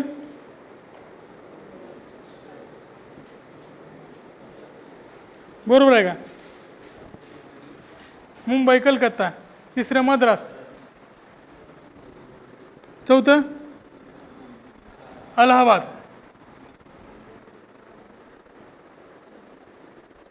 हे 4 अधिवेशन आहेत ना, ह्याची डिटेलमध्ये माहिती पाहिजे तुम्हाला. परत मद्रासच्या ठिकाणी नागपूरला झालं तिसरं, म्हणजे 5वं 6वं 7वं आणि 8वं हे सेम आहेत ठिकाणं. परत 5 6 7 8 मद्रास ठिकाणी नागपूर लिहू शकता तुम्ही फक्त. तर ह्या 4 अधिवेशनात आहे ना, किती सदस्य होते, महाराष्ट्रातले सदस्य कुठले होते आणि त्याचं वैशिष्ट्य काय. उमेशचंद्र बॅनर्जी पहिले भारतीय होते, पण ते ख्रिश्चन होते. दादाभाई नौरोजी दुसरे, बद्रुद्दीन तय्यबजी तिसरे. असं सगळं पहिले 8 तर बघा तुम्ही, पहिले 8 तर पाठ पाहिजे तुमचे. नंतर काय करायचं दुसऱ्या वेळेस, तर एकापेक्षा जास्त अध्यक्ष असलेली व्यक्ती, जास्त अध्यक्ष. त्यानंतर महत्वाचे व्यक्ती कुठल्या ह्याचे होते अध्यक्ष. त्यानंतर ठळक घटना घडलेले अधिवेशन, म्हणजे असहकारचा ठराव पास झालेला, सविनय कायदेभंग झालेला ठराव ते अधिवेशन. छोडो भारत गवलिया टँक म्हणजे मुंबईच्या अधिवेशनात झालेला, त्याला आता आझाद मैदान नाव दिलंय, गवलिया टँक मैदानला. ठळक अधिवेशने.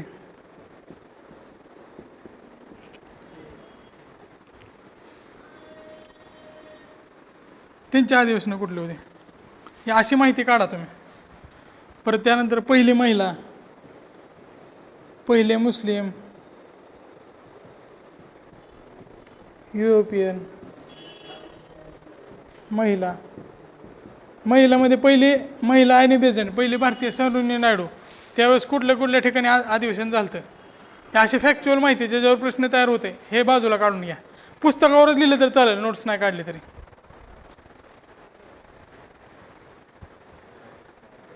आणि आता जे भारताच्या स्वातंत्र्य चळवळीचा अभ्यास करायचा, त्यामध्ये तुम्ही अशा 3 ते 4 सेक्शन करू शकता.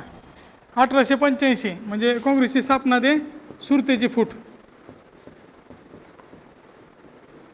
हा मावळ कालखंड आहे, नेमस्त कालखंड आहे. त्यानंतर सुरतेची फूट कधी झाली, 1907ला.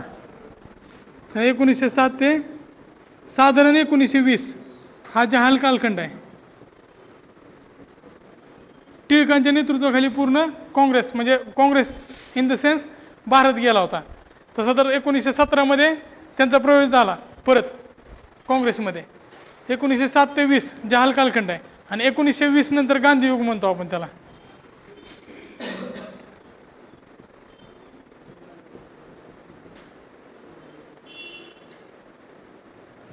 युग का, तर महात्मा गांधीच्या अंडर पूर्ण काँग्रेस आणि भारताचं नेतृत्व गेलं होतं.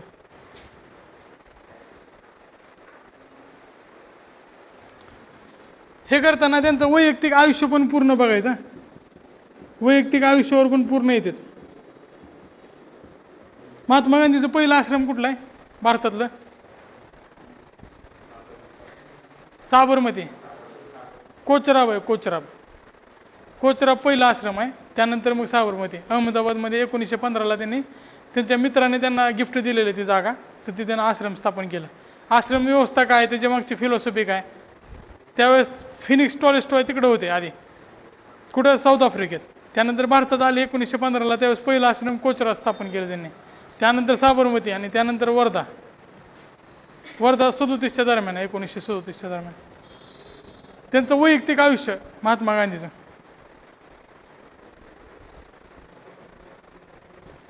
त्यानंतर असहकार ते चले जाओ 1920 ते 1930.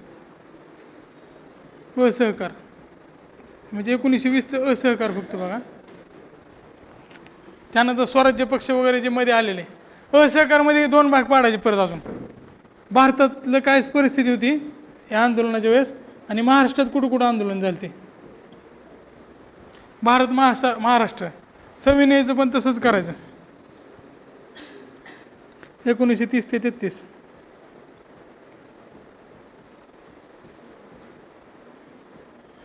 भारत महाराष्ट्र.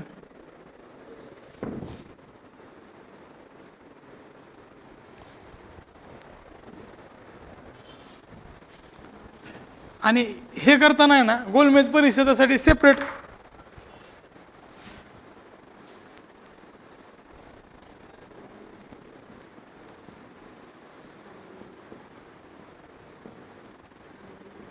पहिली, दुसरी आणि तिसरी.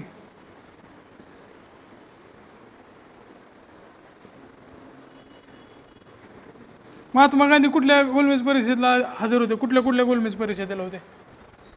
फक्त दुसऱ्याला होते. तर ह्यामध्ये सामायिक कुठले कुठले सदस्य होते?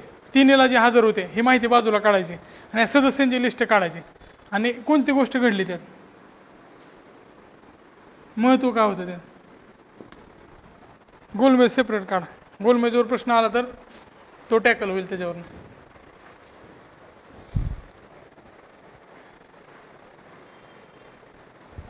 तसंच चले जाओ पण करून टाकायचंच. चले जाओ म्हणजे क्विट इंडिया मुवमेंट, हे पण भारत महाराष्ट्र परत.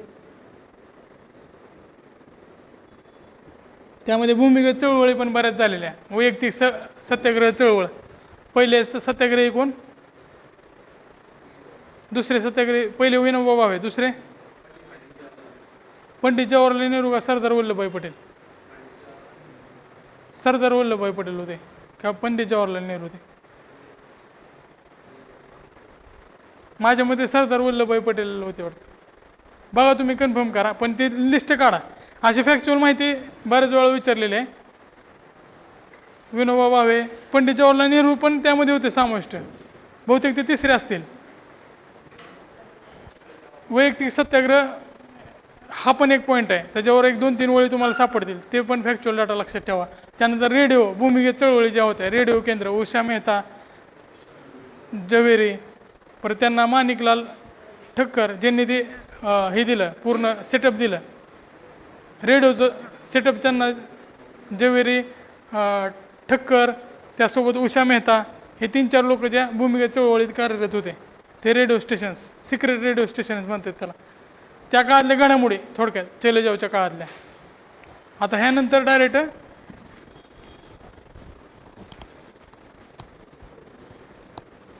आता स्वातंत्र्याच्या योजना, म्हणजे प्रस्ताव कसे आता वेगवेगळे येतात सरकार स्थापनेसाठी. 2 पक्षाचे प्रस्ताव चालू आहेत. तसं आधीच्या काळात पण भारताला स्वातंत्र्याच्या आधी बरेच प्रस्ताव आले. ते क्रिप्सपासून चालू होते, ते राजाजी, लियाकत देसाई वेगवेगळे आले, त्यानंतर माउंटबॅटन, त्रिमंत्री, शेवटी माउंटबॅटन. ते सगळे प्रस्ताव करा. क्रिप्स, राजाजी, लियाकत अली देसाई,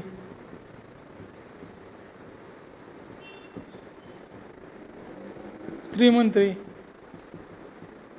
आणि माउंटबॅटन. ते 18 जुलै भारत सरकार, भारत स्वतंत्र कायदा मंजुरीचा दिनांक आहे.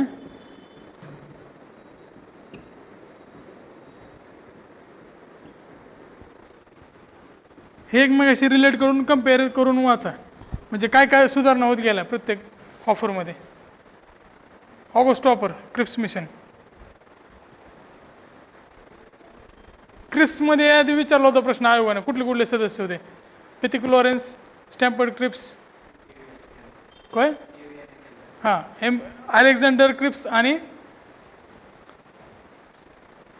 तिघजण होते ते.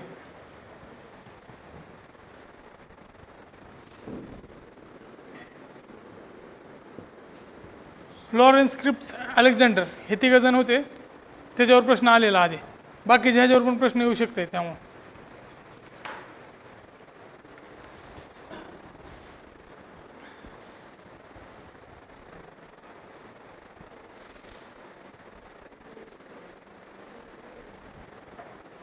हे झालं. आता फक्त शेवटचा पॉईंट, मुस्लिम लीग आणि हिंदू महासभा यांचे राजकारण.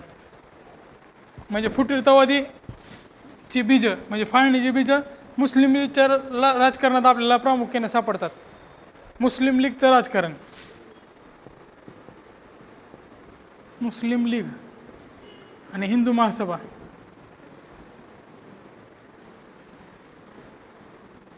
फाळणीच्या रेफरन्समध्ये मुस्लिम लीगचा अभ्यास आपल्याला महत्त्वाचा ठरतो आहे. त्यामध्ये इक्बाल आलं, पाकिस्तानची मागणी आली, रहमत अली चौधरी आला, त्याने पाकिस्तानची मागणी केलेली, तो पाकिस्तानचा विद्यार्थी इंग्लंडमध्ये मागणी केलेली. हे दोन्ही गोष्टी हे तर आपला आधुनिक भारत संपतंय, म्हणजे इतिहास पूर्ण झाला, प्राचीन, मध्ययुगीन आणि आधुनिक भारत. तुमच्या काय शंका आहेत का? आता भूगोलचं पण असंच डिटेलमध्ये जायचं, पॉईंट सांगायचे फक्त डिटेलमध्ये घ्यायचं असंच. काय म्हणलं ते इकॉनॉमीमध्ये बघू घ्या आपण. ह्या इकॉनॉमिक्स इथं पण फायदा होत आहे, इतिहासमध्ये, पॉलिटीमध्ये आणि भूगोल इकॉनॉमिक्समध्ये. 3 गोष्टीत 5 इयर प्लॅन येतात. 3 गोष्टीत फायदा होत आहे. पण आपण इतिहासच्या अनुषंगाने बघण्यापेक्षा ते डायरेक्ट इकॉनॉमिक्सच्या अनुषंगाने बघू. तुम्ही असा घडला भारत, आता जर तुमच्याकडे वेळ असेल आणि जर अवांतर पुस्तक वाचत असेल तर असा घडला भारत हा पुस्तक वाचा. अवांतर वाचनासाठी बेस्ट पुस्तक आहे. असा घडला भारत मोठा ठोकळा आहे, लायब्ररीतनं घ्या, 1200-1300 रुपये किंमत आहे त्याची. पण ते पुस्तक असं आहे की प्रत्येकानं संग्रही ठेवावं. सामान्य माणसासाठी वाचण्यासाठी पण आहे, पण आपण जे स्पर्धा परीक्षा करतो त्याच्यासाठी बेस्ट पुस्तक आहे. त्यांनी सगळ्या घडामोडी प्रत्येक वर्षाच्या डिटेलमध्ये दिलेल्या आहेत त्यात.